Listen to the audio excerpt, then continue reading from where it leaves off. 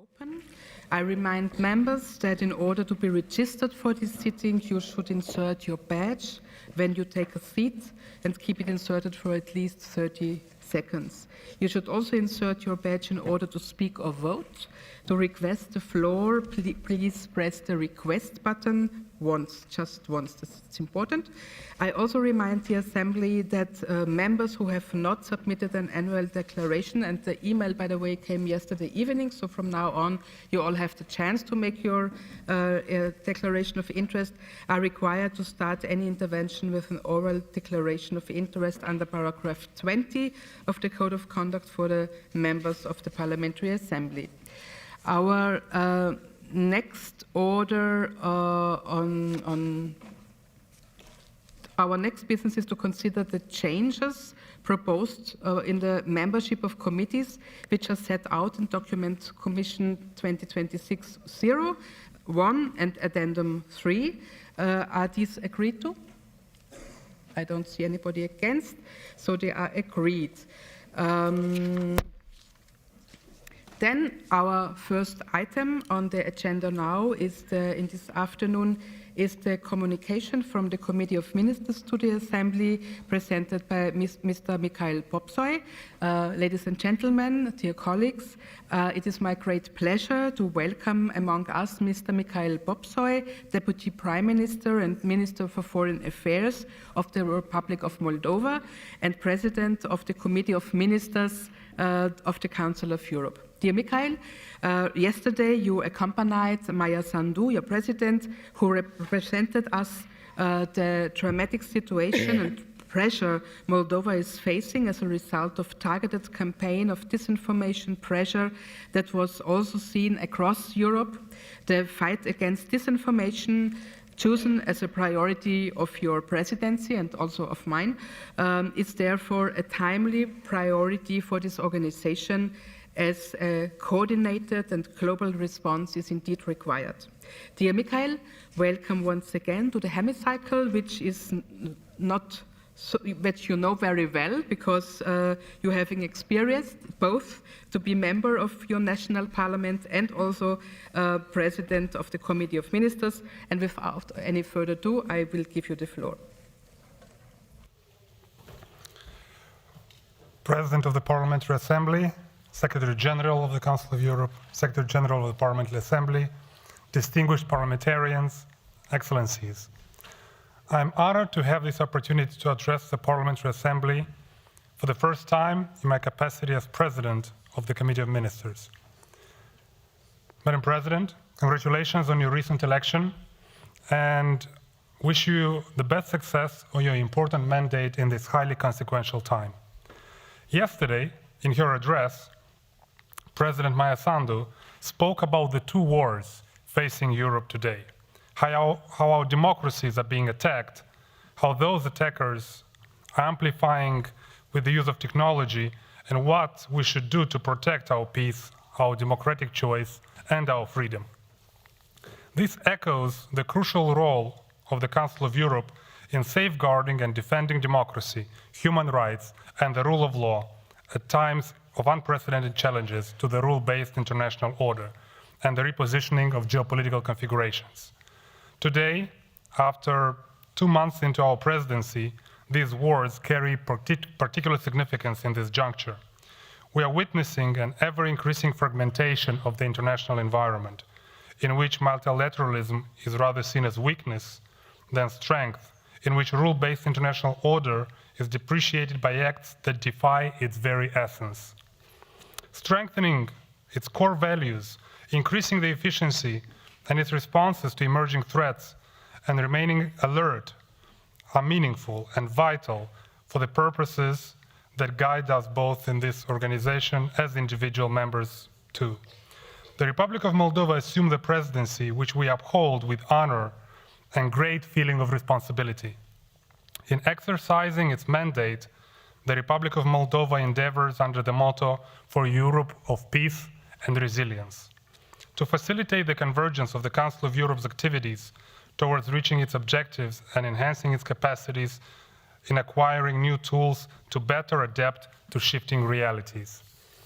The presidency is guided by three major axes: support for Ukraine and the accountability for the crimes of aggression committed by the Russian Federation, support for the work of the new democratic pact, the new pact for democracy, and three, strengthening our response to disinformation. I will refer briefly to some of the most relevant developments that took place since we assumed the presidency of the Committee of Ministers. Accountability and compensation for Ukraine. Accountability, justice, and lasting peace remain at the core of our support for Ukraine, which continues to face a brutal war of aggression by the Russian Federation. The Committee of Ministers is transforming its commitments into institutional and legal structures to guarantee accountability and compensation for Ukrainian citizens. Since last October, a new milestone regarding accountability has been accomplished. 35 countries, including the Republic of Moldova and the European Union, have signed a new convention establishing the International Claims Commission for Ukraine at a diplomatic conference co-hosted by the Council of Europe and the Netherlands on December 16th. The convention will enter into force once ratified by 25 signatories. The conference was attended by leaders and high-profile representatives from over 50 countries. The President of Ukraine, Volodymyr Zelensky, the President of the Republic of Moldova, Maia Sandu, the Prime Minister of the Netherlands, Dick Schoof, and the Secretary General, Alain Berset, were present. It was a moment in which we took a decisive step towards ensuring justice. Not a symbolic justice, but real, efficient accountability for the immense suffering caused by Russia's aggression against Ukraine. Last December, the Committee of Ministers, Working Party GT Tribunal, finalized the draft resolution establishing the enlarged partial agreement on the management of the Special Tribunal. It is now working on the modalities for the resolution's adoption, as well as on issues such as membership and budget of the Special Tribunal. Just last week, it's also decided that the advanced team will begin preparatory work as of January 2026, thanks to a voluntary contribution by the European Union. Beyond the compensation mechanism and accountability, the Committee of Ministers remains committed to Ukraine's long-term future through democratic reconstruction, in particular through the Action Plan Resilience, Recovery and Reconstruction 2023-26. The Action Plan contributes substantively to Ukraine's reform agenda, helping the country move forward to the path to European Union accession. And the contribution from the member states for the action plan are very much welcome. As a standard setter and promoter of values, the Council of Europe contributes to maintaining the rule-based order and enhancing democratic security.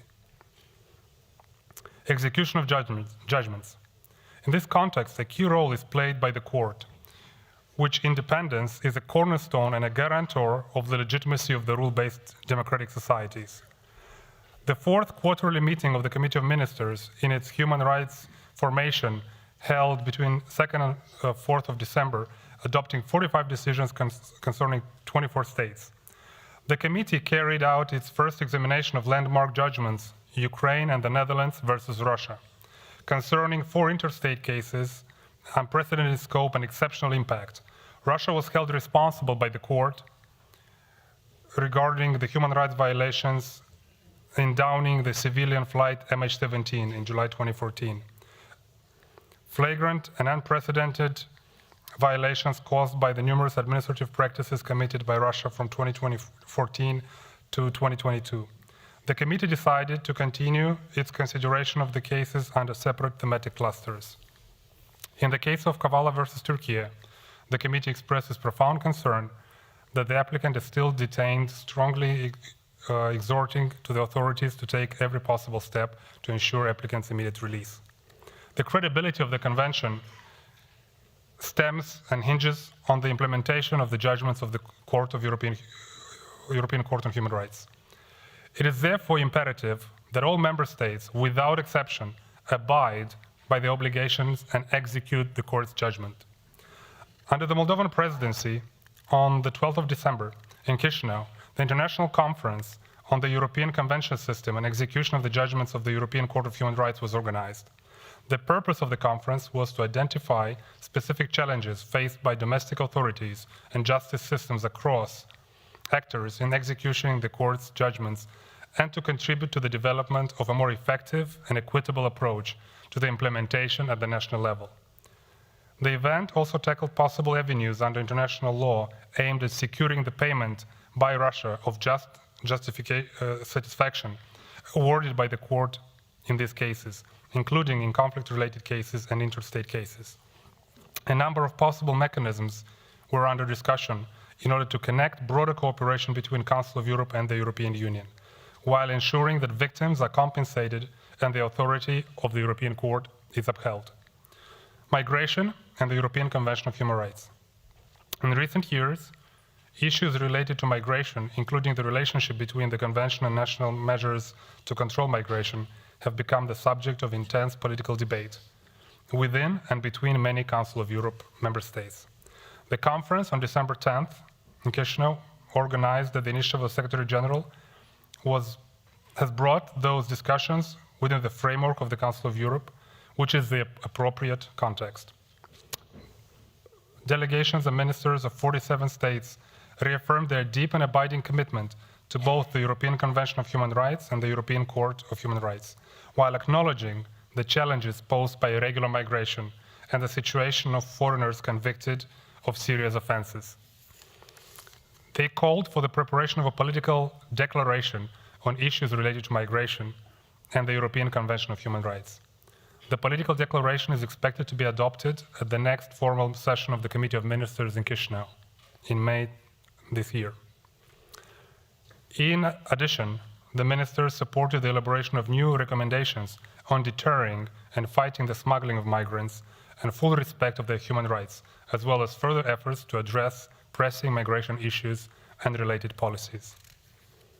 Fight against environmental crime. Speaking about the standard setting, I would like to highlight the opening as well as signature in December of the Convention on Protection of the Environment through criminal law represents another landmark contribution to the Council of Europe to the global environment protection. The Convention provides the foundation for a coherent criminal justice response by states to environmental crime, including across borders. The Republic of Moldova signed the Convention on that occasion, and I invite you to encourage other representative authorities to swiftly follow suit. The Convention forms part of the Council of Europe's comprehensive effort in the field of environment and laid out notably in the strategy of environment, reflects a collective effort to the triple planetary crisis of climate change, pollution, and biodiversity loss, national perspective, and local democracy. Democratic resilience leads to cohesive societies. To this end, a cohesive society relies on strong local communities and sound local democracy. The respect for the Charter of Local Self-Government is essential for ensuring the resilience and sustainability of local democracy. The Moldovan presidency, therefore, decided to highlight the importance of local democracy as one of its main priorities. Last but not least, I would like to highlight the importance of the Secretary General's initiative to work on the new Democratic Pact for Europe, which the Moldovan presidency is fully supportive. Foreign malign interference. In the context of the Russian war of aggression against Ukraine, a wave of disinformation no longer means that the war is held only with weapons. But above all, solid institutions capable of protecting human rights and rule of law are required. Strengthening our response to disinformation has to be one of the first lines of defense of democracy. The Council of Europe's long-standing expertise in identifying and designing efficient instruments to safeguard democracy, rule of law, will endeavor in the next months to dwell on the best practices to respond to this crisis. And we can give, to counteract foreign malign interference, our own experience. Under the revised program and budget for the next 2 years, a committee of experts of foreign information manipulation and interference was established. Its mandate is to complete a feasibility study on the possible elaboration of a Council of Europe legal instrument on foreign information manipulation and interference, including disinformation, exploring challenges in relation to election interference, media concentration and capture, media freedom and democratic and information literacy, organized crime, cybercrime, corruption, and the malign use of AI and other technologies. Violence and threat against journalists remain a serious concern, undermining the democratic role. The Council of Europe's Journalists Matter campaign promotes their safety and freedom, while upcoming events in Chisinau will focus on combating disinformation and strengthening public trust. Disinformation and propaganda threatens democracy by undermining social cohesion. In Chisinau, a conference on media literacy will explore ways to counter false narratives, promote critical thinking, and launch upcoming Council of Europe guidelines for national media literacy strategies. This highlights the urgent need for comprehensive media education to equip citizens against manipulation. Social rights are a fundamental pillar of a just and inclusive, resilient democracy. Guided by the 2023 Reykjavik Declaration and with an unwavering commitment to advancing social justice and the implementation of the rights guaranteed by the European Social Charter, the Republic of Moldova will be honored to host a high-level conference in Chisinau, underscoring our shared dedication to promoting human dignity, equality, ensuring social well-being of all of our citizens. Children's rights and combating violence against women are among Moldova's presidency's priorities. My country, having already hosted a number of high-profile events in the last months. Integration of youth perspective. When a youth perspective is integrated in our decisions, it promotes democratic process and helps reinforce Council of Europe values among youth. The Conference of Ministers responsible for youth, held in Malta, adopted the final declaration and the resolution of the Council of Europe reference framework on youth participation. These documents set out the main actions for the next couple of years, including how to integrate youth perspective in policymaking across organizations and in member states. Work on the latter has already begun.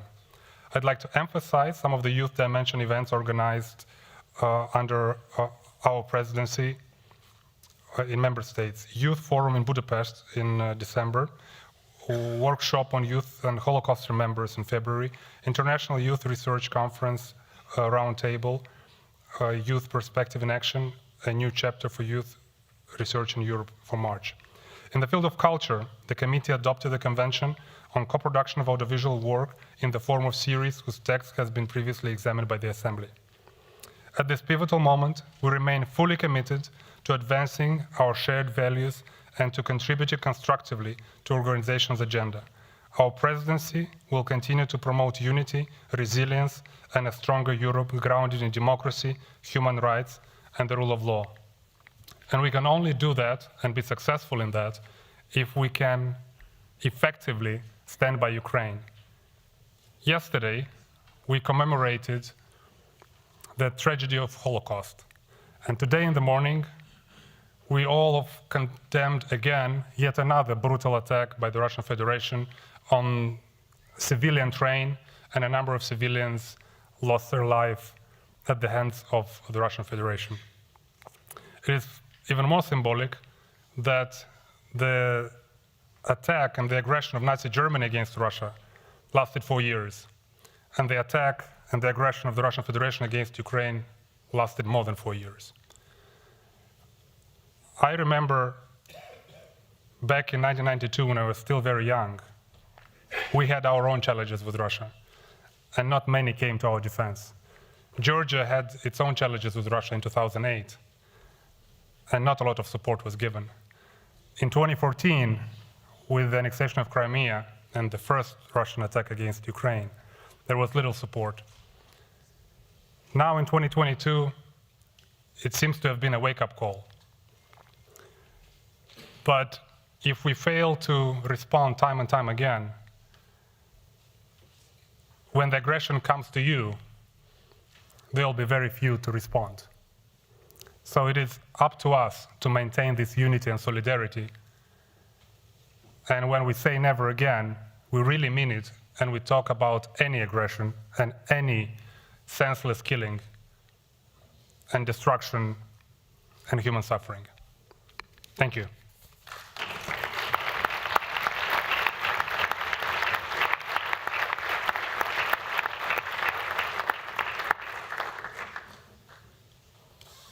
Thank you very much, Mr. Popsoy, for your real relevant and timely speech.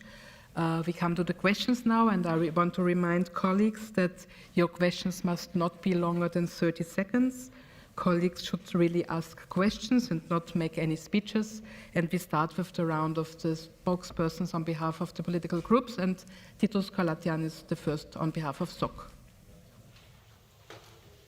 Minister, beyond the strong support that the Council of Europe, the Socialist Group, and also my country, Romania, continue to provide to Ukraine, I want to ask you, as President of the Committee of Ministers, what actions you intend to promote to ensure that European standards for the protection of national minorities, including the preservation of national, cultural, religious identity of the ethnic Romanians in Ukraine, are fully respected by the Ukrainian authorities, education, mother tongue, religious freedom.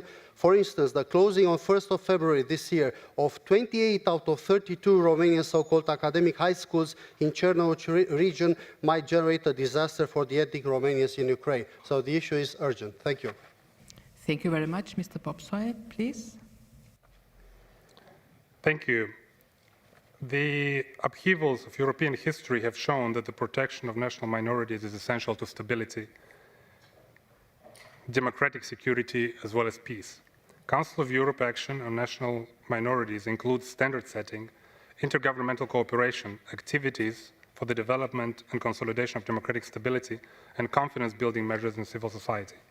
Most importantly, in this domain, Council of Europe Framework Convention with 38 member states is the first legally binding multilateral instrument devoted to the protection of national minorities worldwide, and its implementation is monitored by the only international committee dedicated exclusively to minority rights, the Advisory Committee, which is a recognition and highly respected body in the international sphere on minority protection.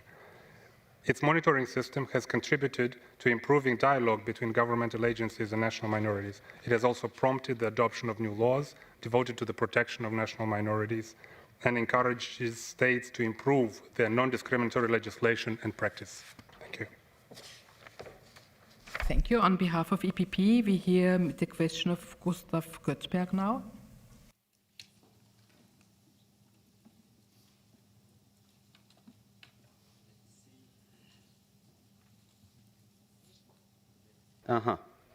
Thank you, my dear colleague. Madam President, Minister Popsoy, dear colleagues, welcome back to the Parliamentary Assembly. My belief is that what is going on in the Republic of Moldova is really astonishing. Your resilience, your European determination, your resistance to Russian attempts to interfere in your country. Sweden stands with you all the way, and you have shown really what leadership is about. And I can tell you also that you have the full support of the EPP group here. My question, what more can be done to support your European integration from us as the Council of Europe, but also as national parliaments? Mr. Deputy Prime Minister, please. We count on the Council of Europe's continuous support and all of its institutions that have been working to help us.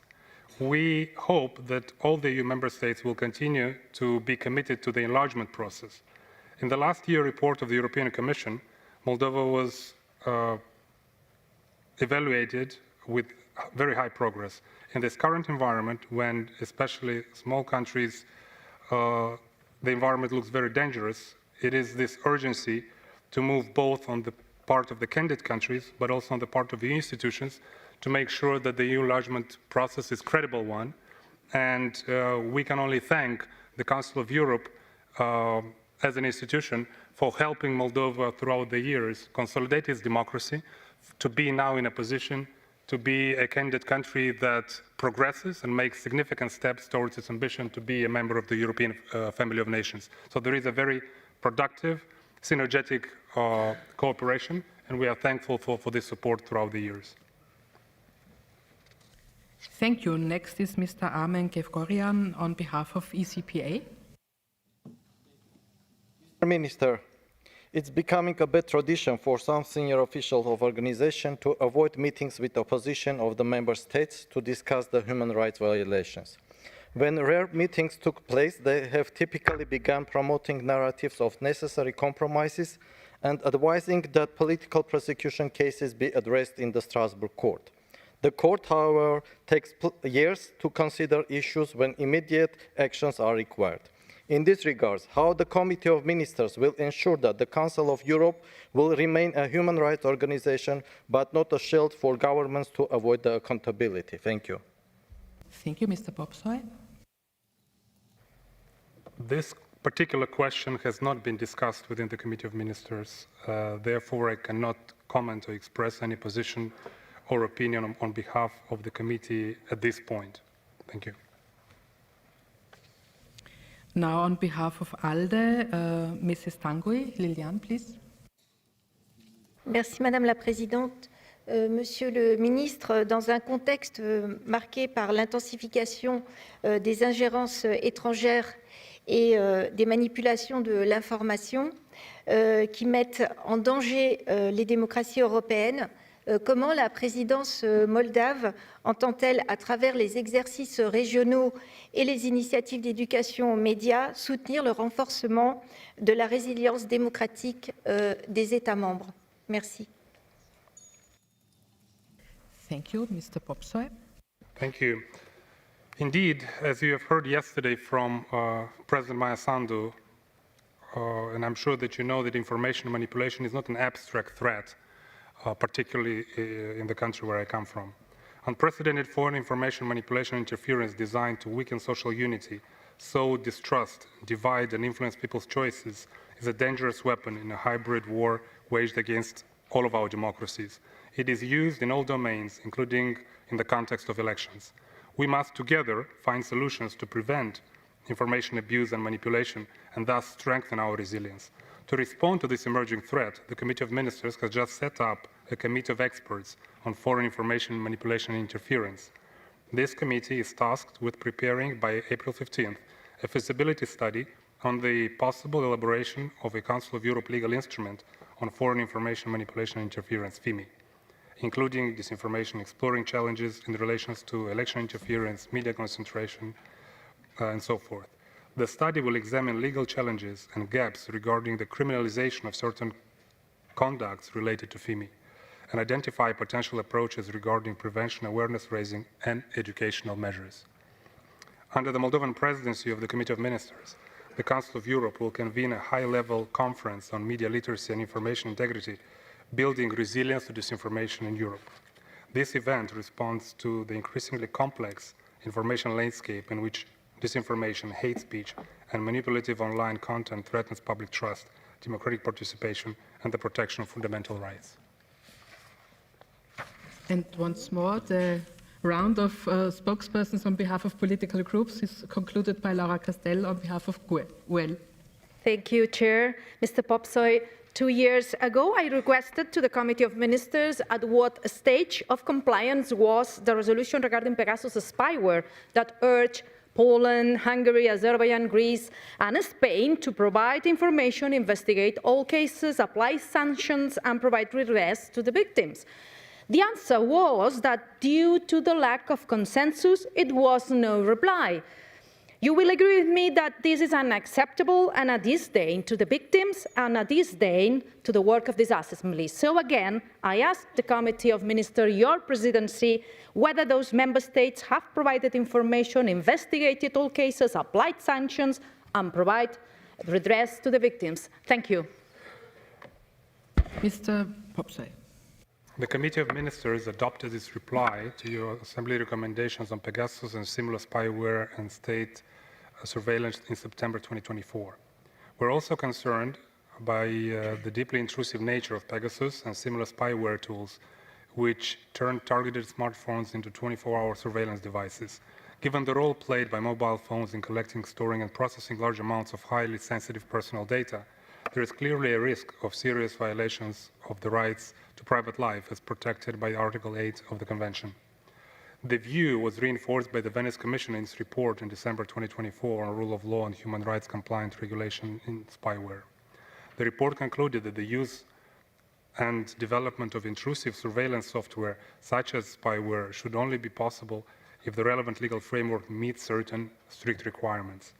In view of the gravity of this threat, the Committee of Ministers invited its Steering Committee on Human Rights to consider the Assembly's recommendation on preparing a non-binding instrument on secret surveillance and human rights. This was not taken up in the last autumn's revision of the terms of reference, but it may be examined in the next year. The same applies to the Assembly's proposal to examine the feasibility of a Council of Europe Convention on the acquisition, use, scale, and export of spyware, which may be considered following any work on a non-binding instrument.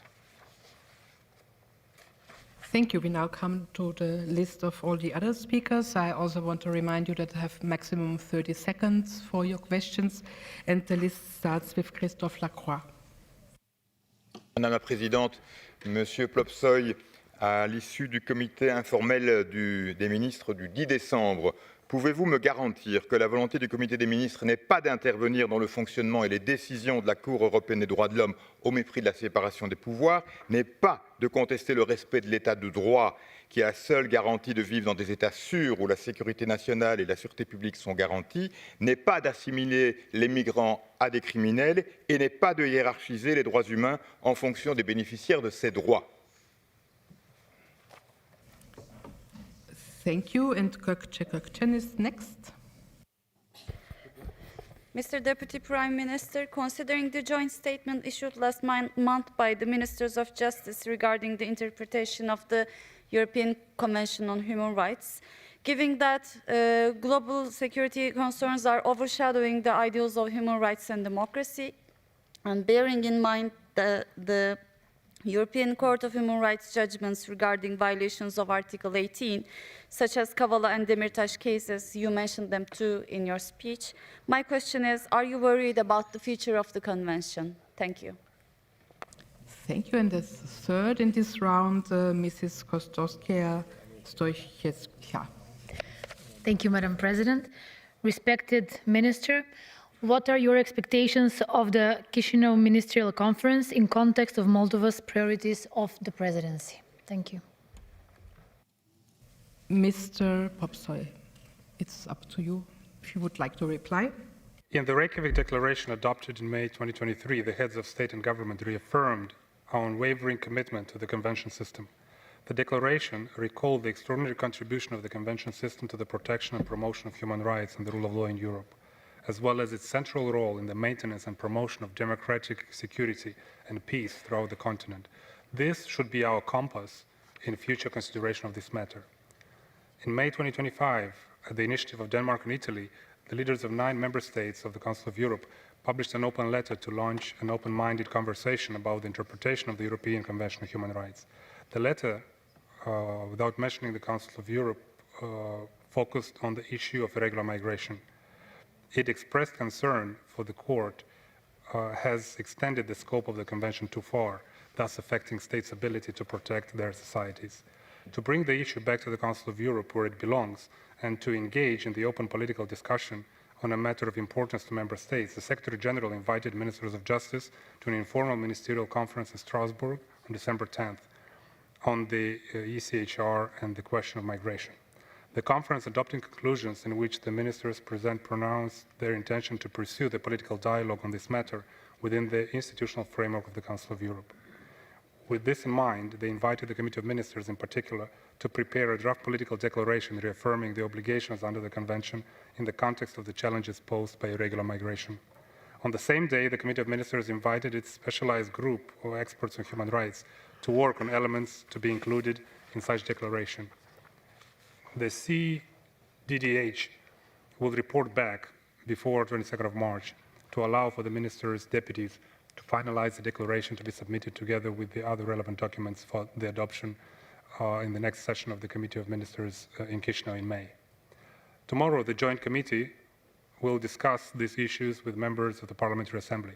It is important that both statutory organs participate in a debate of such importance to the Council of Europe and its member states. The system of the European Convention of Human Rights is the basis for all our work and the center of the values we stand here to protect.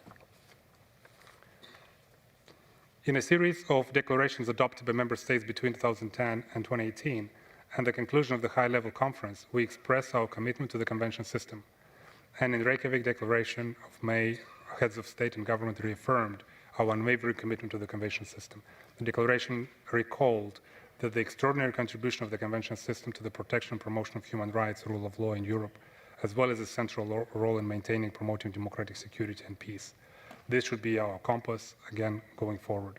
The Presidency strongly respects the independence, impartiality, and authority of the Court, and reaffirming the unconditional obligation of states to abide by the final judgments of the Court. Along the lines of our priorities, we expect that the road towards the ministerial session in Chisinau will mean more progress in ensuring accountability for Ukraine. We had a good start with the signature of the Convention on the establishment of the International Claims Commission on Ukraine. Work continues on the establishment of a special tribunal for Ukraine. We will be looking forward to the conclusion of the PC-FIMI work, strengthening our purpose, our response to disinformation, including foreign information manipulation and interference, being another priority of Moldova's presidency. Of particular importance will be the outcome of the high-level conference on the social charter that will take place in March in Chisinau, which we see as an important step in reaffirming the importance of embedding the social rights not only in the fabric of our organization activity to protect human rights, but also highlighting the relevance in the response of rising populism, radicalization of our society. We'll be working as well on some other possible achievements. Last but not least, I would like to ask distinguished members of Parliament to encourage their foreign affairs ministers to participate in the ministerial session in Chisinau. And I cannot emphasize this request enough. Thank you. We now come to the question of Oleksiy Goncharenko. Thank you. Dear Minister Popsoy, first of all, thank you very much for all your support to Ukraine. As you know, I represent Odessa, the biggest city on the Black Sea shore. By the way, we're happy to have you on our Black Sea Security Forum, and I hope to have you again this year. And my question is that Russia restarted its attacks against commercial navigation in the Black Sea. What can be done by the Council of Ministers to tackle this very serious challenge which threatens the food security of the world, which threatens the whole region? Thank you very much. Thank you very much.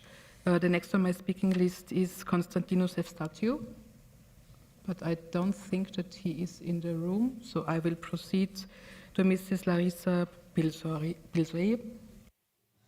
Dear Minister Popsoy, I have a very practical question and really much hope for your support and understanding. Recently, Ukrainian citizens are facing certain problems on Moldovan border. This includes requirements for the additional documents, restrictions on children traveling with relatives. I think these practices rely on excessive discretion of border officers and create legal uncertainty.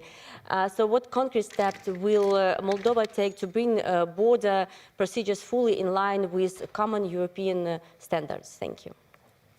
Thank you. And the third in this round is Mrs. Cristina Gabriela Dumitriescu.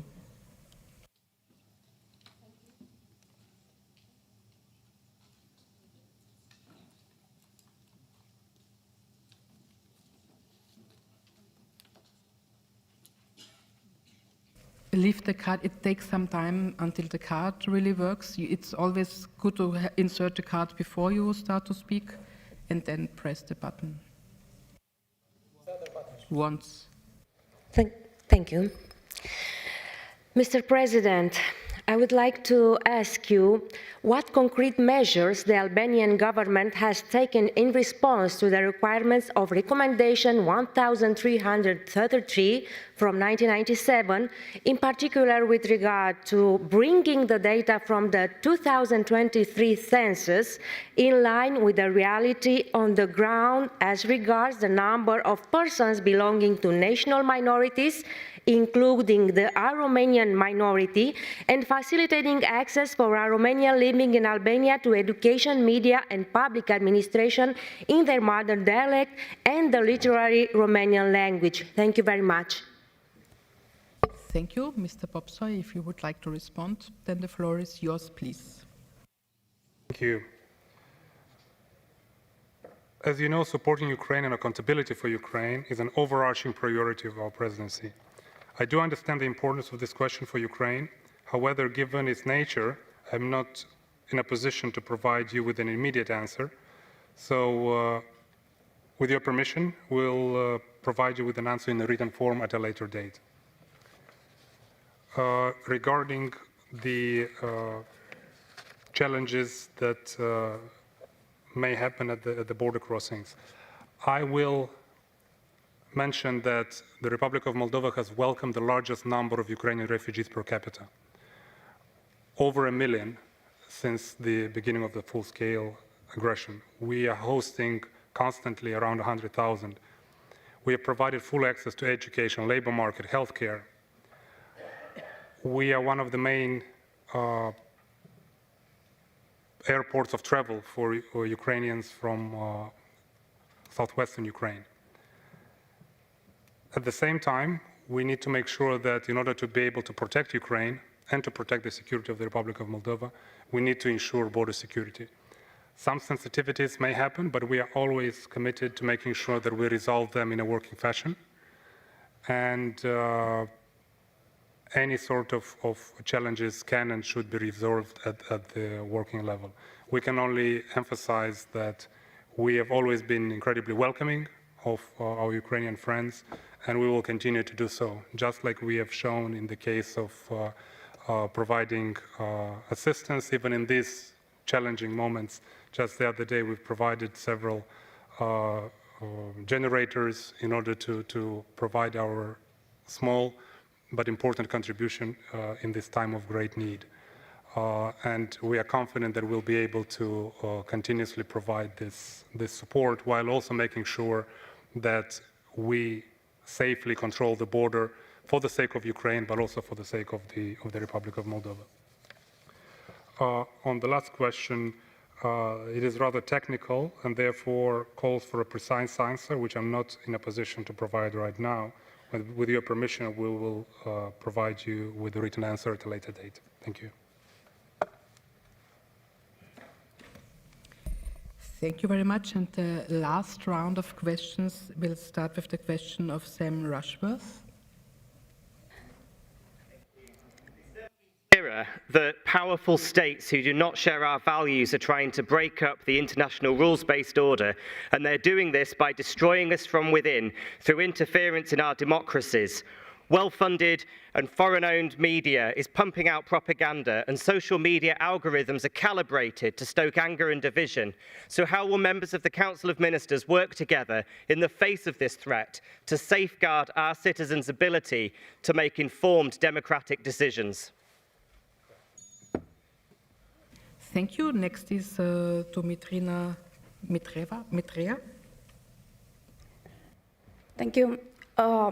Concerned about the ongoing Russification of the non-Russian minorities in the Republic of Moldova, as the Russian minority has a privileged status compared to the Ukrainian, Gagauz, Bulgarian, and Romani minorities, ask the chair of the Committee of the Minister to inform me, has the Republic of Moldova provided the Committee of the Ministers with a tangible time frame for the introduction of the European Charter for regional or minority languages for ratification in Parliament? Thank you. Thank you, and Tony Vaughan as last of the list. Mr. President, the December joint statement by 27 member states of the Council of Europe explicitly calls for innovative solutions to the irregular migration challenges that we face. So given that several signatories interpret this as a mandate for upstream or pre-arrival asylum processing and return hubs, can you confirm if the Committee of Ministers has authorised or tasked the CDDH to draft legal guidelines on these possible mechanisms? Or does the Chairmanship consider that these innovative solutions are merely political aspirations without a current roadmap? I thank you all for the questions and now pass over to Deputy Prime Minister for his answers. Challenges and the Council of Europe, for the Council of Europe member states and beyond. As you have heard yesterday from President Sandu, also today, information manipulation is not abstract for us, as not for you either. Unprecedented disinformation designed to weaken the social unity and distrust and divide our citizens is very much present. One of our major axis guiding Moldova's presidency is strengthening our response to disinformation, including foreign information manipulation and interference. We are organizing on 20th of March in Chisinau a conference on media literacy and restrictive measures and blocking. What are the best ways of countering disinformation? And certainly all those interested are very much invited. In line with the provisions of the strategy for strengthening inter-ethnic relations in the Republic of Moldova for 2017-2027, approved by the government decision 1464, the national authorities have undertaken a number of actions for creating the prerequisites for this commitment. However, the Russian Federation's war of aggression against Ukraine, the unprecedented refugee crisis and its consequences for the Republic of Moldova, the migration flows and new challenges for both external and internal influence have led to the need to reassess the preparedness for ratification of the Charter. This context, the authorities consider necessary to conduct a study to assess the institutional capacities and mechanisms for implementing the provisions of the Charter both at the central and local levels, as well as the costs related to those actions. Migration and the Council of Europe certainly has a long history. It will not go into too many details, but I will emphasize that on May 22nd, 2025, the initiative of Denmark and Italy, as we discussed earlier, was put forward. And now the topic is being discussed through the institutional channels of the Council of Europe. As the issue was brought back, as I mentioned earlier, by the Secretary General in the institutional framework, and the discussion was held here in Strasbourg on December 10th. The declaration of the 27 states that you mentioned expressed the position of those countries on the issue discussed in the informal conference. In my capacity as President of the Committee of Ministers, I will refer to the conclusions adopted by the conference in which the ministers present and pronounce their intention to pursue the political dialogue on this matter within the institutional framework of the Council of Europe. With this in mind, they invited the Committee of Ministers of the Council of Europe to do the following: prepare a draft political declaration reaffirming the obligation under the Convention in the context of the contemporary challenges posed by irregular migration. Later the same day, the Committee of Ministers met and adopted follow-up decisions to the conference. In particular, it instructed the Steering Committee of Human Rights to prepare elements for political dialogue along the above lines for the draft declaration that will be presented for adoption in the ministerial session in Chisinau. Later this week, in the Joint Committee, we will discuss the issue with members of the Parliamentary Assembly. It is important that both statutory organs participate in the debate of such importance for the Council and its member states. The system of the European Convention of Human Rights is the basis for our work and the center of the values that we all stand here to protect. As to the specific issues mentioned in the question, I would not be able to delve much deeper and prejudge the work laying ahead of us. Thank you. Thank you very much. And with this, we conclude the exchange of views with Mr. Popsoy. Thank you very much for your answers and for being with us, and all the best. Thank you.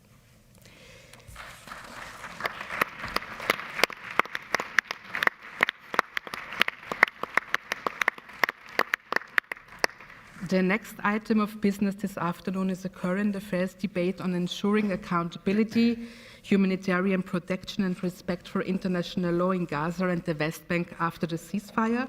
The debate is limited to 1 hour from now, and speaking time is limited to 3 minutes for all members except for the first speaker chosen by the Bureau, who is allowed to speak 7 minutes at the beginning.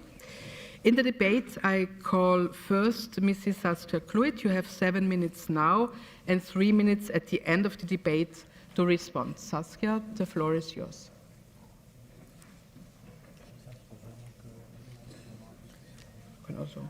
You also can come as you like, as you wish, but you have a space down there as well.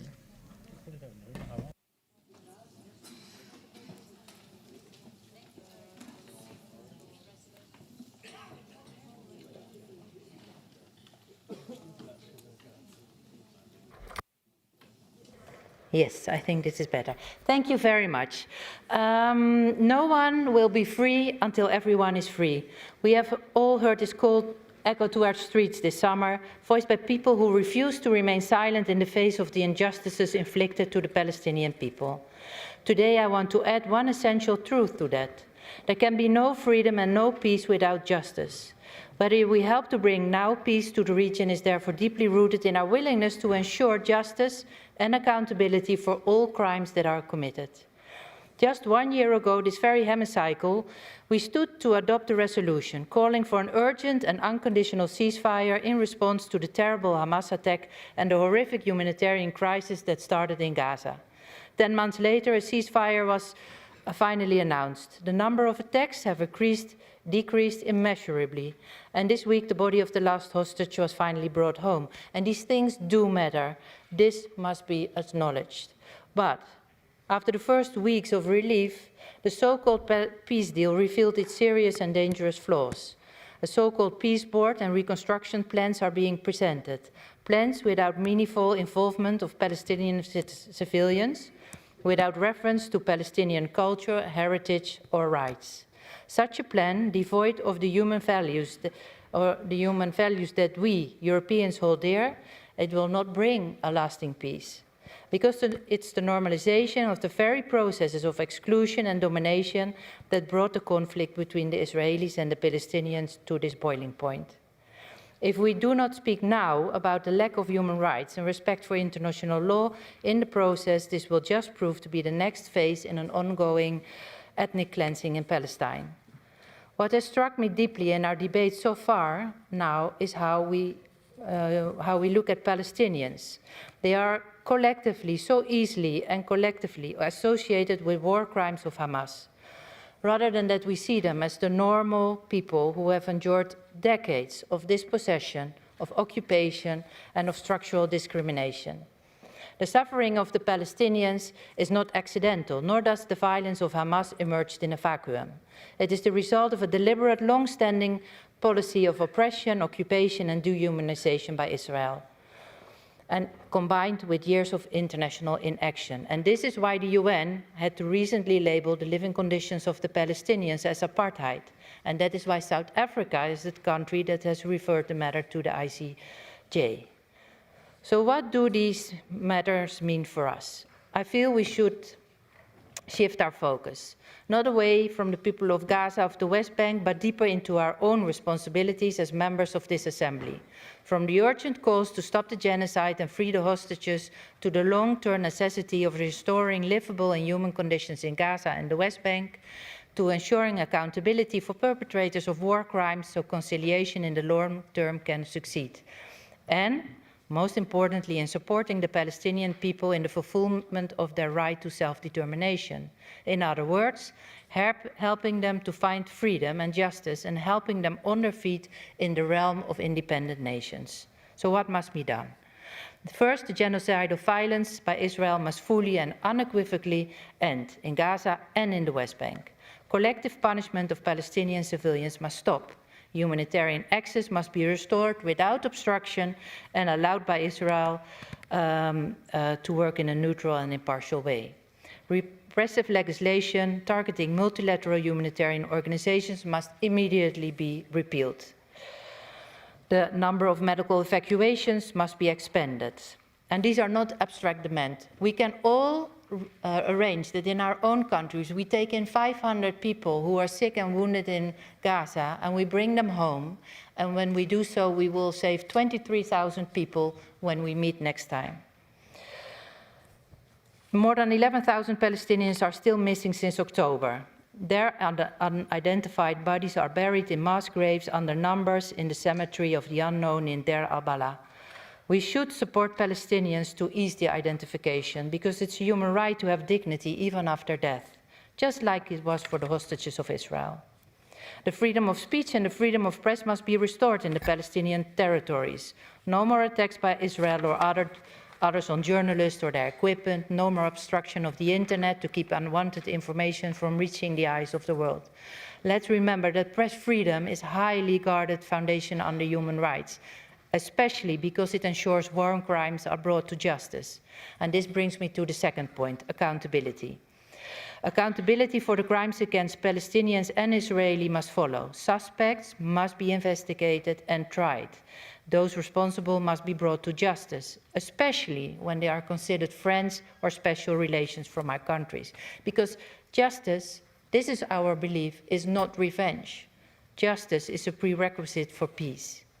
And thirdly, our Assembly and national parliaments should from now on stand firmly to support the Palestinians in the fulfillment of their right to self-determination, by freeing them from the systems of apartheid, not by trying to determine their fate. We should be supporting the Palestinians in finding their own destiny. And I really don't know what the future should be. But it is clear that neither a peace council, nor Israel, and nor our demands on democracy should determine the future of the Palestinian people, because it is their right for them to decide. Will this be difficult? Yes. Is it impossible? No. Because 85 years ago, much of Europe lay in ruins. Millions were murdered. And from those ruins, we built our system of human rights, including the right to self-determination. That system was grounded by one promise: never again a vulnerable group would be under so much attack from any state. We're talking about state violence. If we at that time could build something so beautiful and strong between the people of so many countries, we are with 46 today. For sure, we will be able to broker a long-lasting peace between Israel and Palestine. We just have to make sure that we follow the signpost of our own system. Thank you very much.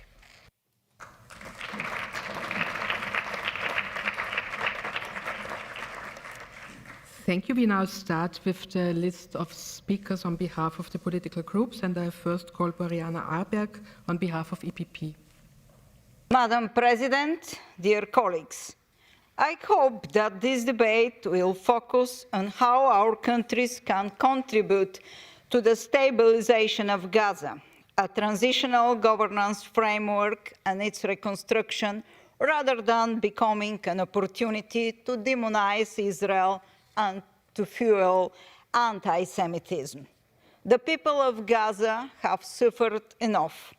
Over the past decades, millions of euros intended for humanitarian assistance have instead been diverted directly into the hands of Hamas. Rather than investing in water and electricity infrastructure, Hamas has built kilometers of tunnels and stockpiled weapons. Since 2007, Hamas has deliberately embedded its military infrastructure, including rocket launchers, weapons depots, and command centers within civilian facilities, such as hospitals, schools, and UN premises. Hamas initiated the war against Israel on the 7th of October without any regard for the welfare of the people of Gaza. Indeed, it did so with the intention of using the civilian population as human shields and systematically exploiting their suffering. Hamas has weaponized that suffering in a propaganda campaign that has proven more effective than any missile. For the suffering of the civilian population to end, and for a sustainable peace to be achieved, Hamas must be disarmed. Hamas can have no role in the future governance of Gaza. The international community must therefore work to impose further sanctions on those who support, enable, and facilitate the actions of Hamas and Palestinian Islamic Jihad. Humanitarian needs among Gaza's civilian population remain immense, and significant obstacles continue to prevent aid from reaching those in need. The ceasefire in Gaza is fragile, and the international community has an important responsibility to support further steps toward a durable and sustainable peace. I hope that today's debate can contribute meaningfully to that goal. Thank you, Madam President. Thank you. Next is Alexei Goncharenko on behalf of ECPA. Thank you. Thank you very much. Now we have a ceasefire in Gaza, and this is a great result. And our aim should be to support all efforts to peace. But the best thing to preserve peace in Gaza is not to let terrorists and Hamas again run Gaza Strip. That's the most important, because they will start new war. That is no questions about. And we need to think about this. But I want to also raise your attention to what's going on very close to Gaza, in Iran, where just this Ayatollah's regime are killing people in many, many thousands, including women who are fighting for their rights. By the way, I'm here, and we in this organization, I don't know, I think we invested the biggest energy possible in protecting and supporting of women's rights, and I am absolutely behind this. But I think it's a hypocrisy when we are so concerned about women's rights in Europe, and we're not interested in women's rights in the Middle East. The only country in the Middle East which respects women's rights is Israel, and then many of you still attack Israel on any possible occasion. When we are speaking about what Hamas did to women in Gaza, not respecting any of their rights, what Ayatollah's regime made against women of Iran, and now the question is, why we're so silent about this? Why we're not supporting them? Where is Greta Thunberg on the boat? She is not on the border with Iran, I think. Where is she? My question, why she is not protecting women of Iran and the human rights there? Because possibly it's clear what they will do with everybody who will try to do this. And I want to remind you, I spoke in this assembly last year, and I said today Israel is destroying Ayatollah's regime in Iran. And instead of any accusations against Israel, let us all support them, because this is awful regime, which is dangerous both for Iranians and all people around, including if they will have nuclear weapons to all of us, because it's not so far. And now we were again silent, now silent. What we see now? We see awful violence in Iran, where people are killed in tens of thousands. We can like President Trump or not, but he is the only person today who at least threatens Iran. I don't know, will he do something in reality? But at least he says to them, I can punish you, stop doing this. What we are doing? Where is European response to what this crazy regime is doing with its people? Destroying all possible values we are here to protect. Human rights, rule of law, and democracy. I think we should forget about all this hypocrisy. We need to support the countries and the actors in the world who are of the same values with us. We need to support the values, no difference where they are, in Europe or in Middle East, because hypocrisy is not fair. Thank you very much.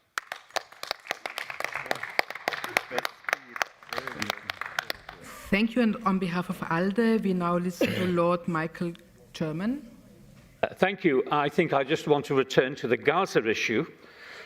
First of all, of course, it goes without saying that the American brokered ceasefire is very welcome indeed. But as has already been said, it's very fragile. And I do hope that the Rafah crossing will be open next Sunday, as promised by the Israeli government, because that's one way of ensuring that there will be more humanitarian aid. So we must now look to the future of this disaster-hit place. And it wouldn't be acceptable if its future was not to be based on the rules and laws of international order. So we must be concerned, in fact, I would say very concerned, that the plan that has been put on the table by President Trump seeks to bypass the United Nations. The Board of Peace's proposed charter describes it as an international organization that seeks to promote stability, restore dependable and lawful governance, and secure enduring peace in areas affected or threatened by conflict. All very worthy, but the charter does not mention human rights once. And I say that that is music to the ears of the Russian and Chinese governments, which have worked for years to de-emphasize human rights at the United Nations. And, of course, President Putin has been offered a place on the board. I think this board sounds rather like an exclusive golf club, where the membership fee is $1 billion in order to become a full playing member. But let's be clear, money does not buy peace. Peace has to come through hard work, including valuing human rights. It's hard to imagine this process giving priority to ending suffering, hatred, and bloodshed. It's hard to see it setting out to protect the human rights of the millions of adults and children caught up in this disaster zone. Misery is everywhere in Gaza. Thousands of children have lost their schooling. And the resolution passed by our Assembly at our last plenary said, Gaza needs food, water, medicine, fuel, and shelter. And the ceasefire has to create space for political dialogue and reconciliation. So it is up to us here in this Parliament and also across Europe and globally to speak up for these human rights. The people of Gaza deserve support now for the basics of life. The people of Gaza deserve a response which respects the value of human life. And above all, the people of Gaza deserve respect, not subjugation.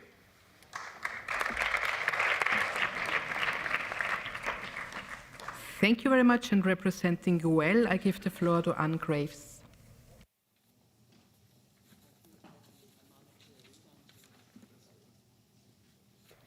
Yeah, I'm honoured to speak on behalf of the UEL group today, who stand in solidarity with the people of Palestine. Like Sinn Féin in Ireland, we have supported the people of Palestine and their oppression by Israel long before October 23 and the genocide that followed. Ireland knows only too well about occupation, about partition and conflict.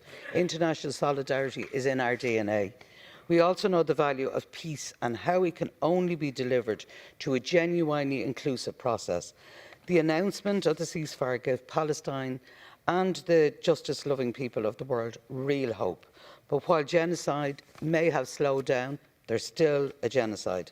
The establishment of Donald Trump's so-called Board of Peace is about empire building. It is the most exclusive boys' club in history.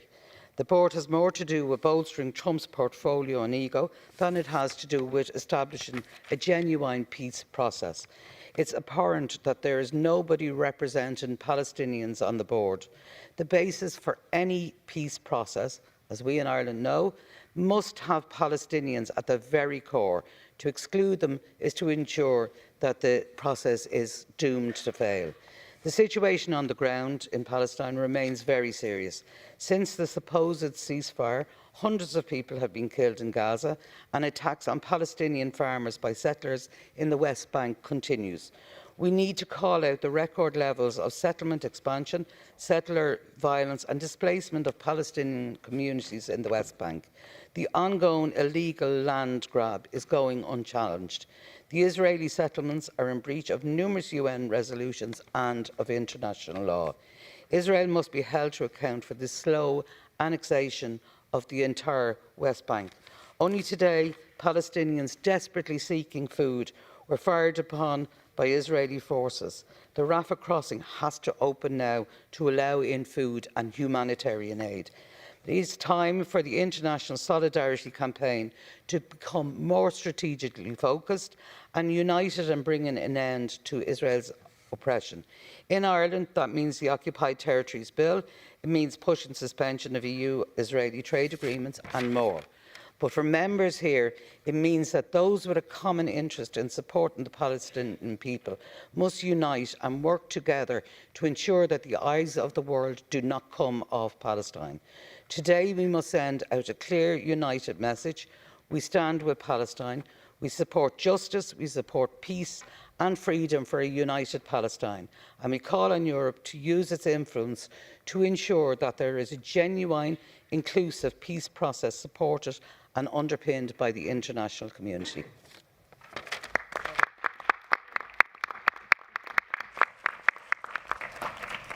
Thank you, and the round of the speakers on behalf of the political groups is concluded with Antonio Gutierrez Limones on behalf of SOC.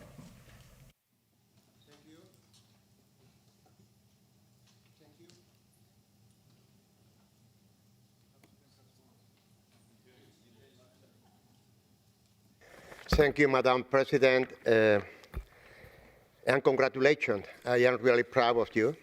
And thank you, Saskia, for your statement. And now I am going to speak in Spanish.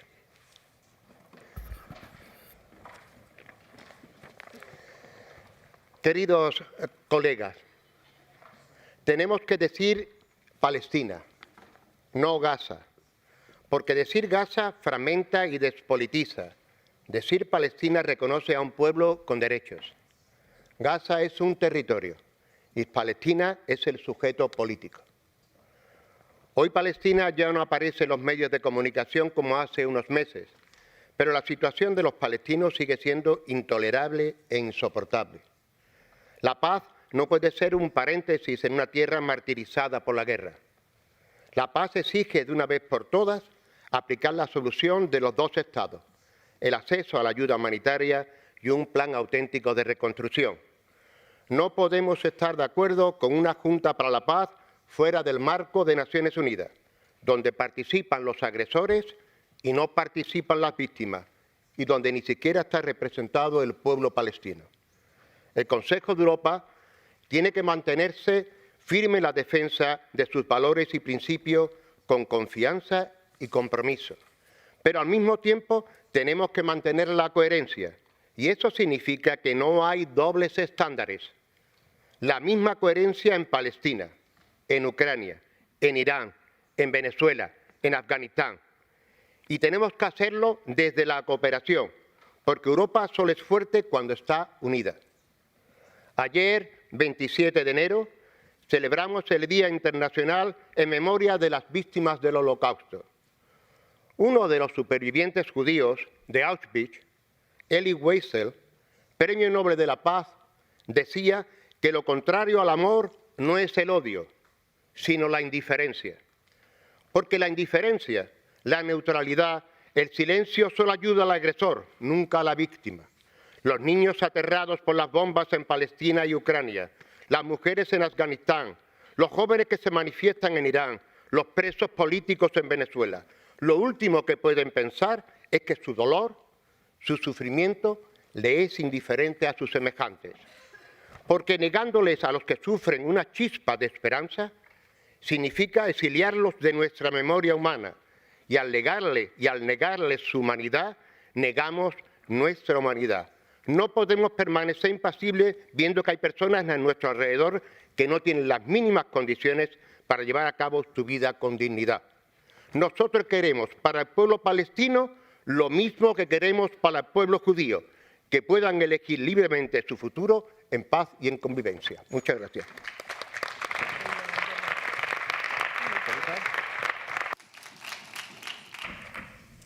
Thank you, and we continue in our speaking list with Mr. Michael Farrugia. Thank you, Madam President. I rejoiced at the news of the ceasefire in Gaza. So did we all. Ceasefire. Since the agreement, around 450, mainly innocent Palestinians, have been reportedly killed in Gaza. The West Bank has since witnessed the killing of Palestinians by Israeli settlers while grabbing land and eventually building illegal settlements with no intervention to be stopped by the authorities.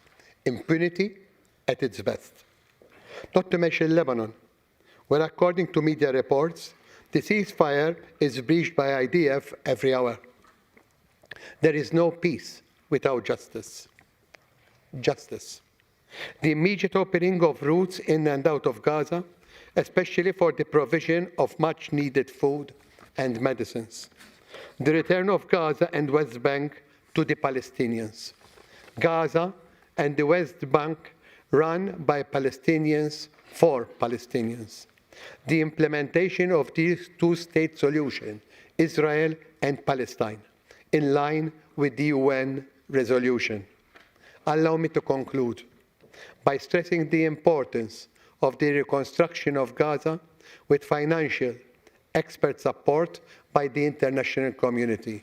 And no third country is to take advantage for their own benefits of this peace process to meddle with Palestinian land and needs. Thank you very much.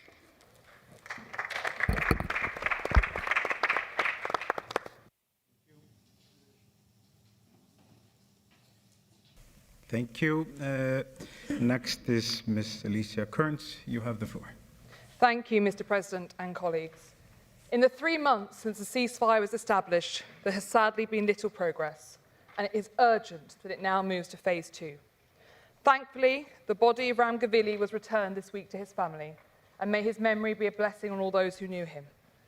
In January, the National Committee for the Administration of Gaza was rightfully established, but sadly the Netanyahu government has not allowed them to enter Gaza, let alone govern or work towards any plan for reconstruction, and this must urgently change. Little progress has also been made on Hamas de-arming, let alone relinquishing power, and I'm concerned that we continue to see weapons being moved along the Syrian border and an increase once again of Captagon on the move across the Middle East. We should be very clear that this industry is solely there to arm and finance terrorists across the region. Progress on food and medicine is still inadequate. 2 million Gazans need that support urgently if they are to rebuild their lives and rebuild the health they once had. But what is often forgotten from the debate is the state of the West Bank. More illegal settlements are being established. Efforts to split the West Bank in 2 persist. 50,000 Palestinians have recently been displaced, and there's an increase in settler attacks. The antagonism towards the Al-Aqsa Mosque must end immediately, and the West Bank should continue to be a priority for all of us. Looking at the Board of Peace, its expertise and remit should be state building and peacekeeping, not about checkbooks. And I'm concerned that there must be a sole focus on peace and stability and making sure the right remit has been put in place. When we look at the Executive Board, I am concerned at the lack of Palestinian voices. If we are truly to believe in a solution where 2 peoples can live alongside each other, all voices must be represented at a table. And when we look at those voices, it also means women's voices, because peace processes and peace agreements are far, far more likely and to last and be sustainable if women are at the heart of them.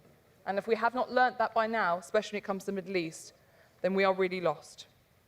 The ceasefire should have been the start, and not the end point. Yet we have stalled and we see too little progress moving forward. So we must all keep our focus on this and ensure that we push for our governments to make sure that distractions across the world, threats of imperialist ambitions, do not distract us from making sure that we ensure that this peace happens now. Because it'd be wrong for our children to witness the same horrors that we have. And I hope that as countries, we will make sure that that focus remains as it should be. Thank you, Mr. President. Thank you. Next is Ms. Manuela Partigella. Thank you, Chair. Dear colleagues, the agreement of a ceasefire in Gaza in October should have been a first step forward, creating the conditions for long-term peace and relief for both the families of the hostages still held by the Hamas terror group and for the millions of Gazans whose lives, homes, and communities were devastated by the Israeli government's military campaign. And yet, Gaza effectively remains under siege, under occupation, with aid restricted. Starvation continues, disease spreads. The Israeli government continues to block essential food, fuel, shelter, and medical supplies, despite repeated rulings by the International Court of Justice, and has banned many humanitarian organizations from entering the Gaza Strip.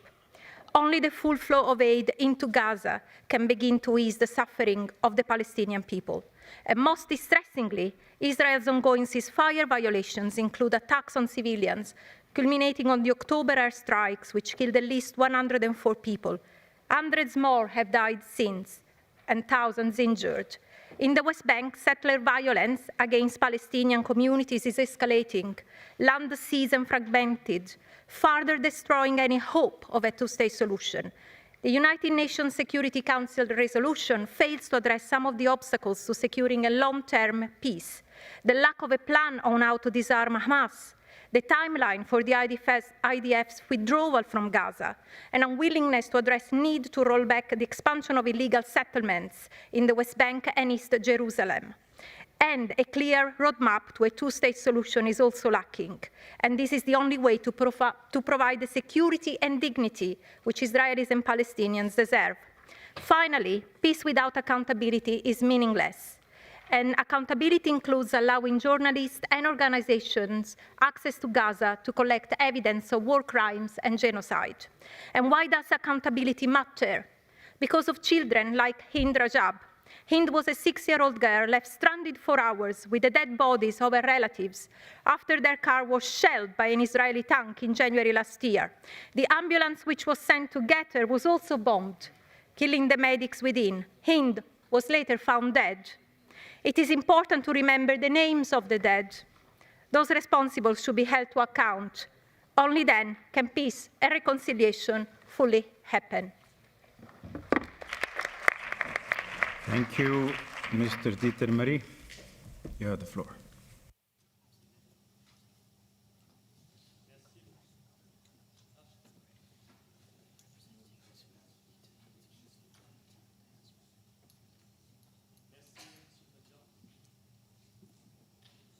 Merci, Monsieur le Président. L'inscription de ce débat sur le respect du droit international et la protection humanitaire en Palestine est une excellente initiative et j'en remercie son auteur. L'actualité passe d'un sujet à l'autre, le dernier éclipsant le précédent et les outrances de M. Trump accélérant ce phénomène. Gaza est malheureusement sorti des radars médiatiques. Mais si l'actualité change, les souffrances restent. Or, si la conclusion du cessez-le-feu a ouvert de minces lueurs d'espoir, la réalité reste tragique et nous n'en connaissons qu'une partie, tant l'information a des difficultés à sortir du territoire. À cet égard, nous ne pouvons que déplorer l'attitude du gouvernement israélien qui interdit toute présence des médias étrangers, menace les journalistes et met leur vie en péril. Depuis le début des opérations de Tsahal, près de 300 journalistes ont perdu la vie et la semaine dernière, 3 d'entre eux ont encore été abattus. Notre organisation doit exiger d'Israël le respect de la liberté de la presse et la protection des journalistes, condition indispensable à la connaissance transparente de ce qui se passe en Palestine. La réalité, c'est aussi le froid, les maladies, la faim. L'aide humanitaire n'est distribuée qu'au compte-gouttes parce que les autorités israéliennes la bloquent régulièrement, prétendant qu'elle est détournée par le Hamas.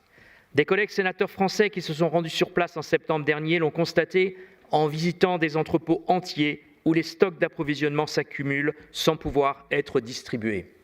Ces blocages violent les principes élémentaires du droit international humanitaire et ne sont pas tolérables. Le corps du dernier otage israélien enfin récupéré et identifié permet de passer maintenant à la deuxième phase du plan de sortie du conflit. Souhaitons une amélioration de la situation, en particulier avec le désarmement du Hamas. Cependant, nous ne pouvons qu'être circonspects quant à l'attitude des Américains et à la dernière invention de M. Trump avec son Conseil de la paix, où siège contre monnaie sonnante et trébuchante tout ce que compte le monde d'autocrates. Notre organisation ne peut laisser passer un tel contournement des conventions et des institutions onusiennes qui certes sont perfectibles, mais demeurent le fondement de la sécurité collective que nos prédécesseurs ont progressivement mis sur pied. L'Europe se doit de résister face à cette initiative personnelle du président Trump, car si nous cédons sur ce point, nous laisserions la porte ouverte à un nouveau mode de règlement des conflits qui dépassera la seule question palestinienne et qui serait gouverné par des intérêts financiers, la loi du plus fort, bien loin des valeurs d'état de droit et de démocratie que nous défendons dans cette enceinte. À cet égard, il m'apparaît souhaitable que notre Assemblée prenne position sur ce sujet afin de rappeler notre attachement à la Charte des Nations Unies et à la communauté internationale. Je vous remercie. Thank you, Christopher Lacroix. You have the floor. Merci, Monsieur le Président. Mes chers collègues, je me demande comment certains ici peuvent encore prétendre que les Palestiniens auraient mérité le sort funeste que le gouvernement d'extrême droite d'Israël leur a donné. Comment est-il possible de nier la réalité de 70 milliers de morts, dont la grande majeure partie sont des civils, et parmi les civils, des femmes, des vieillards, des enfants. Depuis le cessez-le-feu, Selon l'UNICEF, 2 enfants palestiniens meurent encore tous les jours. Tous les jours. Et dire cela, c'est être antisémite.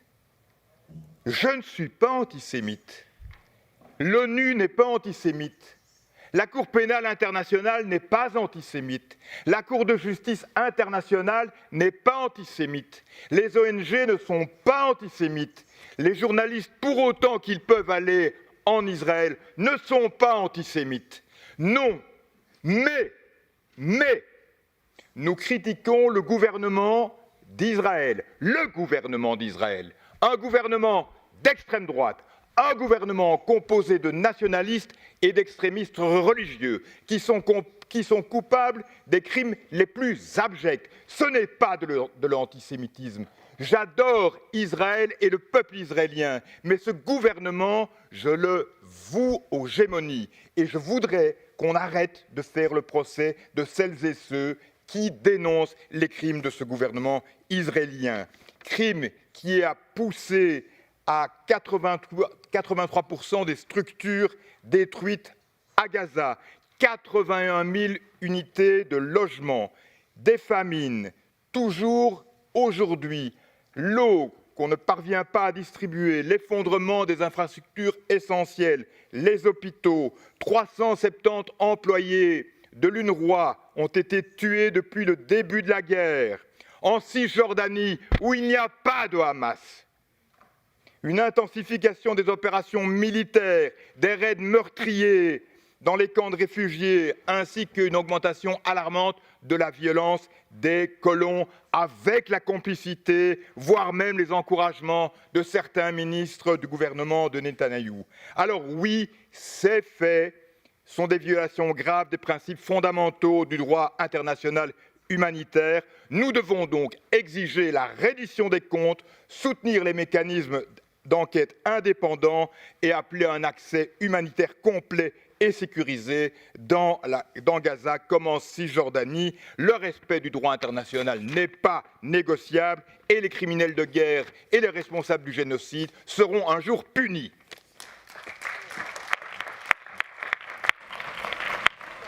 Thank you. Next.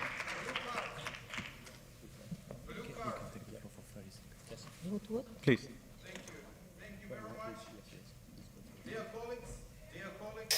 Dear colleagues, I want to remind you that now we can have a small debate here, and I think that's very good.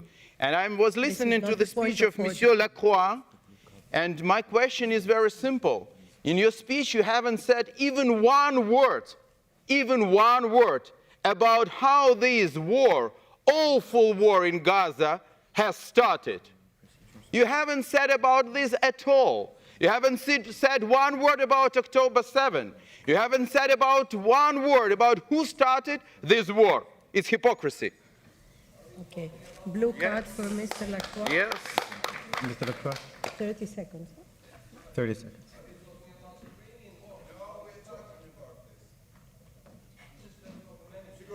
Please. Oui, le 7 octobre, c'est un crime qui a été commis par le Hamas.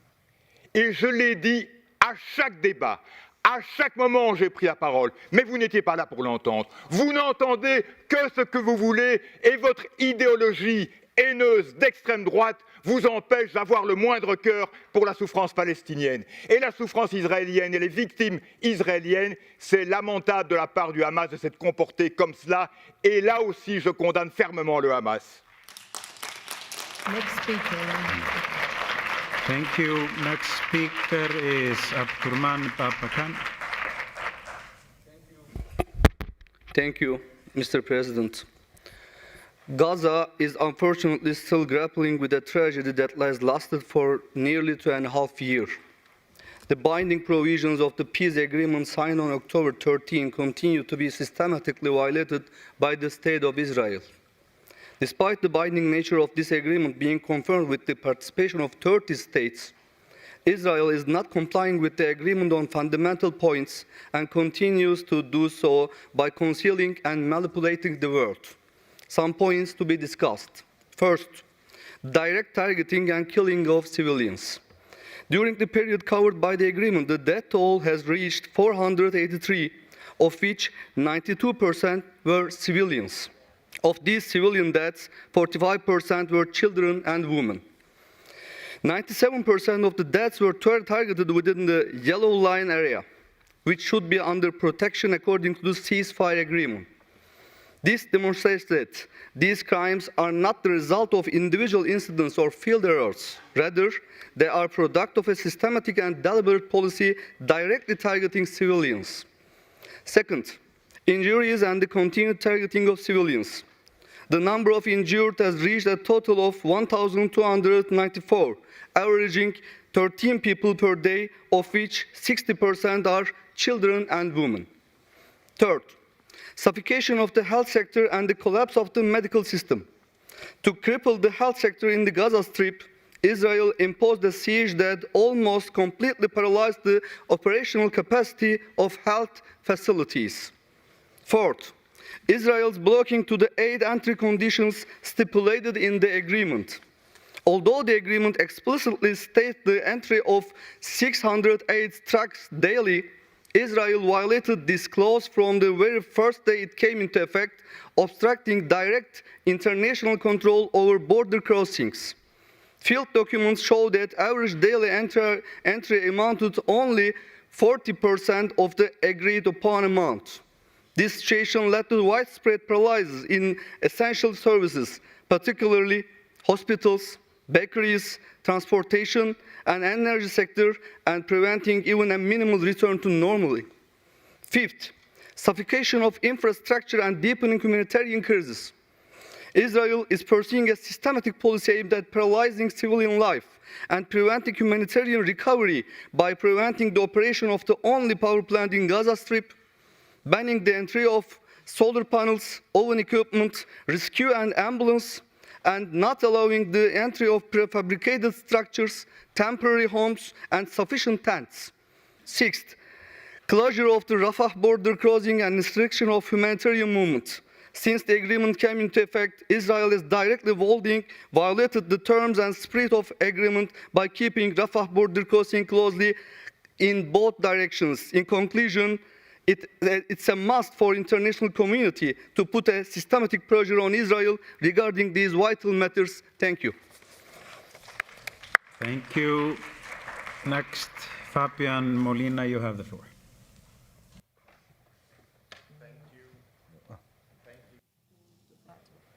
Thank you, Chair. Dear colleagues, in Gaza, civilians remain trapped in a humanitarian catastrophe. Entire cities are destroyed, basic services have collapsed, food insecurity is widespread, and humanitarian assistance is repeatedly obstructed.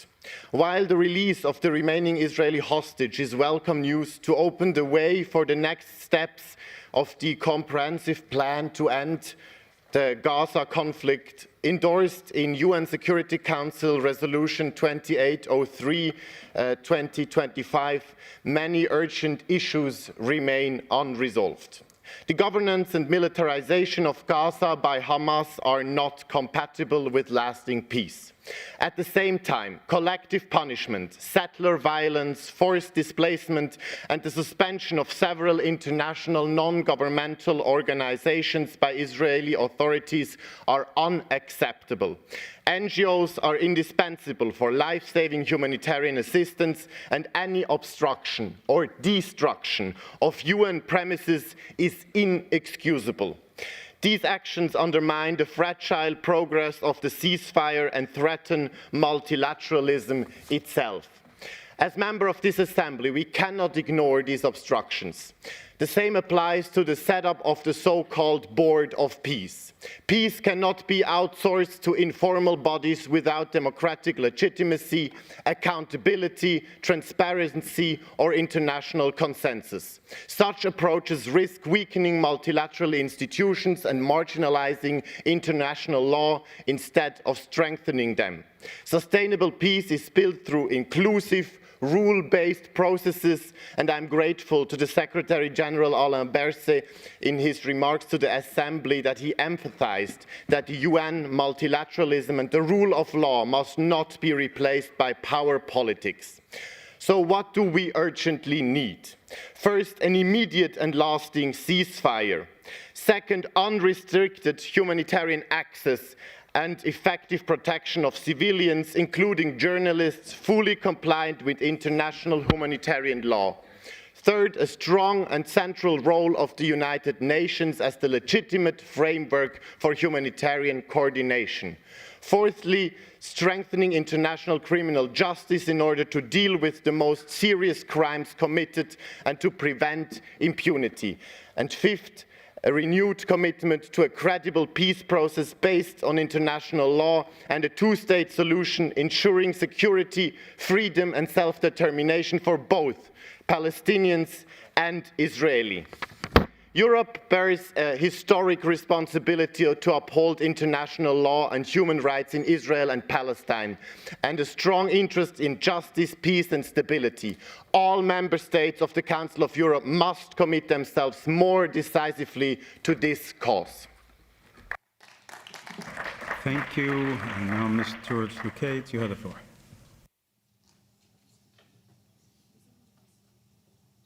Thank you, Mr. Chair. I don't know if I'm doing well, but I will start with hypocrisy and double standards, Mr. Koncharenko, and the far right, Mr. Lacroix. Yesterday, we commemorate the Holocaust, but almost nobody from the conservative group was here. But you have no problem to defend the genocide, until now. No problem.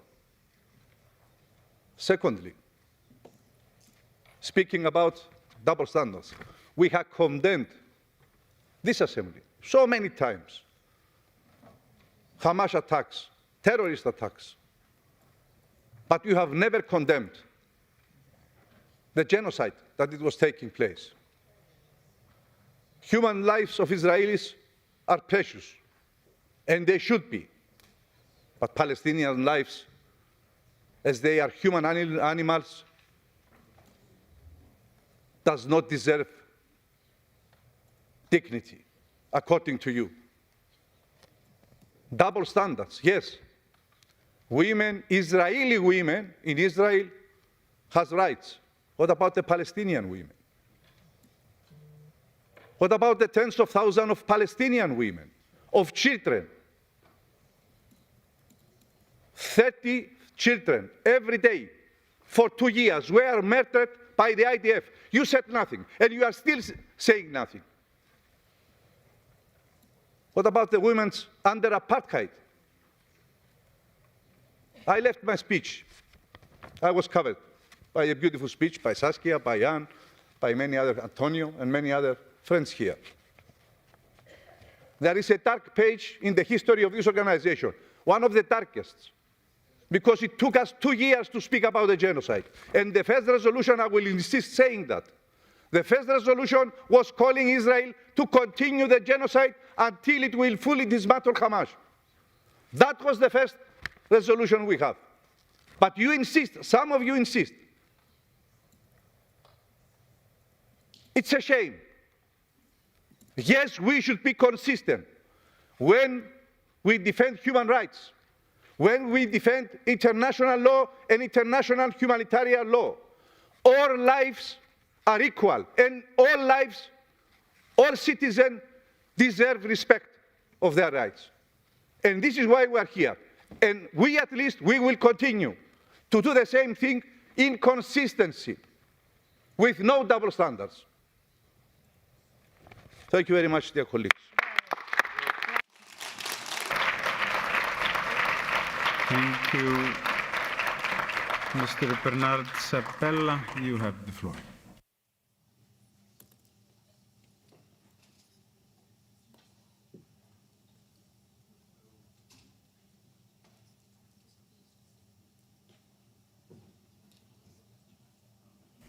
You will have to put your badge in and press the button.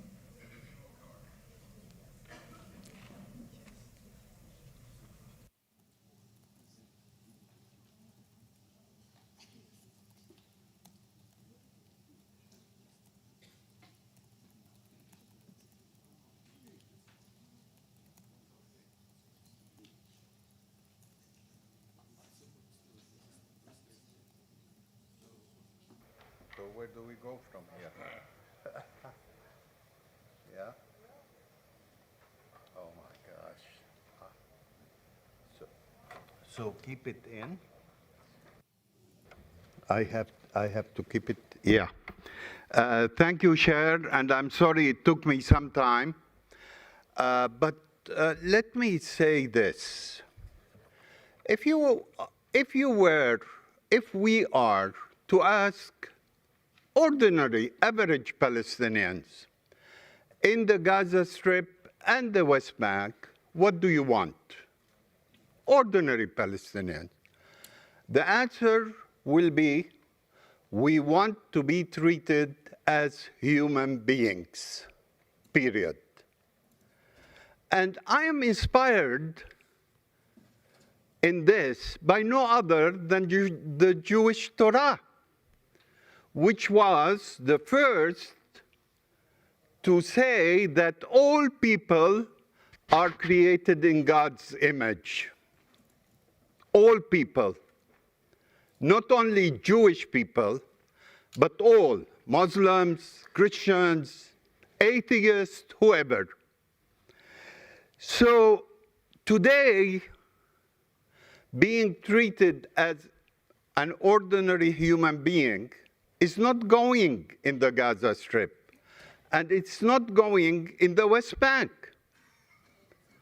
And I have heard here in the Council of Europe the accounts about so many difficult conditions. I can repeat them, but I don't want to repeat them, of hospitals needed, of universities destroyed, of all kinds of caregiving activities denied. And in the West Bank, you have the unlawful and illegal activities of settlers with, unfortunately, the protection of the Israeli army, which renders normal daily life impossible for thousands of Palestinians. And I can assure you that we do condemn the attack, horrible attack of Hamas on October 7, 2023. I stand here and I take pride in condemning that attack. But that attack should not be used by anyone, including Israel, to really punish all Palestinians and to proceed with all kinds of activities in the West Bank and elsewhere in order to negate the presence of Palestinians and to completely erase the Palestinian narrative. When this report on accountability, responsibility, the protection of human life, these are not simple ideals.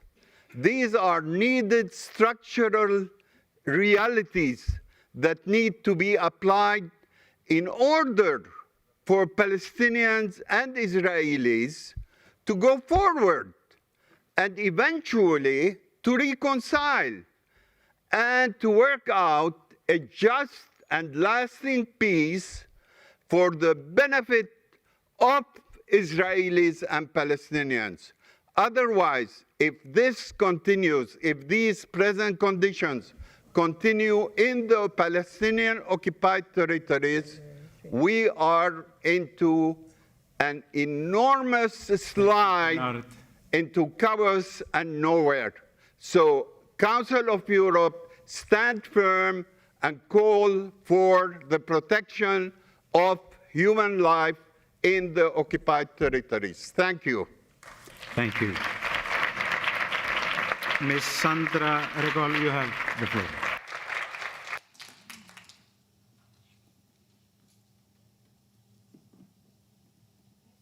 Merci, Monsieur le Président. Cette Assemblée a toujours été garante du respect des droits et des valeurs qui la fondent, des valeurs d'humanité et de respect, qui se concrétisent dans le respect du droit international. Et donc nous n'avons jamais accepté qu'un peuple, que des civils puissent être bombardés, privés de nourriture, privés de soins, quels que soient ces peuples. Nos pays sont liés par le devoir de faire respecter ces droits. Alors non, on ne peut pas laisser Benjamin Netanyahou continuer à agir en dehors du droit international. Son gouvernement, ses soutiens doivent rendre des comptes. J'insiste sur la différence que l'on oublie parfois entre le gouvernement et un peuple israélien qui, lui, conteste une partie des décisions de son gouvernement, et je pense en particulier aux familles des victimes des attentats terroristes du 7 octobre. Le non-respect des cessez-le-feu, le refus de laisser passer l'aide internationale, les camps, les menaces aux pays qui reconnaissent l'État de Palestine, rien de tout ça n'est acceptable, rien de tout ça ne devrait figurer dans nos institutions.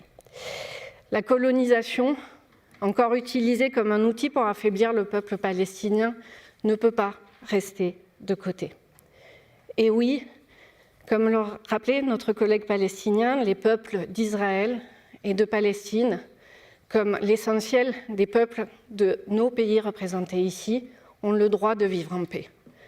Ils ont le droit de vivre sans la peur du terrorisme, sans la peur de mourir de faim, d'une simple blessure non soignée, sans la peur de voir ces terres disparaître à jamais. Alors oui, nos pays doivent peser. Certains d'entre nous ont reconnu l'État de Palestine, certains d'entre nous ont fait face et ont demandé des comptes au gouvernement israélien, rejoignant ainsi les demandes, encore une fois, d'une partie de la population. Il est temps de demander des comptes à ce gouvernement qui a dépassé toutes les bornes que nous essayons ici collectivement de faire vivre, maintenir et respecter, celle encore une fois de l'humanisme, du respect et des valeurs du droit international. Merci. Thank you. Next speaker, Becerra Kostadinowska-Studziewska. You have the floor. Thank you. To retrieve one body, the Israeli military mobilized a fleet of tanks, drones, and what locals described as explosive robots. They turned the neighborhood into a kill zone, dug up approximately 200 Palestinian graves, and left 4 civilians dead in their wake. According to the National Committee for Missing Persons, more than 10,000 Palestinians remain entombed under the rubble of Gaza, decomposing in silence, lost, and without identity. Families grieve without closure for their missing, presumed dead loved ones.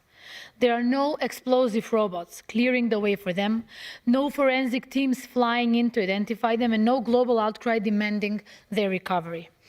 International media do not rush to break news about them. The digging up of the Al-Batsh ceremony in Gaza City's Tufa neighborhood had become a visceral symbol of a deadly double standard. A world where one Israeli corpse commands the attention of an army while thousands of Palestinian bodies are treated as part of the decimated apocalyptic landscape. While Israel used satellite technology and DNA labs to close the chapter on its missing policemen, Palestinian families are denied even the basic machinery to dig. Since the October 7th, 2023, at least 71,660 Palestinians are killed and 171,419 Palestinians injured. That is 1 in every 33 people in Gaza and 1 in 14 people in Gaza, respectively. Since the ceasefire, 486 Palestinians are killed and 1,341 are injured. And instead of presenting a plan for allowing journalists into Gaza independently and letting them work alongside their brave Palestinian colleagues, the government has decided once again to lock journalists out. Universities are being attacked, students are being shot, babies freeze to death, and starvation is at its full scale. Israel keeps blocking the aid, and this must stop. Humanitarian organizations must do their work. Humanitarian aid cannot be cut and declined. The need for dignity is urgent, and the need for justice even more. Like we said, there is no peace without accountability, and all of us here are obliged to make this happen. Thank you. Thank you. Next speaker is Mr. Tony Vaughan. You have the floor. Thank you. Accountability is when you must explain and justify your actions. And if you fall short, and you fall short of your duties, then you face consequences. Hamas must be held accountable for October the 7th, and the Israeli government must be held accountable for what happened next. When the rules-based international order collapses in one region, it threatens the framework of justice everywhere. If we accept impunity in Palestine, we undermine every human rights convention that this institution has ever produced. There are at least three things that we must have our governments do. First, there must be consequences for the defiance of the International Court of Justice. The deadline set by the General Assembly for Israel to end its unlawful presence in the occupied Palestinian territory passed in September.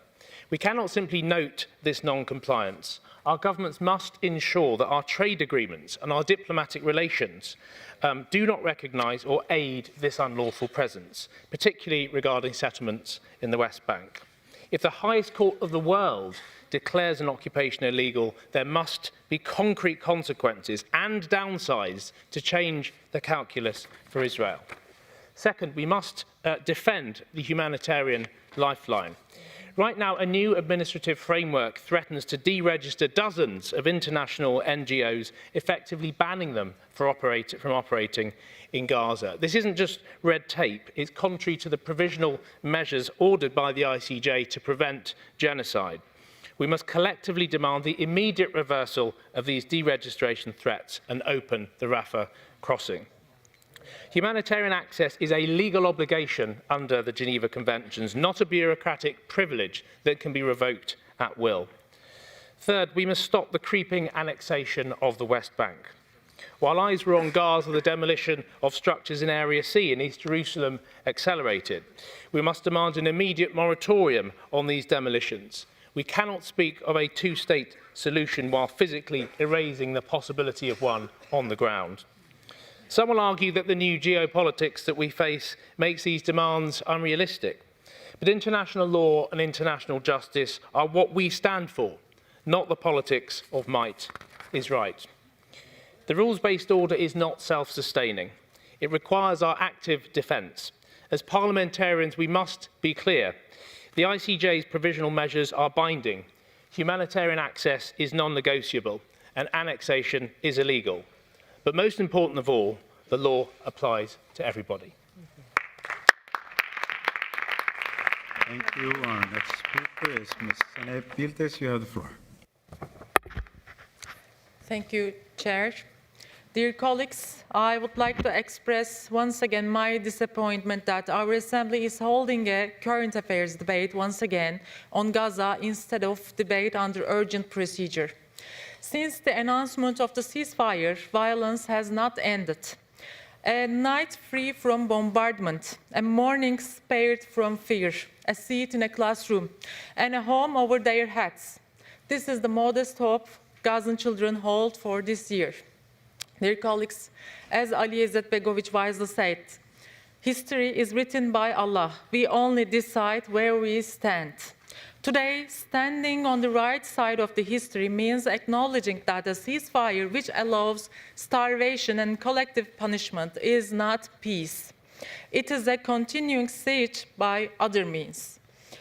The data is undeniable. Reports of OCHA and UNICEF confirm that hundreds have been killed since the ceasefire began. The World Health Organization warns that Gaza's health system has collapsed, not just from bombs, but from the systematic obstruction of medical access. They do not need smartphones, dear colleagues. They need medical supplies and construction materials at first. We find ourselves in tragic position of having to prove a nation is hurting when the evidence is buried under the rubble. Driven by a paranoia of chosenness, Israel acts as if they are above international law, yet they are irrevocably bound by 4th Geneva Convention. Human rights are not conditional, and Palestinian lives are not negotiable. Therefore, we must demand, firstly, strict adherence to ceasefire agreements, moving beyond the paper truce to a verified cessation of all military operation. Secondly, unrestricted access for medical supplies, ensuring at least 608 trucks daily monitored by independent bodies. Thirdly, accountability, supporting international investigations into grave violations of humanitarian law by Israel. Fourthly, sovereignty, the reconstruction of Gaza for only Gazans, funded by those who destroyed it, and the full recognition of the Palestine with Jerusalem as its capital by preventing all illegal settlements and any kind of annexation, both in Gaza and the West Bank. We must not permit Israel's proxies and its instruments to distract us from the reality in Gaza. I salute once again the honorable and resilient people of Palestine. Our eyes remain on Gaza until the olive trees provide shade for a free and peaceful Palestine. Thank you. Thank you. Our next speaker is Valerie Pilar Carard. You have the floor.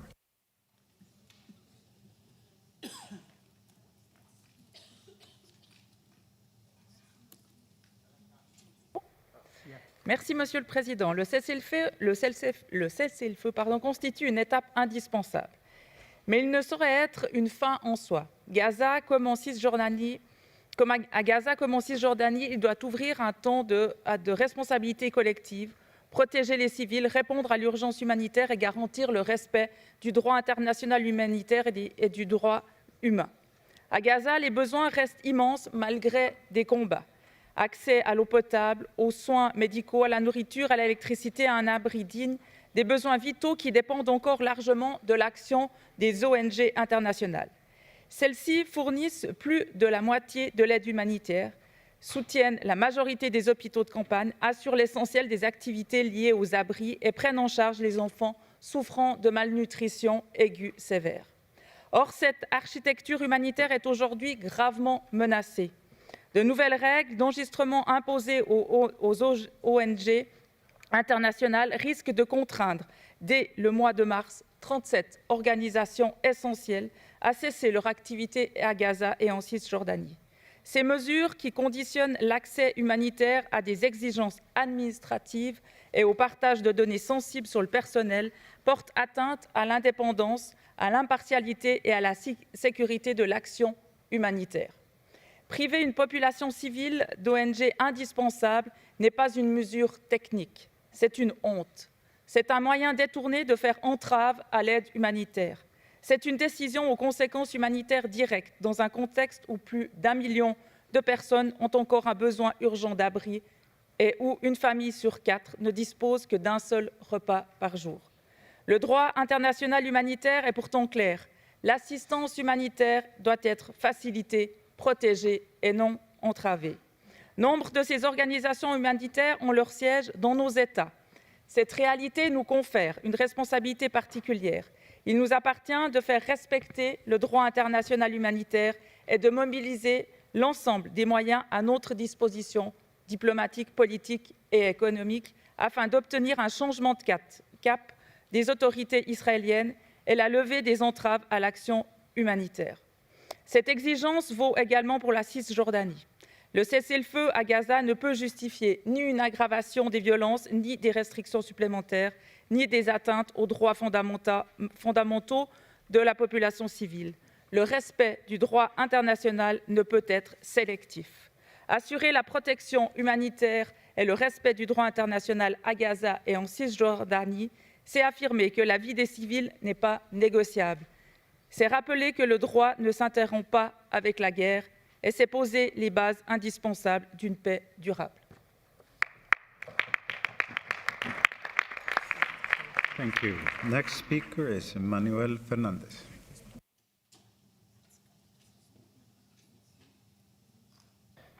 Merci, Monsieur le Président. À l'heure actuelle, Israël ne respecte pas le cessez-le-feu. Des incursions militaires se poursuivent. Les civils continuent d'être tués tandis que le blocus humanitaire de Gaza perdure. Un cessez-le-feu violé quotidiennement, sans mécanisme de contrôle ni de sanction, n'est qu'une illusion diplomatique. Notre responsabilité politique reste pleine et entière.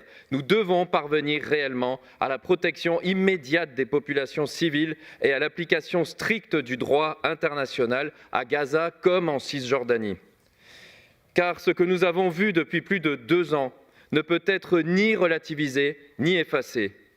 Des dizaines de milliers de civils tués, des déplacements forcés massifs, l'utilisation délibérée de la famine comme arme de guerre, la destruction systématique des infrastructures médicales, éducatives et humanitaires, notamment celle de l'UNRWA, encore il y a quelques jours avec la démolition scandaleuse de son siège par Israël à Jérusalem-Est. Ces faits sont des crimes de guerre et des crimes contre l'humanité commis par le gouvernement de Benyamin Netanyahou, qui est par ailleurs poursuivi pour ces crimes par la Cour pénale internationale, comme l'est d'ailleurs, ou l'était puisqu'il a été tué, Mohamed Deif, désigné comme l'instigateur des crimes de guerre du 7 octobre, que nous avons dénoncé évidemment, qui a conduit au massacre de 1200 Israéliennes et Israéliens, et donc ces poursuites par la CPI de Mohamed Deif, nous les avons évidemment entérinées, validées, et comme nous validons, nous devons valider les poursuites de Benyamin Netanyahou. Ces faits, je le disais, sont des crimes de guerre qui doivent être sanctionnés. La reconstruction ne pourra se faire sous les bombes, ni sous blocus. En Cisjordanie aussi, les violations se poursuivent et s'aggravent chaque jour. Occupation, colonisation et régime d'apartheid. Plus de 1000 personnes ont été assassinées en 2 ans par des colons israéliens avec le soutien tacite ou actif de Tsahal. Et pourtant, la France et l'Union européenne continuent de traiter Israël comme un partenaire privilégié, sans aucune sanction. Je salue à ce titre l'initiative citoyenne européenne exigeant la suspension de l'accord d'association entre l'Union européenne et Israël, qui a déjà obtenu en 2 semaines plus de 385 000 signatures. Et j'invite toutes celles et ceux qui nous regardent ou qui nous écoutent à aller signer en ligne cette initiative citoyenne européenne sur le site de l'Union européenne. Car nous ne pouvons exiger une justice internationale tout en fermant les yeux sur un génocide. Assez de double standard, assez de cette bienveillance criminelle à l'égard d'Israël. Palestine vivra. Thank you.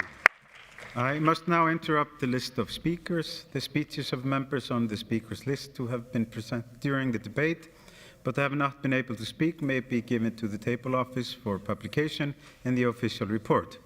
Speeches must not exceed 400 words. I remind colleagues that the written text can be submitted electronically, if possible, no later than 4 hours after the list of speakers is interrupted. I call Ms. Kloot to reply. You have 3 minutes. Thank you very much. I am very happy with this debate, and I'm very enthusiastic about the blue card, to be honest, because finally, Alexei, the debate is, we are debating the things on a very honest way, and I'm very happy with that. With having said that, the people in Palestine are not safe. They are very unsafe. And we heard the words on the Holocaust. We heard the words that indifference is what makes a genocide succeed. Indifference is what makes an ethnic cleansing succeed. Indifference is also what makes cruelty go on a daily basis. When I read the article about the last hostage being returned home, I was extremely happy. But when I heard the type of actions that were the situation that was created to bring this body of the hostage home, this is cruelty. So I feel our next debate should be very honest. And our next debate should be about our responsibilities. Our responsibilities in upholding international law, our responsibilities in bringing perpetrators of war crimes to justice, our responsibilities to bring the sick and wounded out of conflict zones and to a hospital to save them. And I still feel that we fall short, and not on a short way, we fall short immensely. I feel very saddened that thinking about the future, that we will look back in this time and we will know that this kind of cruelty, this kind of humanity has been going on our watch. So I really hope, colleagues, that this very, very good debate will be followed by very good concrete actions in your national parliaments, and will be followed by very strong reports on upholding international law for the most vulnerable group in our community, and in my opinion, that is the Palestinians at this time. So we should focus on them, we should focus on their right to self-determination, and we should focus on bringing them a better future. Thank you very much. Thank you, Ms. The debate is closed. I remind you that at the end of our current affairs debate, the Assembly is not asked to decide upon a text, but the matter may be referred by the Bureau to the responsible committee for a report.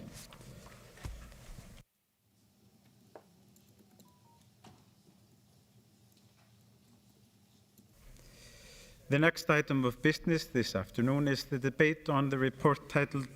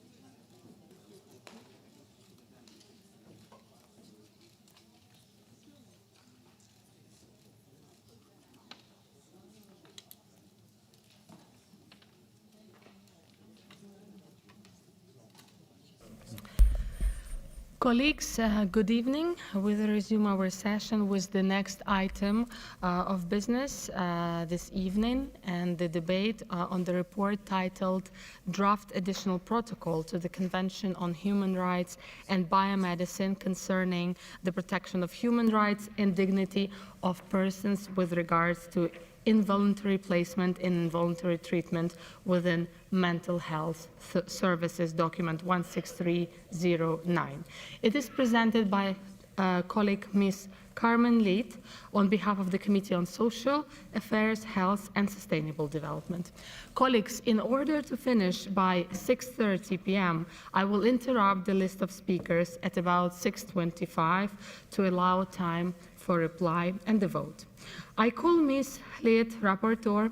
Please, Madam, you have 7 minutes now and 3 minutes in the end to reply to questions.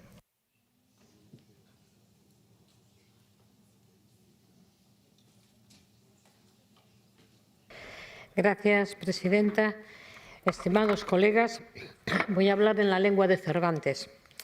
Comparezco hoy en la Cámara Defensora de los Derechos Humanos, la Democracia y el Estado de Derecho para presentar el informe sobre el proyecto adicional al Convenio de Oviedo relativo a las medidas involuntarias en el ámbito de la salud mental, y lo hago con un profundo sentido de responsabilidad, consciente de que estamos ante un debate que afecta directamente a los derechos, la dignidad y la autonomía de miles de personas en toda Europa. Quiero recordarles que la idea de un protocolo adicional al Convenio de Oviedo surgió hace 2 décadas, en 2004 exactamente, cuando el Comité Directivo de Bioética advirtió que en algunos Estados miembros aplicaban medidas involuntarias sin suficientes garantías legales. La preocupación era clara. Estas prácticas entrañaban el riesgo de abusos y menoscababan los derechos de las personas afectadas. Esto hizo que en el 2012 el Comité de Ministros encargase al Comité de Bioética la elaboración de un instrumento para reforzar los derechos y garantizar que las medidas involuntarias fuesen utilizadas únicamente en circunstancias excepcionales y como último recurso. Este trabajo finalizó en 2020 y fue remitido al Comité de Ministros. Y ahora, por fin, nos encontramos ya ante un dictamen formal. Mientras tanto, permítanme recordarles que durante estos últimos 15 años, esta Asamblea ya se ha pronunciado en 3 ocasiones sobre este asunto. En la recomendación de 2016 instó a la retirada de la propuesta y solicitó alternativas a la coerción en psiquiatría. En la recomendación de 2019 reafirmó el cambio de paradigma introducido por la Convención de las Naciones Unidas sobre los Derechos de las Personas con Discapacidad, CRPD, para abreviar, y solicitó una transición inmediata hacia la abolición de las prácticas coercitivas. En la recomendación del 2022 sobre la desinstitucionalización, advirtió contra la adopción de textos que obstaculizasen la abolición de la coerción en las instituciones de salud mental. En resumen, la Asamblea se ha opuesto sistemáticamente a un protocolo sobre medidas involuntarias en repetidas ocasiones, al tiempo que apoya instrumentos que promuevan la abolición de la coerción y aboguen por la autonomía de las personas con problemas de salud mental. A pesar de estas recomendaciones, el Comité de Ministros ha seguido trabajando en el protocolo. Varios organismos destacados de derechos humanos, como el excomisario para los Derechos Humanos del Consejo de Europa, el Comité de Seguimiento de la CRPD y el Alto Comisionado de las Naciones Unidas para los Derechos Humanos, advirtieron sobre su incompatibilidad con la CRPD. Nuestra Comisión de Asuntos Sociales celebró 2 audiencias este año, el 8 de abril y el 10 de mayo en Helsinki. Lo que escuchamos fue revelador. Por una parte, el Comité de Bioética argumentó que un instrumento vinculante fortalecería la protección de los derechos basándose en la jurisprudencia del Tribunal Europeo de Derechos Humanos. La Asociación Europea de Psiquiatría, la EPA, también apoyaba el protocolo, considerándolo como un instrumento esencial para establecer una norma uniforme en Europa. Proporcionó allí orientaciones sobre cómo mejorar las prácticas actuales, en particular subrayando la importancia de recurrir a la coacción como último recurso, garantizando el acceso a un abogado y promoviendo el desarrollo de soluciones alternativas a la atención coercitiva. Pero, por otro lado, también escuchamos al Comité de la CRPD y organizaciones de la sociedad civil que alertaron de que el protocolo adicional contradecía flagrantemente las obligaciones internacionales de los Estados miembros y corre el riesgo de legitimar prácticas que deberían estar en proceso de desaparición, señalando, en cambio, las buenas prácticas en países que han logrado reducir la coerción. Celebro que el proyecto de protocolo es cierto que va acompañado de textos que subrayan el espíritu con el que se elaboró, van también en ese sentido. No obstante, creo que el protocolo en sí debe ser autónomo y su objetivo debe de quedar claro sin necesidad de textos adicionales. Por eso, tras los antecedentes expuestos, paso a exponer mis conclusiones, fruto de muchas reuniones e intercambio de correos con las asociaciones que representan a las personas con problemas de salud mental. Como médica, conozco bien la realidad de la práctica clínica. Sé que no es posible eliminar de hoy para mañana las medidas coercitivas. Llevará un tiempo y se necesitarán políticas públicas adecuadas. Pero también sé que cualquier regulación no puede ser un freno al cambio ni una coartada para mantener lo que debería ser excepcional. La autonomía debe de ser el principio rector, no un apéndice. Creo que nuestro objetivo común no es fomentar el internamiento y el tratamiento involuntario, sino fomentar la autonomía de las personas con problemas de salud mental. Las prácticas coercitivas deben ser excepcionales y un último recurso. Actualmente tenemos en nuestros países de nuestro entorno países que están implementando medidas reales, eficaces y respetuosas con los derechos humanos, que siguen las recomendaciones de la CRPD y que han reducido significativamente la coerción mediante detección precoz, recursos suficientes, formación adecuada, participación de las personas afectadas y un compromiso político sostenido. Son estas las medidas que tenemos que fomentar. Por todo lo expuesto, recomiendo que cualquier actualización del protocolo por parte del Comité de Ministros tiene que garantizar la seguridad jurídica y la plena compatibilidad de cualquier instrumento con la CRPD, ratificada en su día por todos los Estados miembros del Consejo de Europa. Finalizo. Considero que la Asamblea Parlamentaria no puede apoyar el protocolo adicional al Convenio de Oviedo, por lo que les pido a todos su apoyo para este report con el que defendemos las propuestas de la Convención de Derechos Humanos para Personas con Discapacidad. Queridos colegas, el Consejo de Europa tiene que estar a la altura de este desafío. Muchas gracias.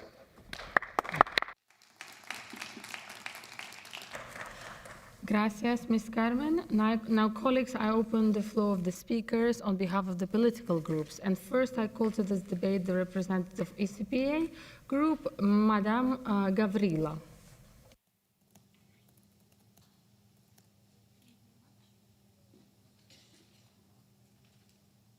Thank you very much.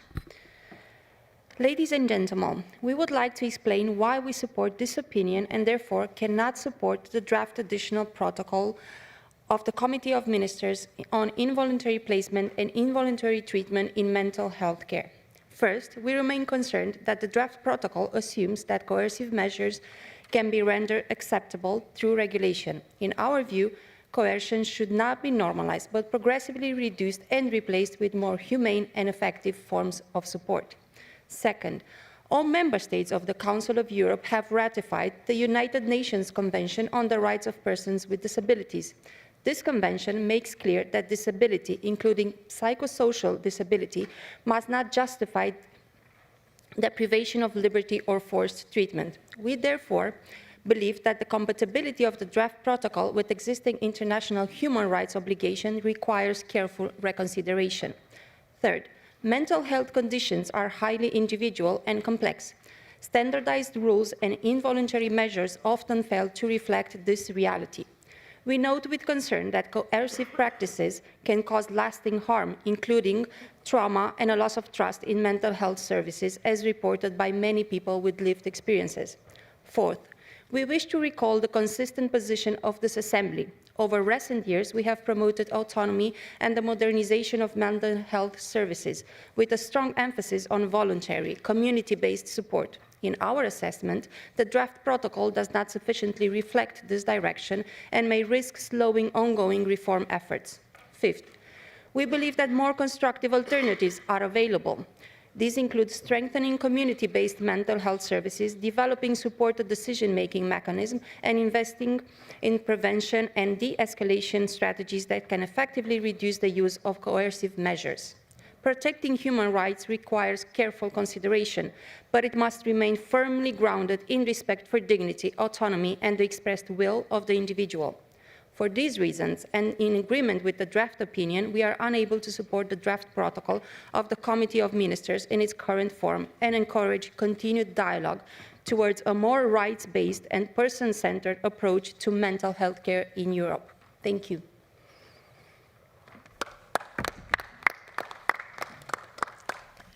Thank you very much. I call now the representative of ALDE, Madame Bou. Pardon, Monsieur Berton. Monsieur Berton. Oui. Merci, Madame la Présidente. Madame la Présidente, mes chers collègues, en matière de placement d'office au sein des services de soins en santé mentale, plus qu'en tout autre domaine, la liberté doit être la règle et la contrainte l'exception. En tout état de cause, celle-ci doit s'avérer non seulement indispensable pour l'intégrité physique de la personne et de celle de son entourage, mais aussi pour la société. Elle doit être strictement proportionnée et bien évidemment bornée dans le temps. En parallèle, les services de soins doivent être suffisamment performants et amener la personne en question à recouvrir au plus vite ses prérogatives de personne autonome. Le projet additionnel qui est présenté est éminemment important dans le contexte international fait de raidissement généralisé que nous connaissons. Nombre de pays ont tendance à avoir recours à l'internement psychiatrique pour gérer une opposition politique, C'est pourquoi le groupe ALDE l'a lu attentivement. Le groupe ALDE souscrit parfaitement au point de vigilance de la rapporteure concernant le respect de l'autonomie dans les soins de santé mentale. L'avis fixe comme objectif la disparition des mesures involontaires. La disparition des mesures involontaires serait probablement faire preuve d'un optimisme excessif, mais la réduire au cas d'extrême nécessité serait déjà un résultat satisfaisant. J'en viens au point dur du projet d'avis, à savoir l'émission d'un avis défavorable sur le projet de protocole en l'état actuel du texte et qui recommande au comité des ministres de procéder à une étude de la compatibilité de ce projet avec la Convention des droits des personnes handicapées relevant de l'ONU et ratifiée par l'ensemble des États membres du Conseil de l'Europe. C'est-à-dire au point qui nous occupe ici, le droit et le droit international. En ces temps de remise en cause de ce droit international et notamment celui dérivant des organes de l'ONU, il demeure absolument nécessaire de respecter nos engagements internationaux et de ne pas adopter de textes orthogonaux. Les travaux ayant abouti au protocole additionnel ont été initiés en 2012, soit il y a 14 ans. Demander quelques mois supplémentaires pour sécuriser juridiquement le résultat au regard du droit international ne me paraît pas excessif. C'est pourquoi nous soutenons ce texte et, au nom du groupe ALDE, nous soutenons le projet d'avis présenté par Madame la rapporteure. Le groupe ALDE votera donc en faveur de ce rapport. Merci.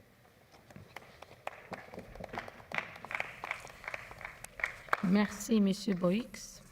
I call now Madame Castel, representing UL Group. Thank you, Chair. First of all, let me congratulate the rapporteur. As it is constated in this report, the draft additional protocol to the Oviedo Convention, it is not a step forward. It is a regressive attempt to regulate what should be an absolute exception, the loss of liberty and the imposition of involuntary treatment. From a progressive perspective, we cannot accept this text. All 46 member states of the Council of Europe have ratified the United Nations Convention on the Rights of Persons with Disabilities. This protocol contradicts the core principles of equality, personal security, and the right to live free from torture. For too long, we have viewed disability through an obsolete medical model that treats human beings as objects of treatment rather than subjects of rights. This protocol seeks to legally shield the use of force, allowing medical decisions to override human will. We believe that involuntary placement is a denial of legal capacity, ignores the fundamental requirement of free and informed consent, and creates a discriminatory legal system that offers fewer guarantees to people with disabilities. We are told that coercion is necessary, but the evidence says otherwise. There is no clinical evidence supporting the therapeutic benefits of involuntary institutionalization. On the contrary, the risks are devastating. Research showed that the risk of suicide for those interned involuntarily is 55 times higher than in the general population. And further, coercion does not heal, it traumatizes. Besides, we must invest in early detection and in systems that respect the dignity and choices of the individual and end the dehumanizing language and a stigma that treats psychic suffering as a reason for exclusion. The Committee on the Rights of Persons with Disabilities has been very clear. This protocol must be withdrawn, and the Social Affairs Committee voted unanimously to reject it. So, on behalf of the Unified European Left, we must issue a negative opinion. Let us stand for a Europe that empowers its citizens rather than locking them away. It's for that reason that we vote in favor of this report. Thank you. Gracias, Ms. Castel. I call now Ms. Martinez from the Social Group. Gracias, Presidenta. En primer lugar, quiero reconocer el trabajo de Carmen Leite para acercar posiciones en relación a este informe complicado y controvertido. Prueba de ello es el numeroso contacto que ha habido con organizaciones fundamentalmente asociadas a la discapacidad para trasladarnos su rechazo al proyecto de protocolo. Y debo añadir que hay un fondo ético importante al respecto que genera dudas sobre lo que se plantea, y es ahí, precisamente, donde debemos encontrar la posición justa y, como políticos, actuar. Tras escuchar a las distintas partes, expreso una posición clara y firme contra el proyecto de protocolo adicional al Convenio de Oviedo, que básicamente se trata del internamiento y tratamiento involuntarios en los servicios de salud mental. Y subrayo algo esencial. Este debate no es técnico, ni médico, ni procedimental. Es un debate de derechos humanos. Este protocolo parte de una premisa profundamente equivocada, la idea de que la coerción en salud mental puede ser compatible con un sistema moderno de derechos humanos si se regula adecuadamente. Pero regular la coerción no la hace legítima, solo la hace más aceptable desde el punto de vista institucional. Todos los Estados aquí representados han ratificado la Convención de las Naciones Unidas sobre los Derechos de las Personas con Discapacidad. Esta convención introdujo un cambio de paradigma claro y vinculante. Las personas con discapacidad, incluidas las personas con discapacidad psicosocial, tienen derecho a decidir sobre su vida, su cuerpo y su atención médica con los apoyos necesarios, en igualdad de condiciones con las demás. Sin excepciones, sin regímenes paralelos, sin protección que en realidad sea una privación de derechos. Sin embargo, este protocolo mantiene y legitima el internamiento y el tratamiento involuntarios, precisamente en el ámbito donde más claramente se concentran las prácticas discriminatorias. Y lo hace además en abierta contradicción con la interpretación constante del Comité de la ONU sobre los derechos de las personas con discapacidad, que ha sido inequívoco. Ninguna privación de libertad ni tratamiento forzoso puede justificarse por una discapacidad real o percibida. Y lo voy a decir más claro. Este protocolo supone un riesgo real de regresión normativa en Europa, que debilitaría gravemente la credibilidad del Consejo de Europa como referente avanzado en derechos humanos. Se nos dice que el texto ha sido neutralizado usando el término personas en lugar de personas con discapacidad, pero cambiar el lenguaje no cambia la realidad material, ni elimina el estigma, ni garantiza la igualdad. La recomendación sobre el respeto de la autonomía en la atención en salud mental sí va en la dirección adecuada. Ese es el instrumento que debemos promover, implementar y dotar de recursos. Muchas gracias. Gracias. I call now Mr. Levitsky on behalf of EPP Group.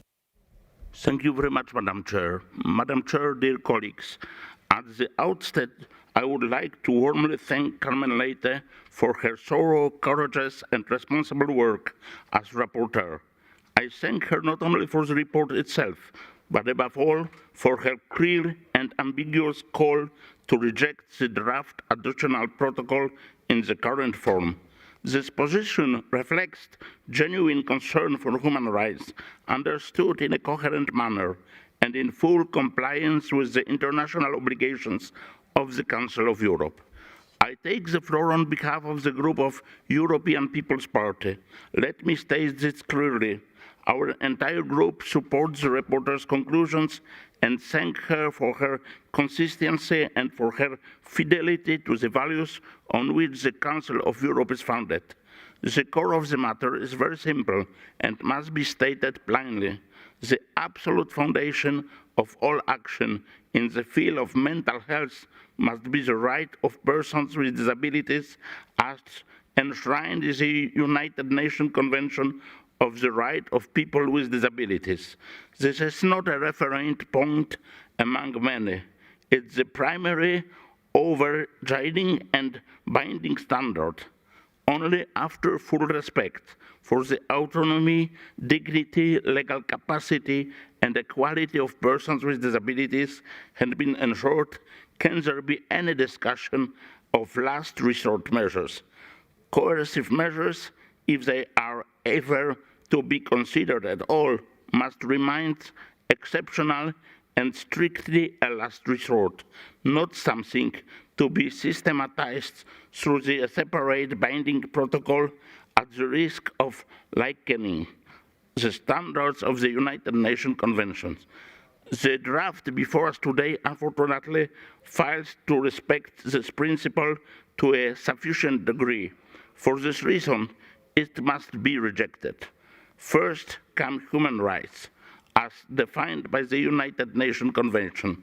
First, autonomy. first dignity. Only then, and only in the most extreme circumstances, last resort measures. This is not a technical matter. It's a question of the axiology foundation of the Council of Europe. Thank you very much, Madam Chair. Dziękuję bardzo, Jan Filip. Now I call and now I open the speakers list. And first on my list is Ms. Nerea. Please, Ms. Nerea, the floor is yours. Thank you, Chair, and good afternoon.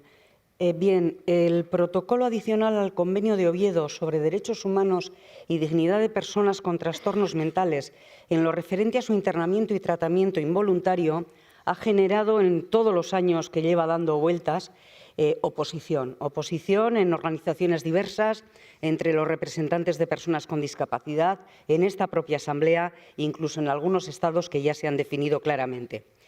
Es cierto que hay diversidad de normas en los diferentes países y también que no siempre se cumplen las salvaguardas necesarias, pero creo que tenemos que tener claro que no debemos legislar nunca para dar apariencia de legitimidad a vulneraciones de derechos. En lo que parece que sí se está de acuerdo es en que el borrador no está totalmente alineado, no está en sintonía con la Convención de Derechos de Personas con Discapacidad de Naciones Unidas, que muchos países han firmado, aparte de los del Consejo, y que ya abarca lo planteado en el borrador de protocolo, que parece estar bastante por debajo en los estándares y que yo me pregunto si está realmente, si hay compatibilidad real entre los dos. Yo creo que debemos promover alternativas, reducir y eliminar las medidas involuntarias. Creo que debemos tener claro que todas las personas tienen la misma capacidad jurídica y algunas necesitan medidas de apoyo, solamente eso, medidas de apoyo, y que con un consentimiento informado y libre se pueden tomar decisiones libremente respetando la autonomía personal. Y también creo que todos tenemos que poner la cabeza en ir a un cambio de funcionamiento del sistema y sobre todo de mentalidad, porque la mentalidad en este momento en general está basada en el prejuicio y eso nos lleva a pensar que una persona con problemas de salud mental en cualquier momento puede ser un peligro y cuando es un peligro la solución es limitar su libertad. Es una cuestión de derechos. Así que vamos a apoyar la opinión de la Comisión, que creo que va a ser unánime en esta Asamblea Parlamentaria, y simplemente quiero acabar agradeciendo a la ponente por este trabajo que seguramente no ha sido sencillo. Y yo pensaba que tenía 3 minutos, así que se han librado de escucharme 1 minuto más. Gracias. Next on my list is Mr. Baldurstadir, Iceland. Madam President, we are debating the draft additional protocol to the Convention on Human Rights and Biomedicine concerning involuntary placement and involuntary treatment in mental health care services. This is a highly sensitive issue. Any use of coercion against another human being must always be treated as an exceptional and last resort measure. For that reason, the legal framework we adopt matters enormously. I wish to recall that Iceland has incorporated the United Nations Convention on the Rights of Persons with Disabilities into domestic law. This reflects a clear commitment to the paradigm shift established by the Convention, respect for autonomy, legal capacity, and equal recognition before the law. The United Nations Committee on the Rights of Persons with Disabilities has expressed serious concern about this draft additional protocol. It concludes that the text is incompatible with multiple provisions of the Convention, including the rights to equality and non-discrimination, liberty and security, physical and mental integrity, and the right to health. The committee has therefore urged states parties to oppose the draft. I have discussed this draft with the organizations of persons with disabilities in Iceland and with the Icelandic Human Rights Institute. Their assessment echoes these concerns. The draft does not provide sufficient safeguards against coercion and continues to rely on substitute decision-making rather than supported decision-making. Applying coercion can never be a starting point. As the Assembly's draft opinion rightly states, an appropriate legal framework must first and foremost uphold the principle of autonomy. Only once this is secured can exceptional temporary measures be discussed, and only as a last resort. In this context, I strongly support the Assembly's conclusion that the recommendation rather than a binding protocol would be a more appropriate instrument with a clear long-term objective of phasing out involuntary measures altogether. Our responsibility is to ensure that Council of Europe's standards fully comply with the CRPD and strengthen rather than undermine the international human rights system.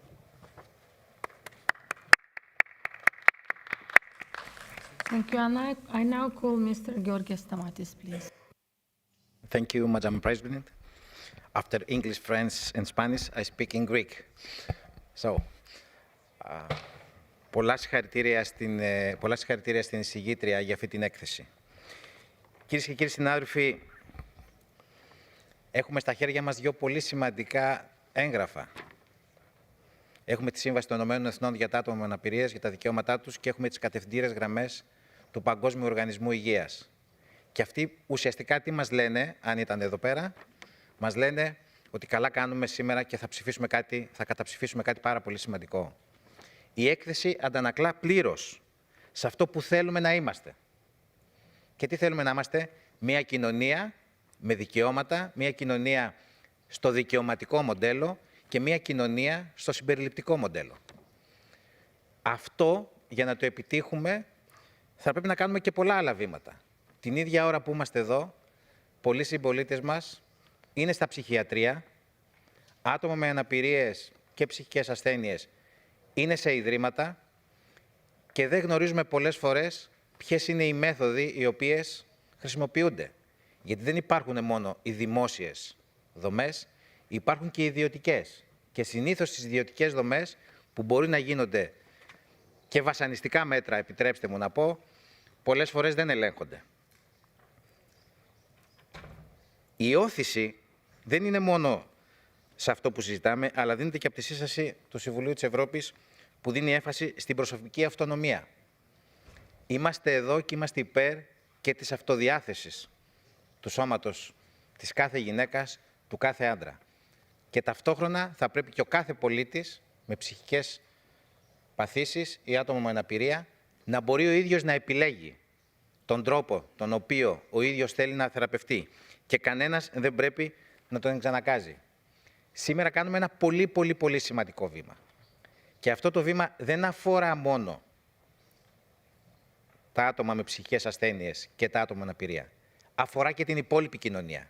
Και το μήνυμα που περνάμε στην υπόλοιπη κοινωνία είναι ότι οι κοινωνίες, αν και πολύ δύσκολα πολλές φορές αλλάζουν με πολύ μεγάλες μάχες. Και εδώ γίνεται μια ουσιαστική δουλειά για να περάσουμε το μήνυμα ότι κανένας δεν είναι μόνος και ότι ακόμα και ο πιο ευάλωτος πολίτης, σε οποιαδήποτε χώρα κι αν είναι, θα έχει εμάς, εσάς, να τον υπερασπίζετε. Και να τον υπερασπίζετε πάντα με βάση το δικαιωματικό μοντέλο και όχι με βάση μια ιατρική κατεύθυνση που στο τέλος της ημέρας σε πολλές χώρες και σε πολλές περιπτώσεις έφτασε στο να βασανίζονται άνθρωποι. Εδώ είμαστε λοιπόν για να στηρίξουμε αυτό και μπράβο στην Επιτροπή, μπράβο στην εισηγήτρια και σε όσους δούλεψαν για να είμαστε σήμερα εδώ. Ευχαριστώ.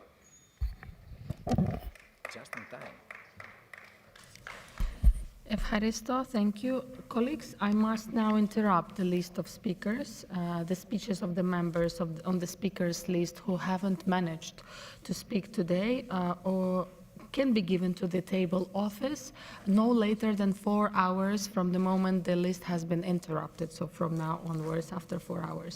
Your speeches must not exceed 400 words and have to be typewritten text submitted to table office electronically if possible, yet again, not later than 4 hours from now. Thank you, colleagues. That concludes the list of speakers. And now I call Ms. Carmen Leite, rapporteur, to reply. Dear Carmen, you have up to 3 minutes. Gracias, Presidenta. Quiero agradecerles a los grupos políticos y a todos los intervinientes el apoyo a este informe que he redactado. Me alegra mucho que esta Asamblea esté unida en la defensa de un tema que atañe a tantas personas y que realmente necesitan nuestro apoyo y oír una voz única y clara, ¿no? Creo que todos compartimos, por tanto, la voluntad de proteger los derechos humanos y mejorar la atención en salud mental, pero también es evidente que el protocolo que se nos presentó no garantizaba plenamente ese objetivo y eso es por lo que tenemos que tomar esta medida de votar en contra. Las advertencias del protocolo, de no estar de acuerdo con el protocolo. Las advertencias de los organismos internacionales, como hemos dicho, de las organizaciones de personas con discapacidad y de numerosos expertos son clarísimas. Este texto, tal como está, el texto del protocolo, corre el riesgo de consolidar prácticas coercitivas que deberían estar disminuyendo, no reforzándose. Y esta Asamblea, que tantas veces ha liberado avances en derechos humanos, no puede ignorarlo. Sabemos que la transición hacia modelos sin coerción no va a ser de hoy para mañana en todos los Estados. Requiere recursos y compromiso político.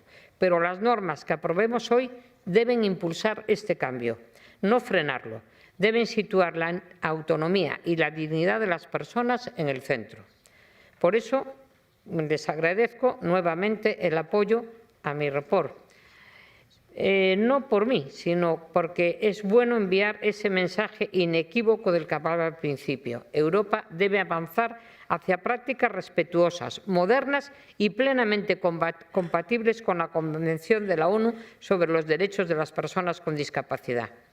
Quiero agradecer a todos, pero también, sin duda, al equipo de secretariado de nuestra comisión, especialmente a Yannick y a Catherine por su ayuda y soporte. También a todas las personas que en la comisión también apoyaron unánimemente el reporte, a todos los miembros de la comisión. Aquí está Katia representándolos, nuestra presidenta. Y, por supuesto, a los traductores, que nunca nos acordamos, pero facilitan nuestro entendimiento.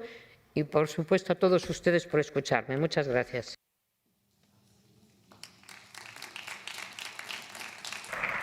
Gracias, Carmen. Now I must ask if the chairperson of the committee, Ms. Saskia Klut, wishes to speak. Yes, please. I first of all want to thank Carmen for a wonderful, wonderful work, her commitment, and to tackling this very difficult and sensitive issue. And as you heard, Chair, today, or Ms. President, today, my committee is a wonderful group of people. They really work for human rights, and they really, all over the aisles, they think. And this debate was not easy in the committee. It was very sensitive. We had different perspectives, and we decided to take time to find the solution and a common ground where we wanted to position ourselves. We had very good in-depth exchanges with experts during the hearings. I can thank them also. And as a result, Carmen managed to get us a unanimously approved resolution, the draft resolution, I have to say. And we also accepted unanimously the amendment proposed in the report.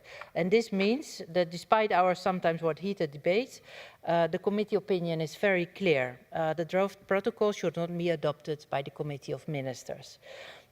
Having said that, Member States' efforts should focus on autonomy and make it a reality for people who suffer mental troubles. And this is the aim of another piece of work from the committee, and it's a draft recommendation of the Committee of Ministers on respect for autonomy and mental health care. And we should all support that work and allow for its implementation at national level. Member States should respect their commitment regarding the UN Convention on the Rights of Persons with Disabilities, and it's better now that we keep firm on the ground of human rights, even though in this topic you might find some practical issues that then remain unclear. Thank you. Dank u wel, Ms. Kloet. Thank you very much. Colleagues, now the debate is finally closed. The Committee on Social Affairs, Health and Sustainable Development has presented the draft opinion to the document 16309, to which one amendment has been tabled. I remind you that speeches on amendments are limited to 30 seconds each. I understand that the chairperson of the committee wishes to propose to the Assembly that Amendment 1 to the draft opinion document 16309, which was, as mentioned, unanimously approved by the committee, to be declared as definitely approved. Is it so, Ms. Kloot? Yes.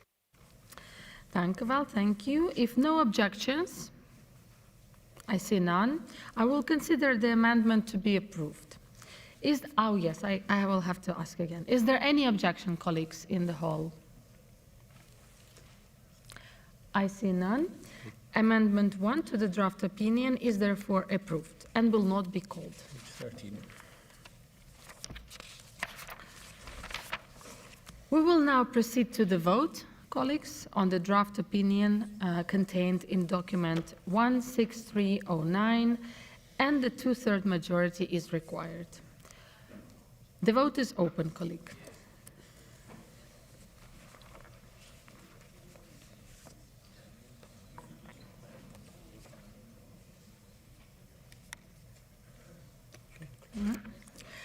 The vote is closed. I call for the results to be displayed. 63 in favor, 0 against, and 3 abstentions. Congratulations, the draft resolution document 16309 is adopted regardless its challenges. Thank you, colleagues.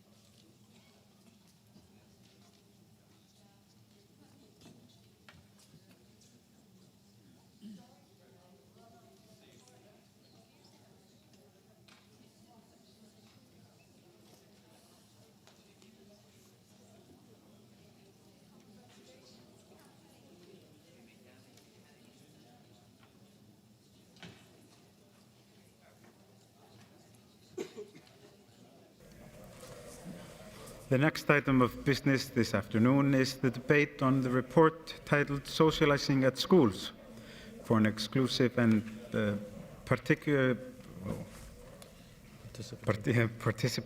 Education, Fostering Democratic Values, document 16314, presented by Ms. Luz Martinez-Seyo on behalf of the Committee on Culture, Science and Education and Media. In order to be finished by 8, we shall interrupt the list of speakers at about 20 minutes to 8 to allow time for the reply and the vote. I call Ms. Martinez-Seyo reporter. You have 7 minutes now and 3 minutes at the end to reply to the debate. Gracias, señor presidente. Hoy debatimos una cuestión que va al corazón mismo de nuestras democracias, el papel de la escuela como espacio de socialización, inclusión y aprendizaje de los valores democráticos. Porque la educación no es únicamente un servicio público orientado al rendimiento académico, es ante todo un pilar esencial de la democracia y de la cohesión social. Los centros educativos son uno de los pocos espacios donde personas de orígenes sociales, culturales y económicos diversos conviven de manera cotidiana. Los niños y jóvenes no solo adquieren conocimientos, sino que aprenden a relacionarse, a cooperar, a desarrollar el pensamiento crítico, la empatía y el respeto por la diversidad. Es en la experiencia escolar donde se construyen muchas de las actitudes que marcarán la participación futura en la vida democrática. Sin embargo, debemos reconocer que hoy los centros educativos se enfrentan a nuevos desafíos para cumplir plenamente con esta función. La diversidad social y cultural, aunque enriquecedora, también exige políticas y prácticas educativas capaces de generar valores compartidos y comprensión mutua. La discriminación, el racismo, el acoso escolar y la inclusión siguen siendo una realidad demasiado presente en muchos centros educativos. Estas dinámicas dificultan que el alumnado establezca vínculos significativos y desarrollen un verdadero sentimiento de pertenencia. A ello se suma el impacto de la digitalización y, en particular, de una exposición excesiva a las redes sociales, la reducción de la interacción personal, la propagación de la desinformación, el refuerzo de estereotipos y el aumento de la ansiedad y la inseguridad personal afectan de forma especial a niños y adolescentes. El entorno digital se ha convertido en un nuevo espacio de socialización, pero sin una adecuada educación en ciudadanía digital también puede ser un espacio de exclusión, violencia y manipulación. Quiero destacar además nuestra profunda preocupación por la situación del profesorado en toda Europa. Los docentes se enfrentan a recortes presupuestarios, falta de recursos humanos, sobrecarga de trabajo, ratios excesivas, salarios insuficientes y un reconocimiento social limitado. Muchos carecen también del apoyo profesional y psicológico necesario para afrontar contextos educativos cada vez más complejos. Estas condiciones afectan directamente a su bienestar y, en consecuencia, a la calidad de la educación y a la capacidad de los centros educativos para desempeñar su misión social y democrática. Existe, asimismo, una brecha preocupante entre los valores democráticos que se trabajan en los currículos y las experiencias reales que viven los estudiantes. Con demasiada frecuencia, las culturas escolares siguen marcadas por dinámicas autoritarias, jerárquicas o excluyentes, pero la democracia no se aprende solo a través de contenidos teóricos, se aprende viviéndola. El aprendizaje más profundo y duradero se produce a través de la experiencia cotidiana, de la participación real, de la deliberación y de la responsabilidad compartida. Por ello es fundamental avanzar hacia una transformación de la cultura escolar. Los colegios e institutos deben señalar los valores que aspiran a transmitir, de modo que cada espacio, cada relación y cada decisión se conviertan en oportunidades para practicar la democracia, la justicia social y el respeto mutuo. No basta con enseñar democracia, hay que experimentarla dentro de la comunidad educativa. En un contexto de declive democrático global, marcado por el aumento del autoritarismo, la polarización y la desconfianza en las instituciones, aprender y practicar la democracia debe convertirse en una prioridad política central de nuestros sistemas educativos. La estrategia educativa del Consejo de Europa 2024-2030 y la iniciativa de un nuevo pacto democrático para Europa nos ofrecen un marco claro para actuar, pero estos compromisos solo serán efectivos si van acompañados de voluntad política, inversiones suficientes y reformas coherentes. Necesitamos políticas educativas que integren la socialización, la inclusión y el bienestar como objetivos centrales, junto al aprendizaje académico. Esto implica currículos flexibles, metodologías centradas en el alumnado y oportunidades reales de participación estudiantil en la gobernanza escolar y también en la vida comunitaria. Implica también adoptar un enfoque educativo basado en los derechos humanos, con especial atención a los estudiantes más vulnerables, incluidos los niños migrantes y aquellos con necesidades educativas especiales. La educación para la ciudadanía democrática debe ocupar un lugar central y explícito en todos, absolutamente todos los niveles educativos, complementada por la integración transversal de las competencias para la cultura democrática en otras materias. Asimismo, debemos promover pedagogías cooperativas, interactivas y participativas, así como programas de educación socioemocional que refuercen el bienestar, la cohesión social y la prevención de conflictos. La lucha contra el acoso escolar debe abordarse con una política de tolerancia cero, basada en la prevención, la mediación, el apoyo entre iguales y la justicia restaurativa. Del mismo modo, es esencial ofrecer al alumnado actividades complementarias, artísticas, deportivas, medioambientales o sociales, que fomenten la socialización positiva y el compromiso comunitario. La ciudadanía digital es otro de los grandes retos de nuestro tiempo. Debemos promover la alfabetización mediática e informacional, la responsabilidad digital y el pensamiento crítico, para que los jóvenes puedan desenvolverse en el entorno digital de manera segura, ética y democrática. Regular el uso de dispositivos en las escuelas puede ser necesario, pero nunca sustituirá a una educación sólida en valores y competencias digitales. Nada de esto será posible sin un fuerte apoyo al profesorado.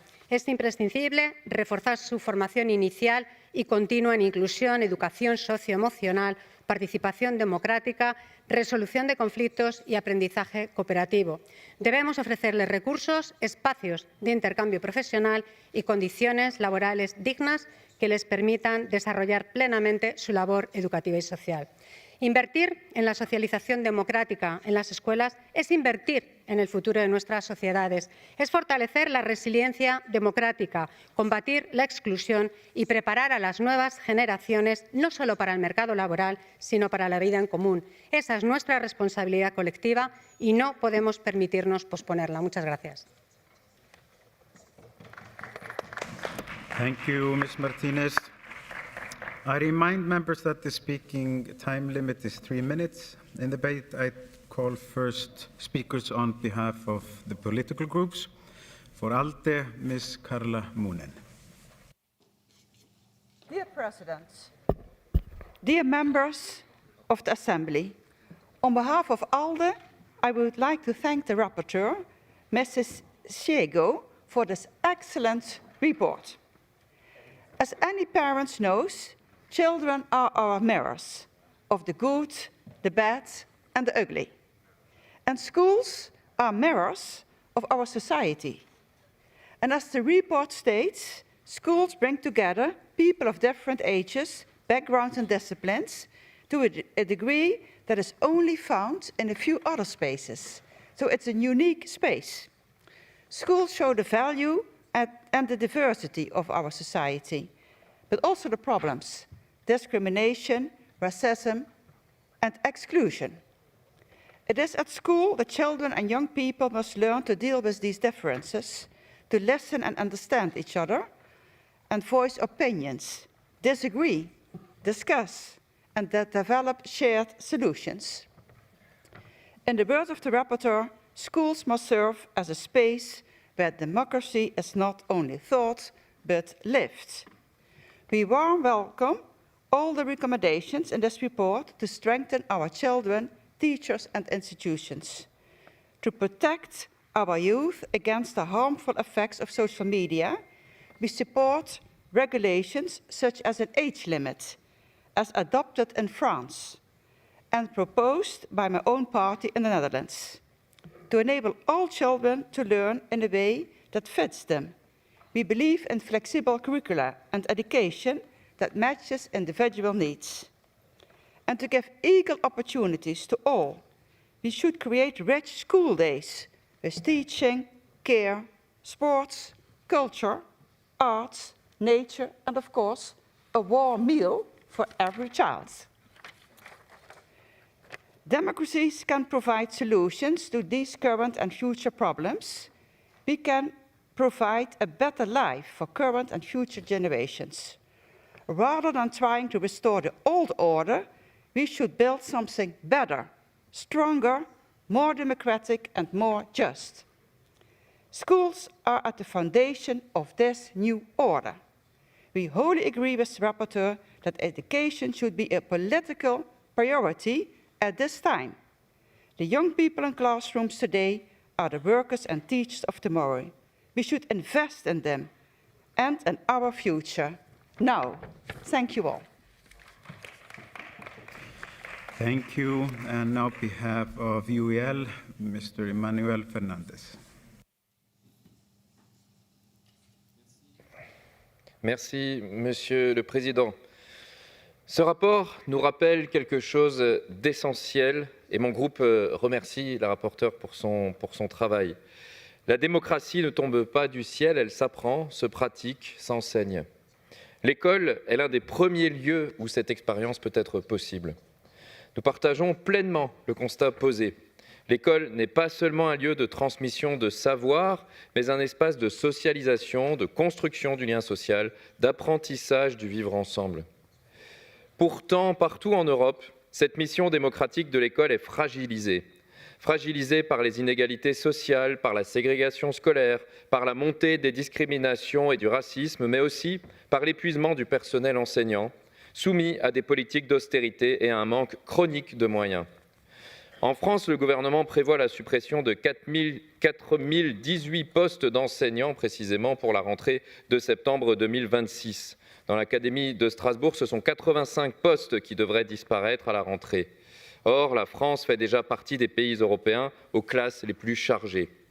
Comment prétendre former des citoyennes et des citoyens libres et éclairés dans des établissements surchargés où les élèves n'ont que rarement voix au chapitre?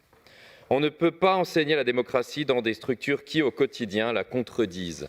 Ce rapport a le mérite de poser une exigence forte. Il ne suffit pas d'enseigner la démocratie, il faut la faire vivre à l'école. Cela passe par la participation réelle des élèves à la gouvernance des établissements, par des pratiques pédagogiques coopératives, par la reconnaissance de la diversité comme une richesse et non comme un problème à gérer. Je veux insister sur un point central. L'éducation inclusive est indissociable de la justice sociale. Les discriminations, le racisme, le harcèlement et l'exclusion socio-économique restent aujourd'hui encore très répandus dans de nombreux établissements scolaires à travers toute l'Europe. Ces réalités ne sont pas des accidents isolés. Elles sont le reflet direct des inégalités sociales et des discriminations de nos sociétés et que l'école trop souvent reproduit au lieu de les combattre. L'inclusion ne peut pas être un slogan ni un simple affichage dans les programmes. L'inclusion se construit. Et elle se construit d'abord par des choix politiques clairs. Cela suppose des moyens humains à la hauteur des enjeux, des classes moins chargées pour permettre un accompagnement individualisé, une formation initiale et continue solide des enseignantes et enseignants sur l'inclusion, la lutte contre les discriminations et la gestion des conflits, ainsi que la présence de personnel spécialisé en nombre suffisant. Alors oui, ce rapport va dans le bon sens et nous le soutiendrons évidemment avec mon groupe. Mais il nous engage collectivement, sans investissement public massif dans l'éducation, sans rupture avec les logiques d'austérité. Ces intentions resteraient lettre morte. Merci à vous. Thank you. On behalf of SOC, Ms. Claudia Arpa, you have the floor. Thank you, Mr. President. Dear colleagues, first we would like to thank the rapporteur, Mrs. Luz Martinez-Seyo, for her excellent report and its clear message that a good education is the key to our democracy. The report illustrates the challenges that many schools face today. While diversity can be a great strength, it can also make tension more visible. We heard about it. Many schools still experience discrimination, racism, bullying, and exclusion.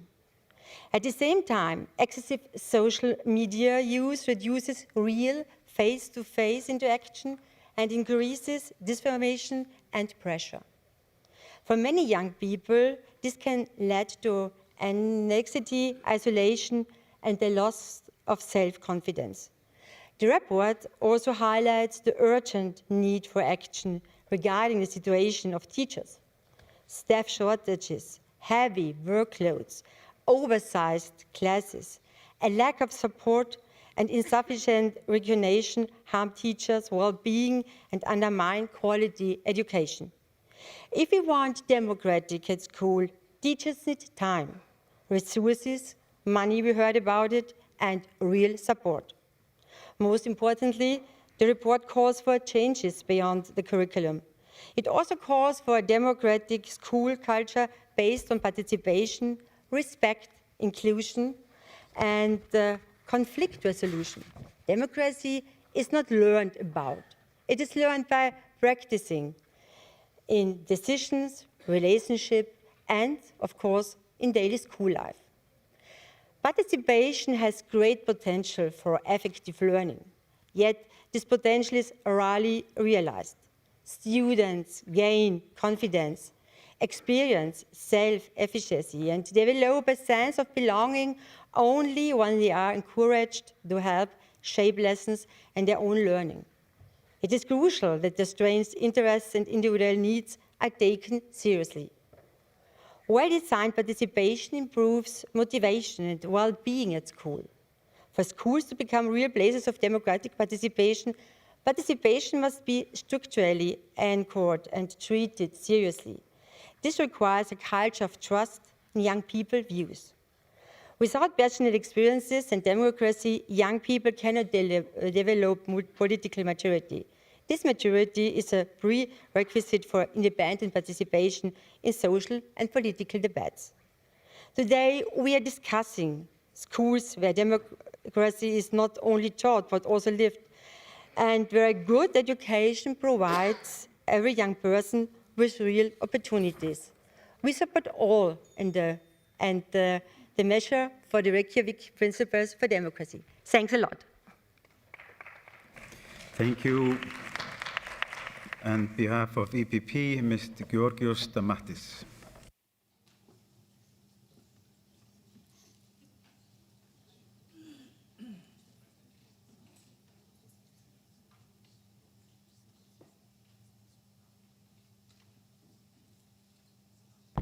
Thank you, Mr. President.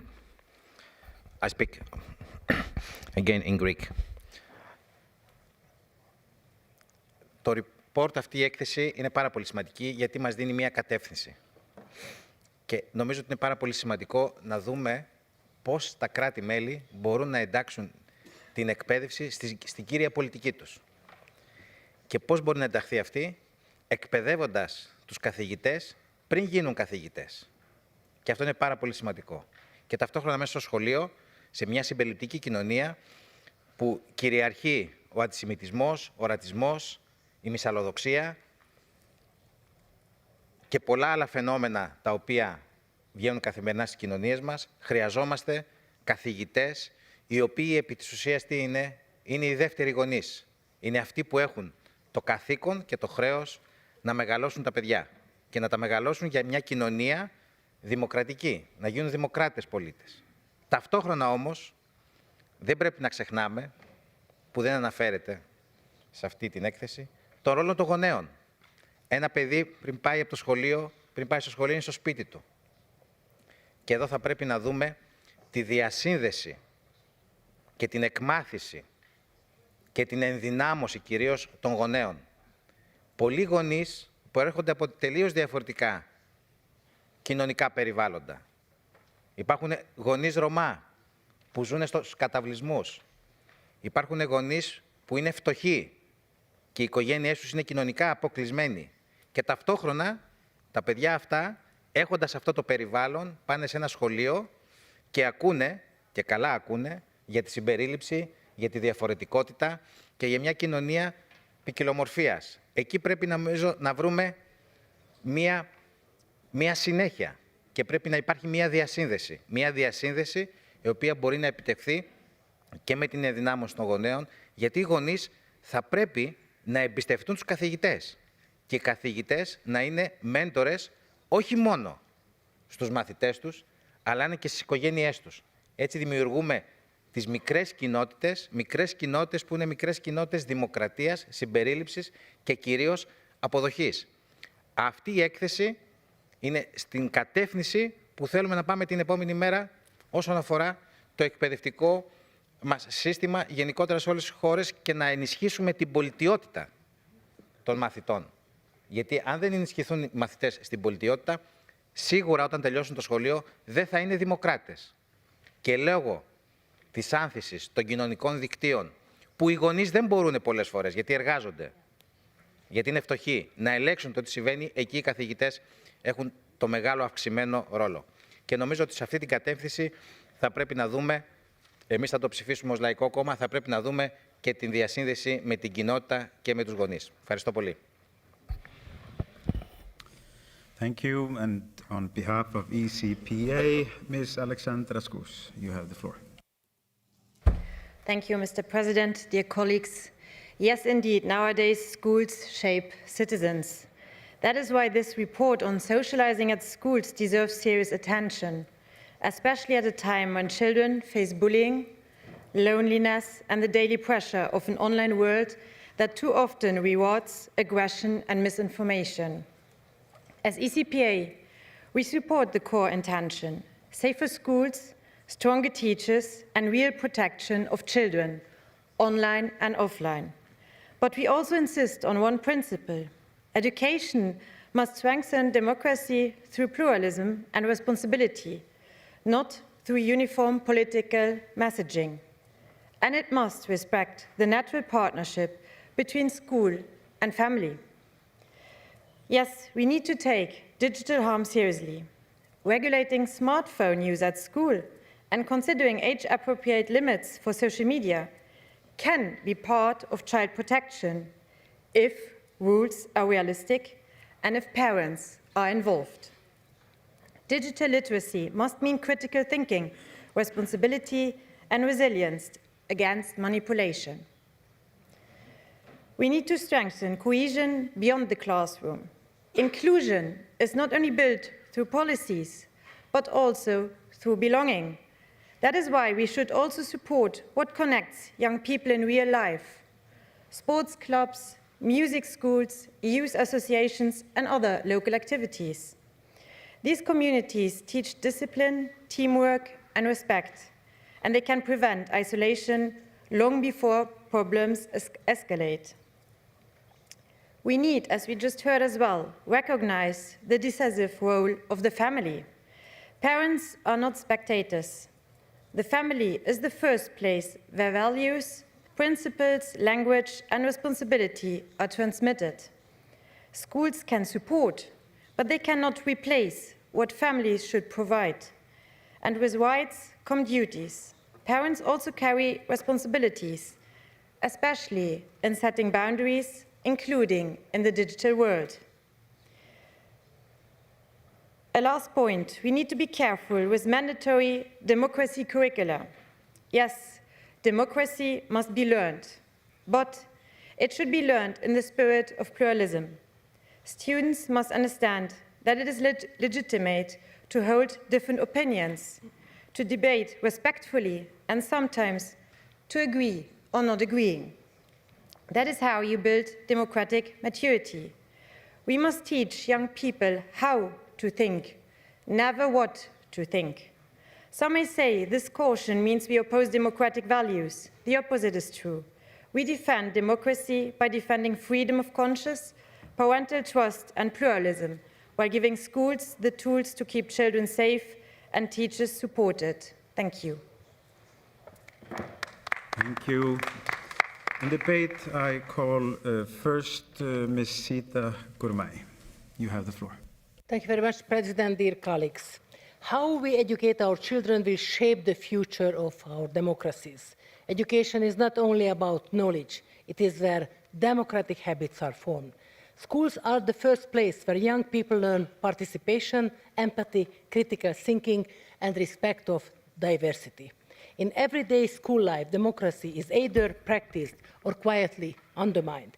That is why education lies at the heart of the Council of Europe mission, and that's why I'm so pleased that my colleague Luz made an excellent report.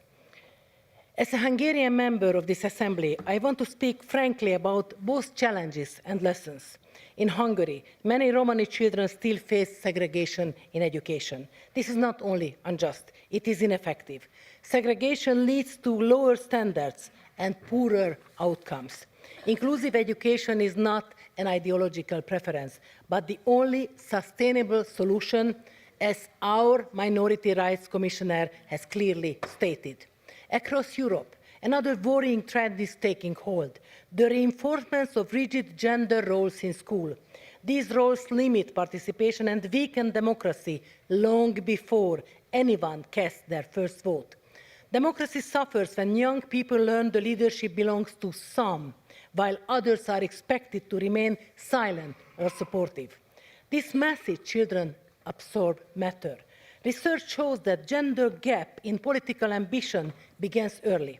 By the age of 12 or 13, girls are already less likely to engage in student leadership, not because they care less, but because they are encouraged less and taken less seriously.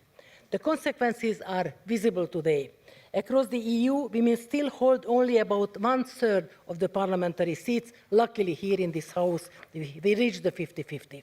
In Hungary, the number of women in parliament and government continues to decline. This democratic deficit does not appear overnight. It grows from the norms children internalize at school. This is not only about women. When young men are taught that empathy or civic engagement is unmanly, disengagement follows. Study shows that traditional gender attitudes often go hand in hand with political apathy. A democracy that discourages participation becomes weaker and more fragile. There is, however, reasons for hope. In a Debrecen high school, the second biggest city in Hungary, a participatory budgeting pilot allows students to propose and vote on improvement to their school. Hundreds took part and chose inclusive, practical tools. They learned a simple lesson: their voice matters. This is the choice before us. School can teach exclusion or they can teach democracy. Thank you very much, Luz, for your excellent contribution and to make this report. Thank you. Mr. Palvo Paconets, you have the floor. Thank you very much, Mr. President. Dear members of the Assembly, dear rapporteur, thank you for this report. Education is a fundamental pillar of democracy. Schools are places for academic knowledge, and what is more important, that schools are places where young people can become members of community. Children learn subjects and improve their social skills, and it's very important. To tell the truth, the situation in my country, Ukraine, which I represent here, is unfortunately opposite. The fact is that from the start of full-scale Russian invasion in Ukraine, many Ukrainian children study online, unfortunately. They cannot see each other for months. It's because of Russian missiles and drones, which they target at cities, at our towns, and our infrastructure every day, every night. This winter, because of cold weather and terrorist Russian attacks, many kindergartens, schools, hospitals are without electricity, and which is worse, without heat. Many children are freezing at homes, and they every day go to special stations to warm themselves and just to charge their gadgets, to have this school online, classes online from these gadgets. Our government, our people tries to help each other in this difficult situation. And our Ukrainian specialists are renovate the destroyed infrastructure to keep warm and heating in houses of Ukrainian school children. And we're doing with help of your governments, with your help. Thank you very much for support us with money, for support us with special infrastructure for our Ukrainians and for our children. And you know, our boss enemy is Russia. And I say to every one of you, Europe should help with international tribunal on the crime of Russia aggression. And please also support compensation mechanism for Ukraine. And I more and more thank everyone and your people and your governments for support of Ukraine. Thank you. Thank you, Ms. Julia Oftinkova. You have the floor. Thank you very much, Mr. President. First of all, thank you very much, Madam Rapporteur, for your excellent work. Dear colleagues, today's report reminds us that schools are not only places of academic learning, they are pillars of democratic life, where young people learn cooperation, empathy, critical thinking, and respect for diversity. When we say that schools must be places where democracy is lived, I think of more than 1,600 damaged or destroyed schools in Ukraine. Classrooms, some reduced to rubble, others moved to basement or across borders, all of them struggling to keep a circle of trust around children who have lost the ordinary rhythm of childhood because of the terroristic, aggressive state of Russia. I think of children waking up in the freezing apartment without electricity, unable to connect the online lessons, unable to study after sunset, sometimes unable even to sleep without fear as sirens pierce the dark. This is not abstract, Hatip. This is our reality in Ukraine. So the Russian war not only destroyed buildings, it has torn at the threads that hold a young person's world together. Safety, friendships, routine, a sense of tomorrow. In this darkness, schools became more than education institution. They became the symbols of stability, humanity, and democratic hope. Every warm classroom, every restored lesson, every moment of our normally is a quiet act of resistance against despair. The social heart of education, emotional support, inclusion, participation, dignity, it's not a luxury. It is how we protect the democratic spirit in child life and help them believe that community, truth, and justice are stronger than violence. So, as all of us members of PACE, we must make sure that strengthening the democratic mission of education is not treated simply as an education goal, but an investment of Europe's peace, security, and democratic future. If every school of Europe becomes a place where children learn to live together in respect and truth, then democracy has already won its most important battle. Thank you. Thank you. Baroness Ruth Hunt, you have the floor. Many thanks. I'd like to begin by thanking the rapporteur for an extraordinary piece of work that has had a huge amount of thought and effort and consideration put into it. Education has never been neutral.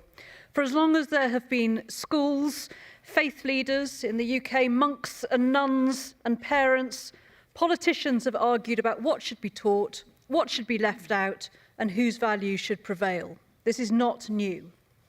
In the UK, I grew up under a law that tried to erase LGBT people, people like me, and our experiences. These words were not allowed to be mentioned in the classrooms, in our books, in our materials, or in our libraries. My parents, to be frank, didn't know what to do with me. But it didn't protect anyone, and it didn't protect me. It created fear, confusion, and harm. Suppressing information does not make societies or individuals stronger, it makes them brittle. What is new now, however, is that we no longer control the flow of information. There is no realistic way to protect young people from ideas, identities, or arguments we wish they didn't encounter. We cannot decide who influences them. Pretending otherwise only leaves them alone with it. So we have a choice. We can try to suppress knowledge by banning social media or flooding it with fake news, or we can help young people learn how to engage with it critically. We can hope disagreement disappears, or we can teach them how to manage conflict, repair relationships, and crucially, live with difference. But this does not happen by accident. If we want schools to do this well, we have to give them the time, the space, and the resources. Teachers cannot carry these tensions alone on top of overcrowded classrooms and impossible workloads. Supporting democratic education means investing in the people who make it real. Young people will always form their own views. Rebellion is an essential prerequisite to being a teenager. They will want to do things differently. This is not a failure of democracy, a failure of education. It is a strength of democracy. Our task is not to control what they think, but to help them to learn how to think, how to disagree, and how to still belong. Thank you. Thank you. Mr. Ronan Mullen, you have the floor. Thank you very much, Chairperson. Some constructive criticism.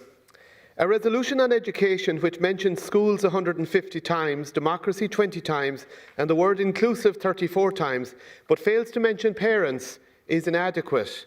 and no mention of the partnership with families so essential for socialisation in schools.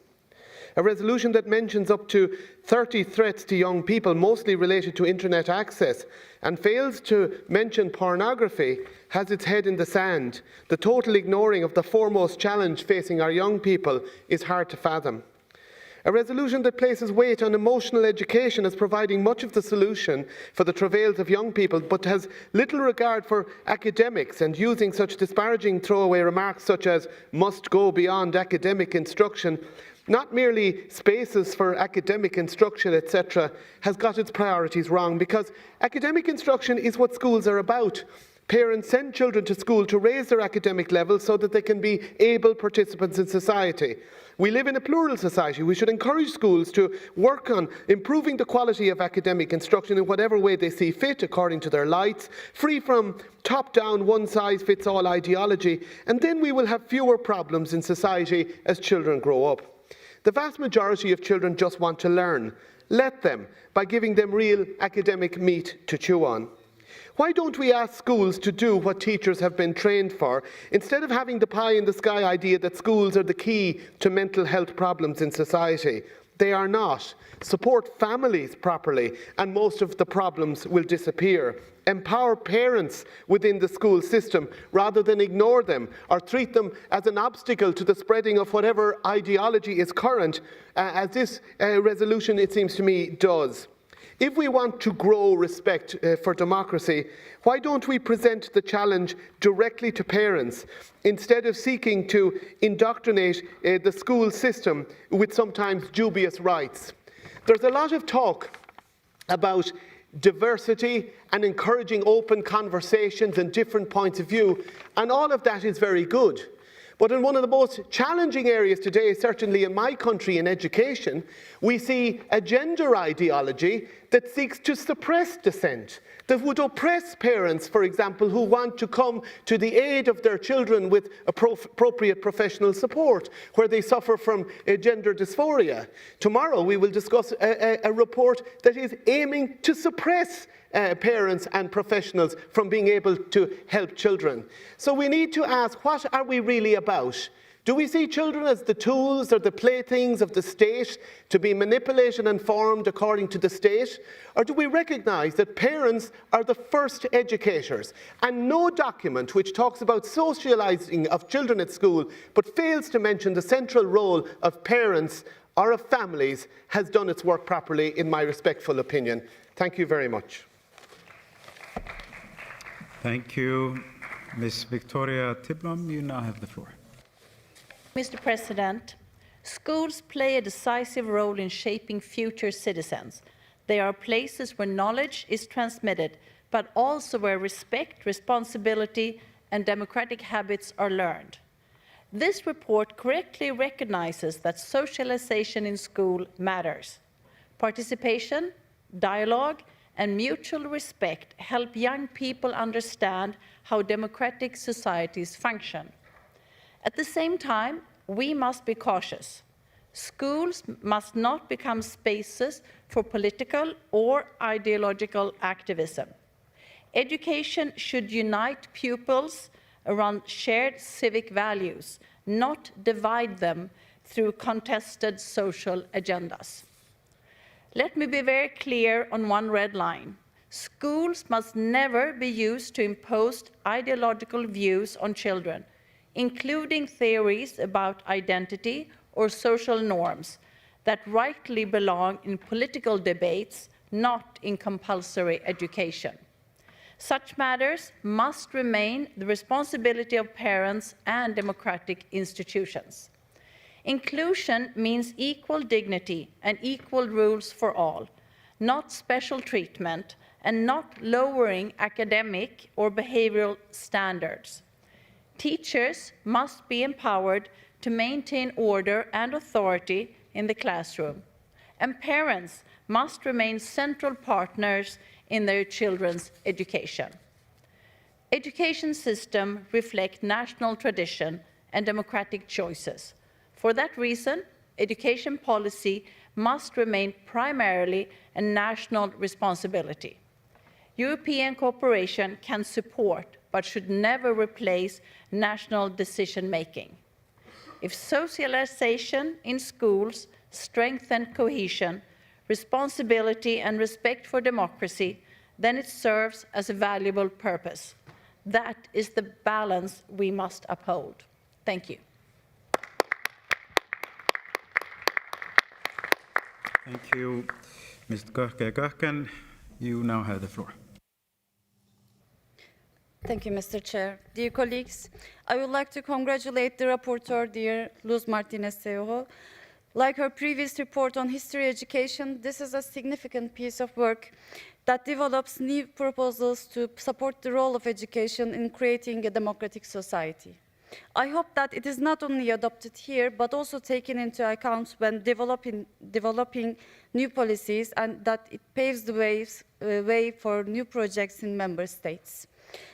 Dear colleagues, since we have an agenda regarding education, I would like to take this opportunity to tell you an interesting story about an educational journey. 35 years ago, a 19-year-old youth was a student in northern Cyprus. Istanbul University placed an advertisement in the newspaper stating that applications for undergraduate transfers had begun. The required documents were listed in the advertisement. The young student gathered all the documents and applied. His application was accepted, and he began his studies at Istanbul University. He graduated.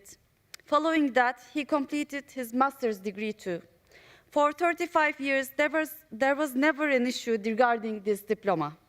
Then, 35 years later, this student, Ekrem İmamoğlu, became a presidential candidate through the primary election votes of 15.5 million Turkish citizens. It was at that exact moment that his diploma was annulled. Why? Because according to the Turkish constitution, a university diploma is required to become a presidential candidate. And it wasn't just Ekrem İmamoğlu. There was another student in the same class. She pursued her academic career later in University of Sorbonne in France, and then at University of Galatasaray in Istanbul. Simply because of this coincidence, her diploma was also cancelled 35 years later. A lawsuit was filed in the administrative court to annul this action. However, the panel of judges assigned to this case was changed by a decision of the Council of Judges and Prosecutors right before the trial. The newly appointed judges ruled that the cancellation of diploma was not unlawful. Dear colleagues, what happens in education is never independent of politics. Whether students are given the opportunity to encounter different ideas, whether a student is hungry, whether a teacher has job security, whether bullying is tolerated in schools, whether educational institutions uphold acquired rights and the rule of law.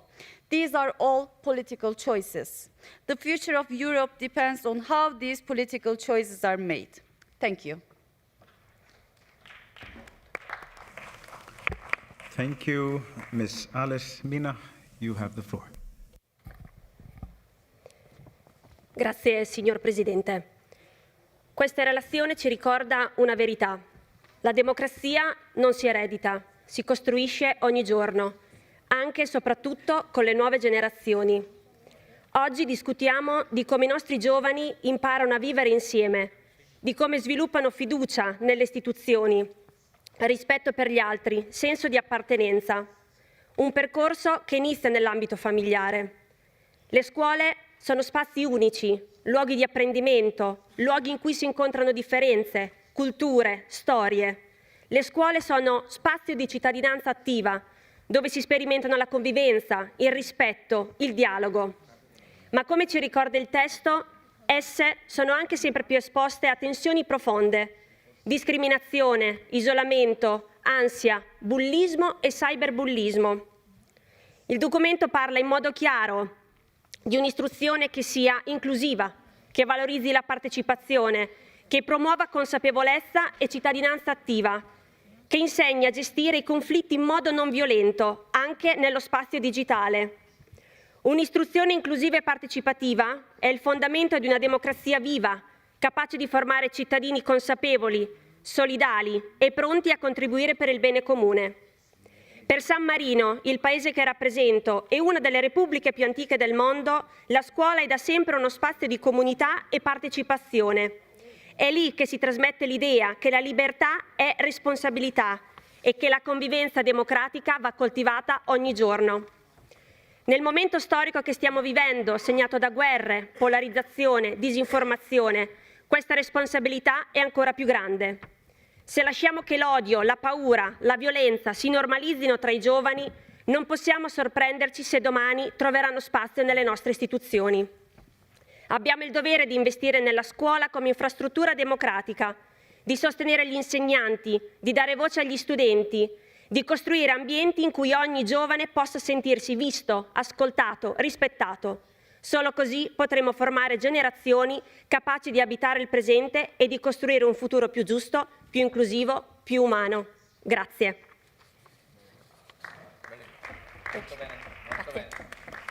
Thank you, Mr. José María Sánchez García.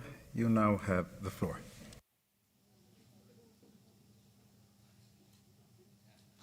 Señor presidente,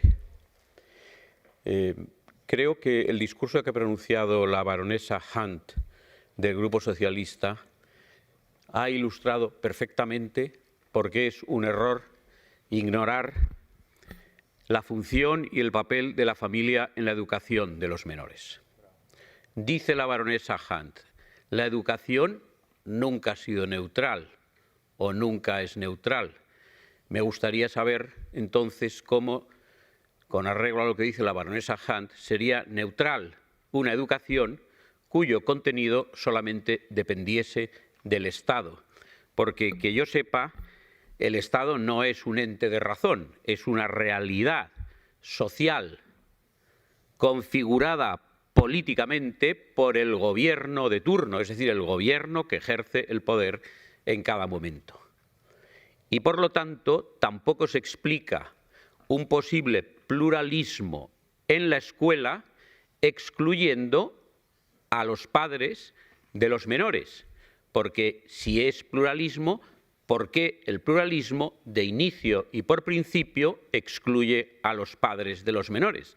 Me gustaría saber también por qué esa exclusión se puede considerar pluralista cuando lo único que es excluyente, no inclusiva, es excluyente.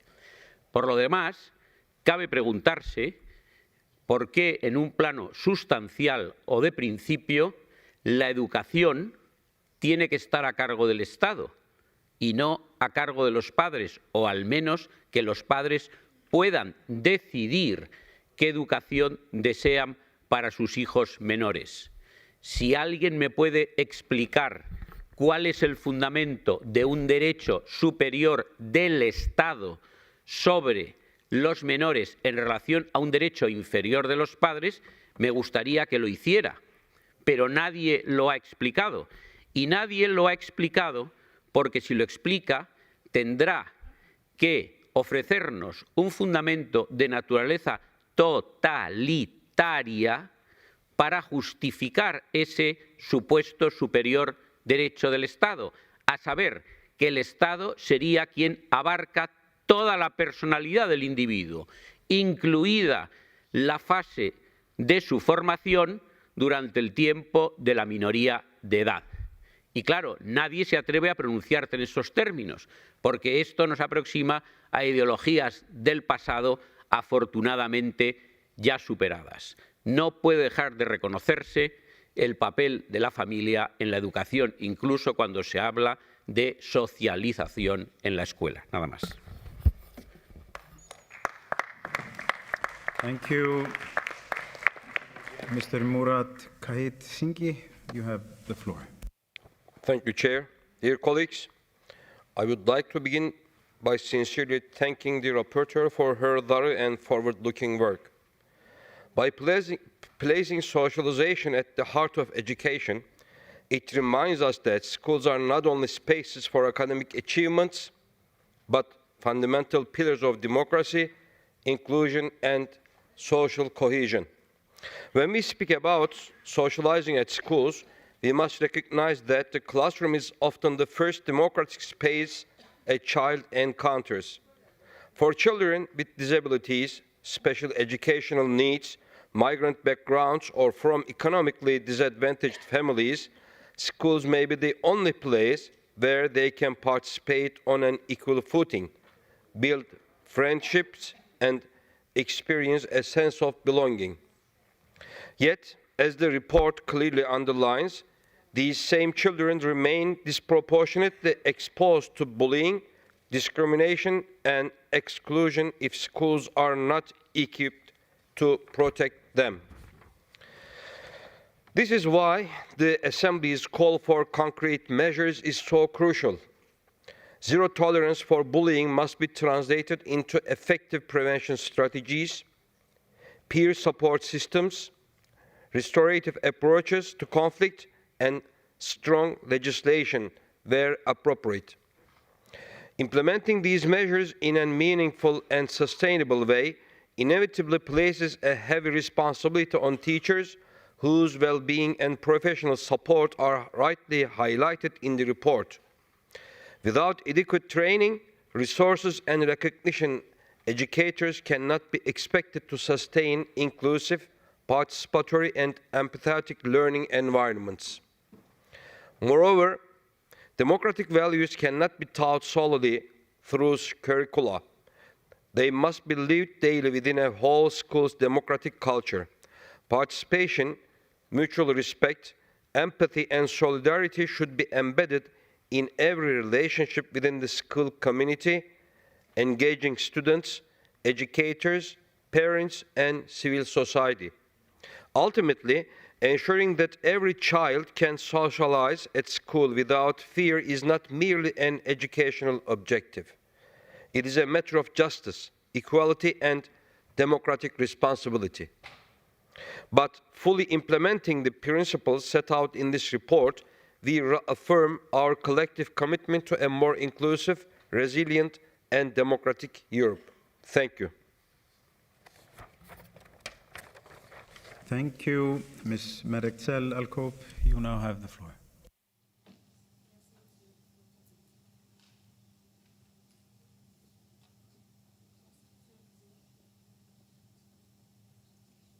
Merci, Monsieur le Président. Chers collègues, l'école est le premier lieu où les enfants font l'expérience concrète de la vie en société. C'est là qu'ils apprennent à vivre ensemble, à respecter les autres, à écouter des opinions diverses et à reconnaître la dignité de chaque personne. Avant d'être des citoyens et électeurs, ils sont des élèves qui découvrent ce que signifie appartenir à une société pluraliste. En ce sens, l'école est bien plus qu'un lieu de transmission de savoir. Elle est le premier espace d'apprentissage de la démocratie.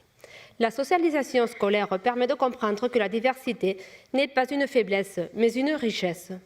Lorsque les élèves partagent la classe avec ses camarades d'origine culturelle, linguistique ou sociale différente, ou aux capacités diverses, ils apprennent que l'égalité ne signifie pas l'opportunité, mais l'équité. Ils apprennent que les droits sont les mêmes pour tous, même si les réalités sont différentes. En Andorre, la socialisation constitue un élément central du développement des enfants et des jeunes. Elle est encouragée à travers la vie scolaire, le travail en groupe, les projets coopératifs et la participation active des élèves. Ces pratiques favorisent le dialogue, l'écoute, la responsabilité partagée et la résolution pacifique des conflits. Notre pays est également un exemple de diversité culturelle et linguistique. 3 systèmes éducatifs publics et de qualité, andorran, français et espagnol, coexistent et reflètent la richesse multiculturelle de notre société. Cette pluralité est une force et un atout pour l'éducation de nos jeunes. Lors de la présidence andorrane du Comité des ministres du Conseil de l'Europe en 2012, notre principale priorité s'est centrée sur l'éducation.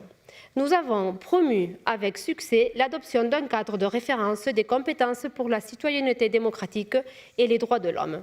Fidèle à cette priorité, le gouvernement andorran soutient l'adoption d'un espace européen et de citoyenneté démocratique et des droits de l'homme qui devrait être adopté à la conférence des ministres de l'éducation du Conseil de l'Europe qui aura lieu à Monténégro le 3 et 4 décembre 2026.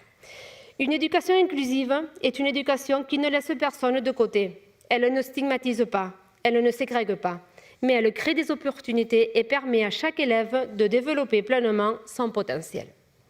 Je tiens à saluer le travail rigoureux et approfondi réalisé par Madame Luz Martinez. Son analyse met en évidence une réalité essentielle. Investir dans la socialisation de l'école, c'est investir dans des citoyens libres, critiques et engagés. C'est garantir que la démocratie ne soit pas seulement une structure institutionnelle, mais une culture vivante. Pour toutes ces raisons, défendre une éducation inclusive et participative, c'est défendre les valeurs fondamentales du Conseil de l'Europe, la démocratie, les droits de l'homme et l'État de droit. C'est œuvrer pour une Europe plus juste, plus solidaire et plus humaine. Je vous remercie. Thank you. Mr. Homero Tavis Castro, you now have the floor.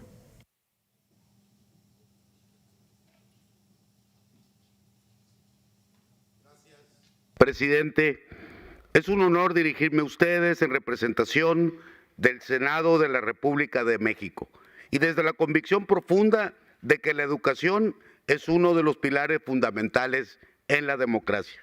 Desde la experiencia en mi país, sostenemos que la escuela no es únicamente un espacio de aprendizaje académico, sino el primer ámbito de socialización democrática. Es en las aulas donde niñas, niños y jóvenes aprenden a convivir, a dialogar, a respetar la diversidad y a reconocer al otro como igual en dignidad y derechos. Somos una nación plural con profundas raíces culturales y con una gran diversidad social. Sin embargo, arrastra también históricas desigualdades. Por ello, desde el movimiento de la transformación democrática que impulsa nuestro gobierno, afirmamos que no puede haber justicia social sin una educación inclusiva. La socialización escolar es una herramienta clave para construir comunidades educativas basadas en la solidaridad, el respeto y la cooperación. Educar para la democracia implica reconocer a las y los estudiantes como sujetos activos, capaces de incidir en su entorno y de ejercer sus derechos con conciencia social.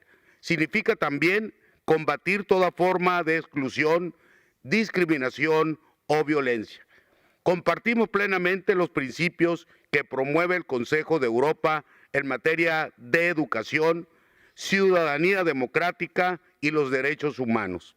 Estos valores universales nos convocan a fortalecer la cooperación internacional, a intercambiar buenas prácticas y a reafirmar que la educación es un bien público al servicio del bien colectivo. Concluyo señalando que desde el gobierno mexicano reconocemos que la educación es un derecho humano y una responsabilidad del Estado, orientada a reducir brechas, promover la igualdad sustantiva y fortalecer la cohesión social. Muchas gracias. Thank you. Ms. Aurora Floridia, you now have the floor.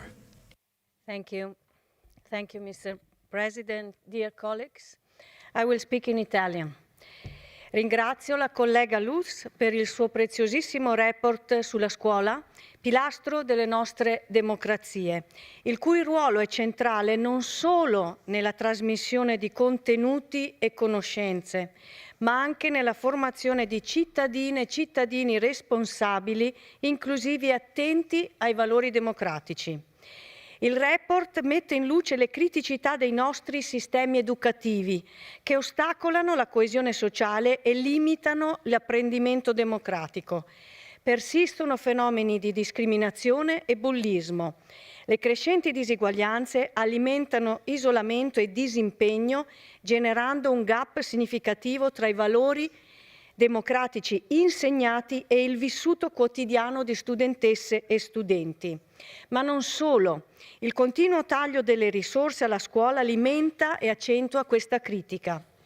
L'impatto di questi tagli è evidente e preoccupante e a mio avviso moralmente anche grave perché le conseguenze sono note da tempo. In Italia, nel mio paese ad esempio, i continui tagli strutturali alla scuola, la costante precarietà e i salari insufficienti per il personale docente stanno mettendo ormai da tempo in seria difficoltà la scuola nell'affrontare le sfide educative a cui è chiamata. È evidente che non può esistere una democrazia moderna e resiliente senza un investimento serio e duraturo nella scuola e nella formazione di tutte le persone che vi operano. In questo senso le proposte contenute nel report risultano particolarmente rilevanti. Penso in particolare alla promozione di metodologie didattiche partecipative e cooperative, all'educazione socio-emotiva come strumento di prevenzione del disagio e di rafforzamento della coesione sociale e al consolidamento della partecipazione attiva di studentesse e studenti attraverso consigli studenteschi e progetti comunitari.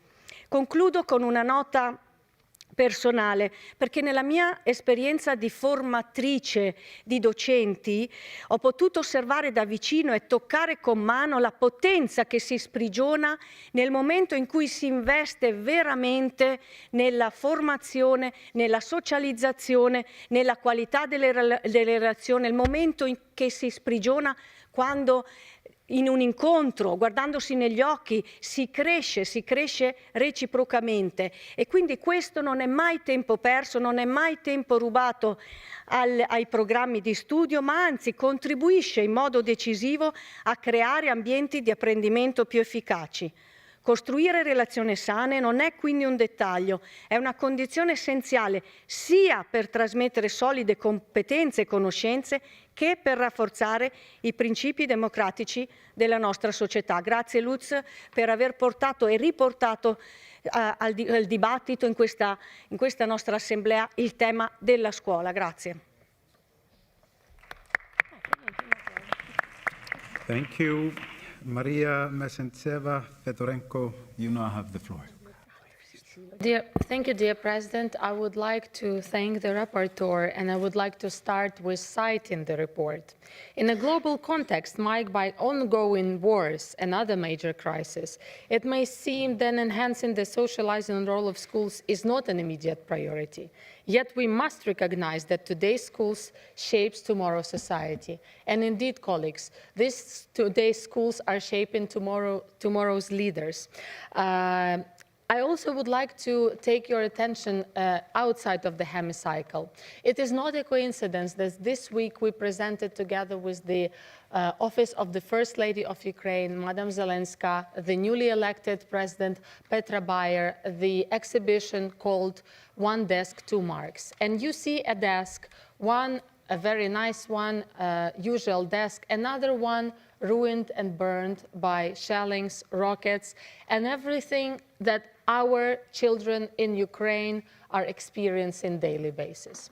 Madam President and other colleagues who have traveled to my home city, Kharkiv, saw that metro, the underground, is currently used as a place to teach, that underground schools are being financed and built massively, where children can really continue to learn what is democracy, what are the values, how they can promote better practices and become better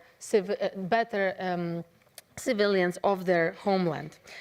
Colleagues, I want to say thank you for underlining and the promotion of approach to stop bullying, to stop these terrible practices, and continue with this fight in our society. Social exclusion is also not acceptable. We have different types of children, and social inclusion matters.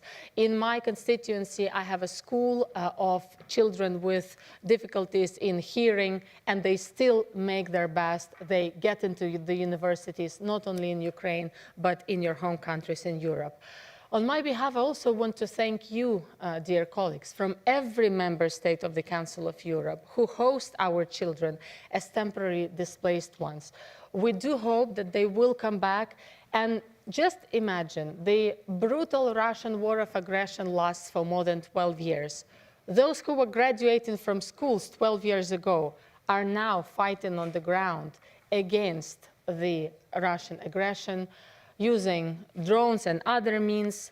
They shouldn't be doing that. They should be creating families, celebrating lives, getting new professions in academia, but not this. The report says we can't do much about fighting back the wars. Yes, we do, with the help of education, with the help of strong support. military, societal, another one. But democracy has to flourish as education as well. Thank you so much. Thank you. Irana Konstankevich, you now have the floor. Thank you, Mr. President. Thank you, the reporter, and to everyone who worked on this report. It addresses this very important and timely issue. Education today needs transformation. More democracy in schools, stronger citizenship education, more inclusion, more participation. As the report rightly says, schools reflect our societies, but they also shape our future societies. As a politician and as someone who has worked in schools and universities, I strongly believe in one thing. If we speak about democracy, it must be present at all levels of education, not as a slogan, not as a separate subject, but as a daily practice. First, we must teach children not only how to live with democratic values, but also how to defend them. Recent years have shown this very clearly. Democracy without resilience is fragile. Very few democracies could resist terror and aggression by Putin the way Ukraine has been doing for years now. Second, education works only when teachers are strong, when teachers are leaders, motivators, moral authorities. For this, teachers must have a respected place in society and decent social and financial conditions. Low salaries undermine education, and they undermine democracy itself. Respect for teachers is a matter of democratic security. And finally, this report gives us a reason to speak about Ukrainian children abroad. Today, around 500,000 Ukrainian children study in other countries. Many of them attend to schools at the same time, local school and Ukrainian schools. This is very difficult for them. Language barriers, education challenges, psychological stress. I call on member states to pay special attention to this issue. It is also about democracy in education. There are good examples already. Ukrainian schools and classes in Estonia, in Poland, in Austria. We are grateful for the care shown to every child, and we encourage all countries hosting Ukrainian children to introduce similar practice. Thank you for your attention. Thank you. Ms. Beatrice Fresco-Rolfo, you now have the floor.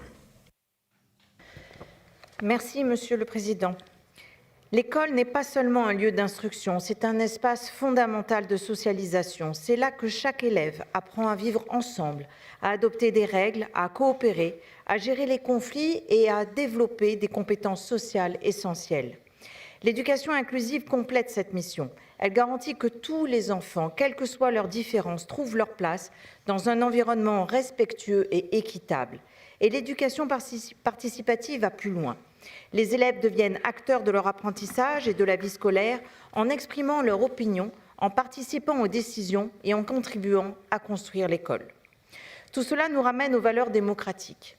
La souveraineté du peuple, la liberté, l'égalité, l'état de droit, la séparation des pouvoirs, le pluralisme politique, la participation citoyenne et le respect des droits humains. Ces valeurs ne se vivent pas seulement dans les institutions politiques, elles s'apprennent dès l'école. Le sommet de Reykjavik et la stratégie du Conseil de l'Europe 2024-2030 soulignent l'importance de l'éducation pour transmettre ces valeurs, promouvoir la responsabilité sociale et accompagner la transformation numérique dans le respect des droits humains. Pour que cela devienne concret, il faut aussi lutter contre la violence, le harcèlement et la discrimination en milieu scolaire. Cette lutte doit être encadrée par la loi, avec la création de référents dans chaque établissement, d'une ligne d'aide disponible 24 heures et 7 jours sur 7, des plans de prévention, des formations pour le personnel, des projets artistiques et pourquoi pas l'interdiction du téléphone dans les collèges et lycées pour limiter le cyberharcèlement. Garantir un environnement sûr, c'est permettre à chaque enfant de participer, de s'exprimer, de s'épanouir pleinement. C'est apprendre à vivre dans la diversité, à résoudre les conflits pacifiquement, à défendre les autres et à agir avec responsabilité. Une école libre de violence devient ainsi un espace d'inclusion et de participation, préparant les élèves à devenir des citoyens responsables et actifs, capables de défendre et de faire vivre les valeurs démocratiques. La principauté de Monaco a investi dans l'éducation, la formation des enseignants et les structures inclusives comme levier pour former ses citoyens.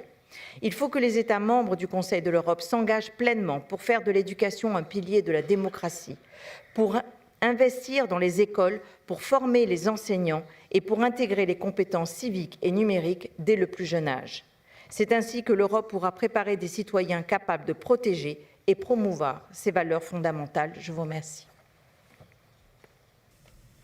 Thank you. Ms. Kolbrún Áslaugar.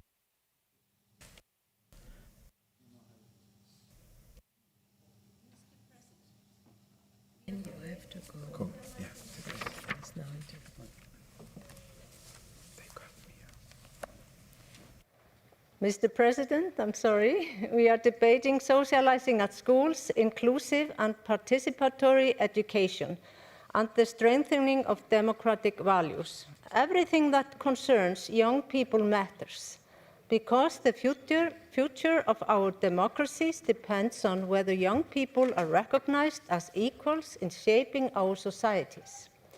The report before us rightly reminds us that schools are not only places of academic learning, they are spaces where democracy must be lived. This starts with participation, but it cannot end there. The United Nations Convention on the Rights of the Child affirms children's right to participate in cultural and social life. Yet participation alone is not enough. Young people also have the right and the capacity to take on responsibility in ways that are appropriate to their age, maturity, and interests. Responsibility builds self-confidence. It creates the feeling that one can have a positive impact on oneself, on others, and on the community. Research consistently shows that when young people are entrusted with meaningful responsibility, they engage more deeply and make a greater effort. When they succeed, they experience pride, which strengthens their motivation to contribute further. Environmental action is one clear example. Across Europe, young people are deeply engaged in issues related to sustainability, the use of resources, and the protection of nature. Schools must be places where they can discuss ethical questions, take a critical stance, and transform concern into responsible action. The environment is only one of many areas where young people want to contribute, but it shows what becomes possible when initiative is encouraged. Young people do not want to be spectators. They do not want to be consulted only after decisions are made. They want to be responsible actors and initiators. That is why this report is so important. It rightly calls for youth participation to evolve from consultation to shared responsibility, ensuring that young people have both the right and the means to influence decisions that affect their lives. If we want resilient democracies, we must trust young people and allow them to practice democracy every day, starting at school. Thank you. I must now interrupt the list of speakers. The speeches of members on the speakers list who have been present during the debate but have not been able to speak may be given to the table office for publication in the official report. Speeches may not exceed 400 words. I remind colleagues that the typewritten text can be submitted electronically, if possible, no later than 4 hours after the list of speakers is interrupted. I call Ms. Martinez-Seyo, Rapporteur, to reply. You have 3 minutes.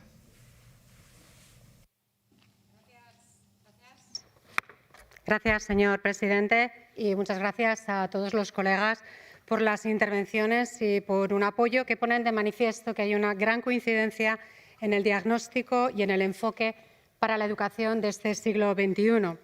Porque la resolución y el proyecto de recomendación que hoy examinamos parten de una premisa incuestionable. La educación no es únicamente un instrumento de transmisión de conocimiento, sino uno de los pilares esenciales de nuestras democracias.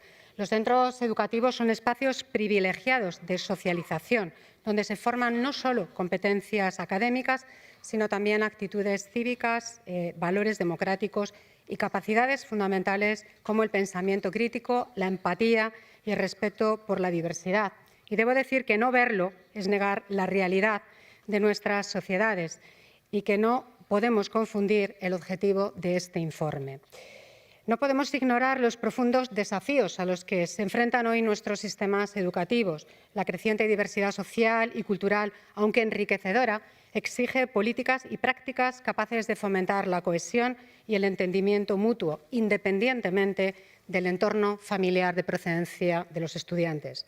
Persisten fenómenos preocupantes como la discriminación, el racismo, el acoso escolar y la exclusión, en muchos casos agravados por un uso inadecuado de las redes sociales que amplifica la desinformación, los estereotipos y el aislamiento social de los jóvenes, que solo se pueden trabajar con profesionalidad y cooperación, porque no todas las familias pueden dar lo que los estudiantes necesitan. Y a ello se suma una realidad alarmante, el deterioro de las condiciones de trabajo del profesorado en numerosos Estados miembros, la sobrecarga laboral, la falta de recursos, la escasa participación en la gobernanza educativa y el insuficiente reconocimiento profesional no solo afectan al bienestar de los docentes, sino que comprometen directamente la calidad y la equidad de la educación. No puede haber escuelas democráticas sin docentes apoyados, formados y valorados. En un contexto de declive democrático global, esta resolución constituye una llamada clara a la acción política, invertir en educación, dotar a las escuelas de flexibilidad, promover pedagogías centradas en el alumnado, integrar la educación socioemocional, reforzar la alfabetización digital y garantizar una ciudadanía democrática adaptada a todas las edades no son opciones, sino responsabilidades ineludibles. La cooperación internacional, en particular con la Unión Europea, la UNESCO y la OCDE, es también un elemento clave para asegurar una orientación común y eficaz. Y, por supuesto, una cooperación para apoyar la normalización de la educación en Ucrania. Señorías, defender el papel democrático de la educación es defender el futuro de Europa. Hagamos de nuestras escuelas espacios donde la democracia no solo se enseñe, sino que se practique día a día. Y finalizo con mi agradecimiento a la secretaría de esta comisión, en especial a Dana, por su trabajo mano a mano conmigo a lo largo del desarrollo de este informe. Muchas gracias. Thank you. Does the chairperson of the committee, Mr. Moen Jensen, wish to speak? You have 3 minutes.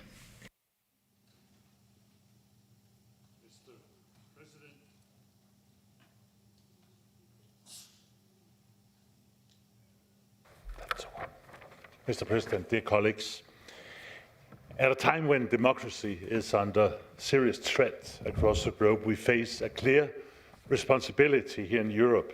If we want democracy to endure, it must be learned, practiced and lived.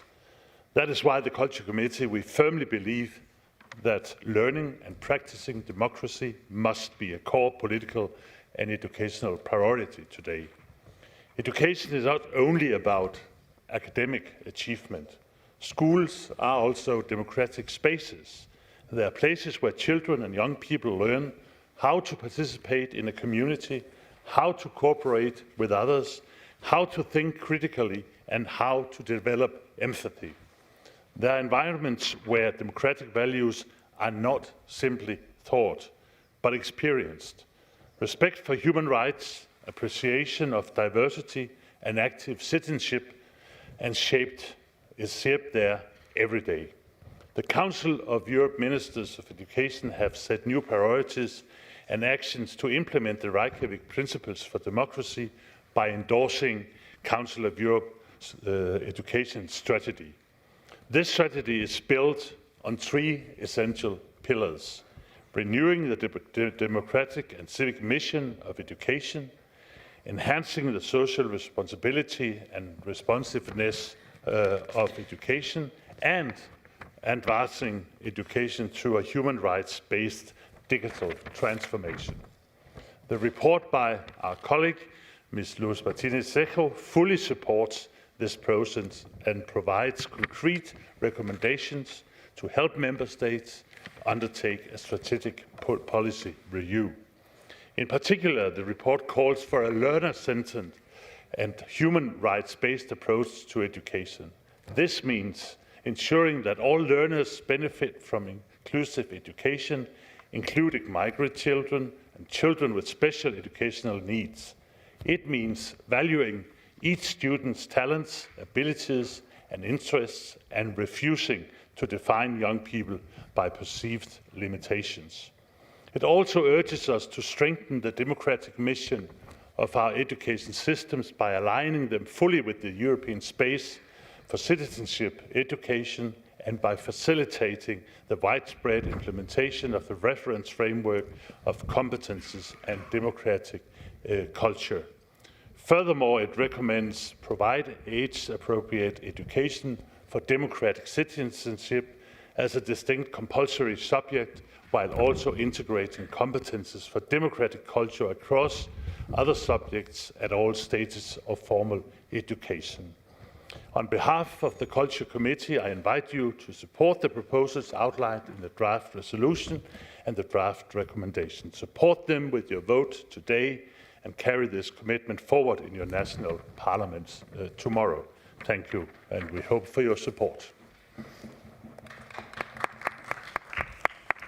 Thank you, dear colleagues. The debate is closed. The Committee on Culture, Science, Education and Media has presented a draft resolution, document 16314, to which 6 amendments have been tabled. They will be taken in order in which they appear in the compendium. I remind you that speeches on amendments are limited to 30 seconds. I understand that the chairperson of the committee wishes to propose to the Assembly that amendments 1, 2, 5, 6, 3, and 4 to the draft resolution, document 16314, which were rejected by the committee with a 2/3 majority, be declared as definitely rejected. Is that so, Mr. Jensen? If no one objects, I will consider the amendments to be rejected. Is there any objections?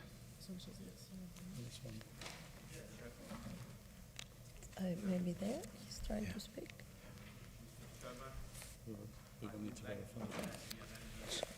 The rejected amendments, and to do so, may I ask 10 of my colleagues to stand up with me.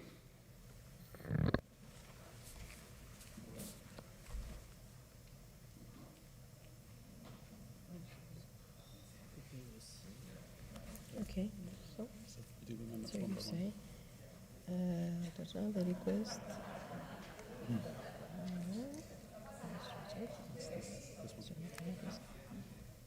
Yes. The request of the committee is rejected, so each of the amendments will be taken individually.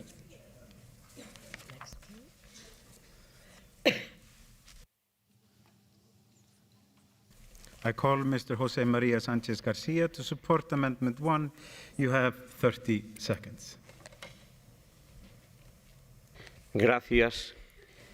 Todas las enmiendas presentadas y que han sido rechazadas por la Comisión tienen una única finalidad, que es que se reconozca en el proyecto de resolución, si este es aprobado, que la familia, los padres de los menores, tienen un papel y una función por cumplir en las escuelas, también en materia de socialización. Consideramos que excluir a la familia, a los padres de los menores, es excluyente y, por lo tanto, en contra de lo que se ha afirmado, no contribuiría al pluralismo. Does anyone wish to speak against the amendment? Rapporteur, please. señor presidente.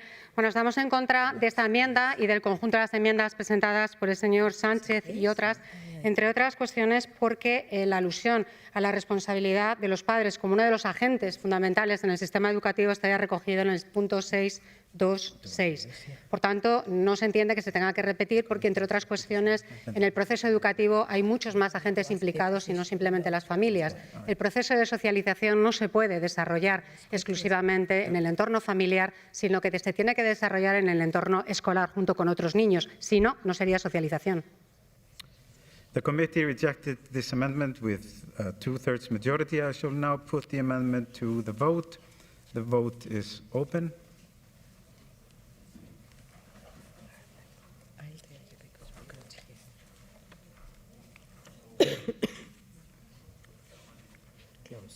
The vote is closed.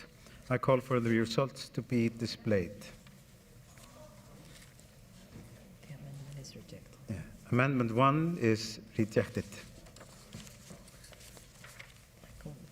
I call Mr. Jose Maria Sanchez Garcia to support Amendment 2. You have 30 seconds.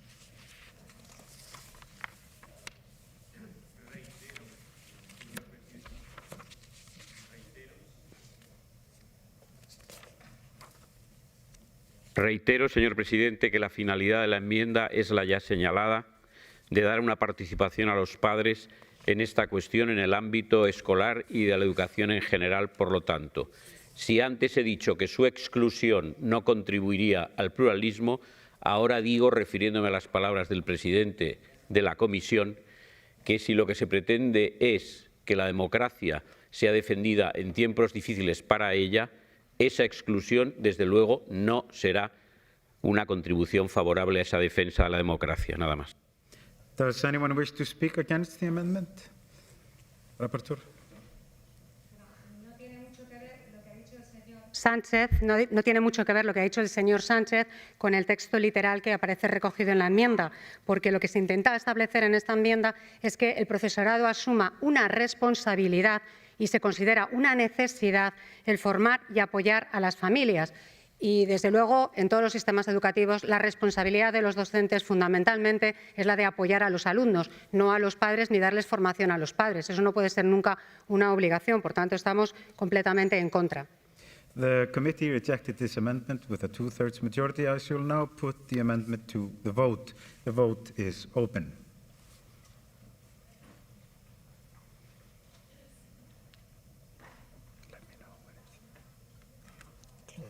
The vote is closed. I call for the results to be displayed. Rejected. Amendment 2 is rejected. I call Mr. Jose Maria Sanchez Garcia to support Amendment 5. You have 30 seconds.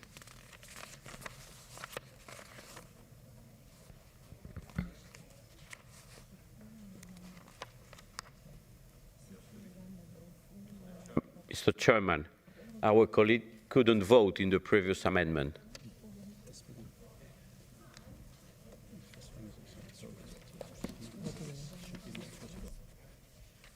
This one should not. This one should not. But now we are on that, no? Can you continue with Amendment 5? And also Mr. Pietrella couldn't vote in the previous amendment. She must be a substitute, but we are checking. Okay. We are checking. She probably doesn't have the voting right, that's why. Okay. So, what we done? Call Mr. Five, Didn't, yes. yeah. I call Mr. Jose Maria Sanchez Garcia to support Amendment 5. You have 30 seconds. Bien, se ha dicho que se pretende que la familia sea también educada en estos valores democráticos. No es lo que se decía en la enmienda, se decía que a ese efecto de impregnar la enseñanza de valores democráticos, la familia y los profesores se sostendrían en reciprocidad. Bien, la finalidad de la enmienda es exactamente la misma que he expresado ya en dos ocasiones anteriores. No concebimos que sea posible que en la educación, aunque sea en el ámbito de la socialización, se excluya a la familia. Does anyone wish to speak against the amendment? Rapporteur. El texto literalmente dice, y lo digo en inglés, parents need to be educated and considered in the first place. Así que sí están incluyendo una nueva obligación al profesorado para que forme a los padres. E insisto y repito, el objetivo de este informe es formar a los jóvenes y a los alumnos de todo el sistema educativo, no a las familias. Y, por supuesto, no se les puede cargar con una responsabilidad de este tipo, porque para eso existen otras cuestiones como son las escuelas de padres que funcionan en muchos sistemas educativos y que tienen que ser, lógicamente, promovidas por los distintos Estados. The committee rejected this amendment with a 2/3 majority. I shall now put the amendment to the vote. The vote is open. Okay. You can close. The vote is closed. I call for the result to be displayed. Rejected. Amendment 5 is rejected. As Amendment 5 was rejected, Amendment 6 will not be voted on because the text is identical. I call Mr. Jose Maria Sanchez Garcia to support Amendment, is it 3? 3. Yeah, Amendment 3. You have 30 seconds. Sí, bueno, no creo que se trate de polemizar ahora en estos términos, pero yo tengo el texto francés bajo mis ojos y dice: il est donc nécessaire que le personnel enseignant et les parents se soutiennent mutuellement. Y en otra enmienda que también ha sido ya objeto de votación se dice: la famille devient ainsi l'atout social prépondérant et constitue donc un partenaire primordial du système scolaire. Esto es lo que pretendemos. Nada más, no se trata de que en la escuela se eduque a los padres. Si usted quiere interpretarlo así, pues está tergiversando el texto de las enmiendas, nada más. Does anyone wish to speak against the amendment? Ms. Martínez. Yo no interpreto, yo leo lo que ha puesto en el texto y son sus enmiendas, no las mías. Por otro lado, debo decir que lo que implican en esta nueva enmienda es que sea las familias, los padres de los alumnos los que detecten enfermedades mentales y problemas de bienestar emocional. En fin, yo considero que la mayoría de las familias no tienen esa capacidad, ni muchísimo menos, y que sería un absoluto error priorizar que las familias, independientemente del entorno del que vengan, sean las que tienen que detectar cualquier problema de salud mental. Eso corresponde al sistema de salud y, por supuesto, a orientadores y a psicólogos, pero no a las familias. The committee rejected this amendment with a 2/3 majority. I shall now put the amendment to the vote. The vote is open.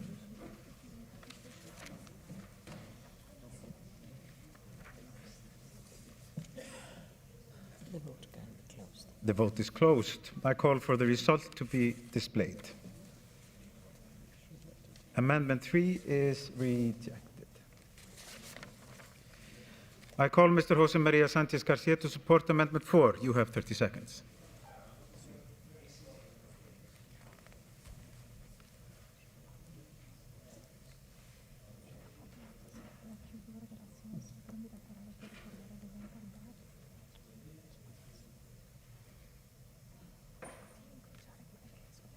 Sí, señor presidente. La enmienda, de nuevo, trata de llamar a la participación activa de las familias en lo que es el gobierno de los centros escolares y, por lo tanto, a situar a la familia en lo que es la actividad educativa sin ser excluida. Esta es la finalidad, no voy a reiterar lo dicho. Por lo demás, en cuanto a la observación anterior, debo decir que nosotros sí consideramos que las familias están capacitadas para detectar algún tipo de desorden mental en los hijos menores. Does anyone wish to speak against the amendment? Ms. Martínez. Presidente, una vez más, insisto, las familias están mencionadas en el punto 6.2.6 y, desde luego, hay otros agentes también involucrados en el buen funcionamiento del sistema educativo, además de los centros educativos, de la comunidad educativa, y hay otra serie de agentes que participan a diario en un montón de actividades que son muy necesarias para consolidar los valores democráticos, y de esto se trata en este informe. No consideramos que sea apropiado el enfoque de restringir esos apoyos que tienen que ser parte del sistema educativo limitados exclusivamente a las familias. Gracias. Thank you. The committee rejected this amendment with a 2/3 majority. I shall now put the amendment to the vote. The vote is open.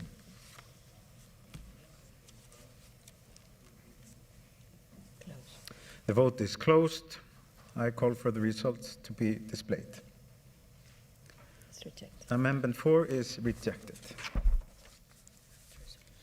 We will now proceed to vote on the draft resolution contained in document 16314 as amended. A simple majority is required. The vote is open.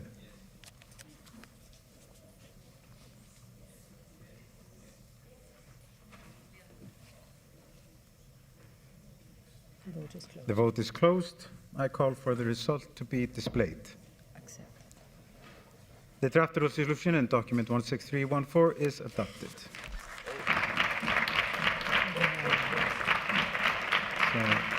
Now it's going to be quick. The Committee on Culture, Science, Education and Media has presented a draft recommendation, document 16314, to which no amendments have been tabled. We will now proceed to vote on the draft recommendation. A 2/3 majority is required.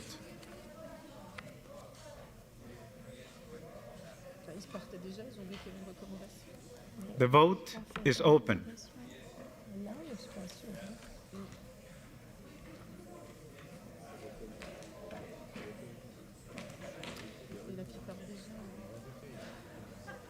Il y a un vote. Okay. Je pense qu'ils n'ont pas compris. Là. Ils ont retiré leur badge, ils ne peuvent pas le remettre. The vote is closed. Yeah, the vote is closed. I call for the result to be displayed. Oh, c'est bon. The draft recommendation in document 16314 is adopted. I didn't expect the vote. The Assembly will hold its next public sitting tomorrow morning at 10:10. With the agenda approved on Monday, the sitting is adjourned. Well done. Thank you. Thank you very much. Great, thank you.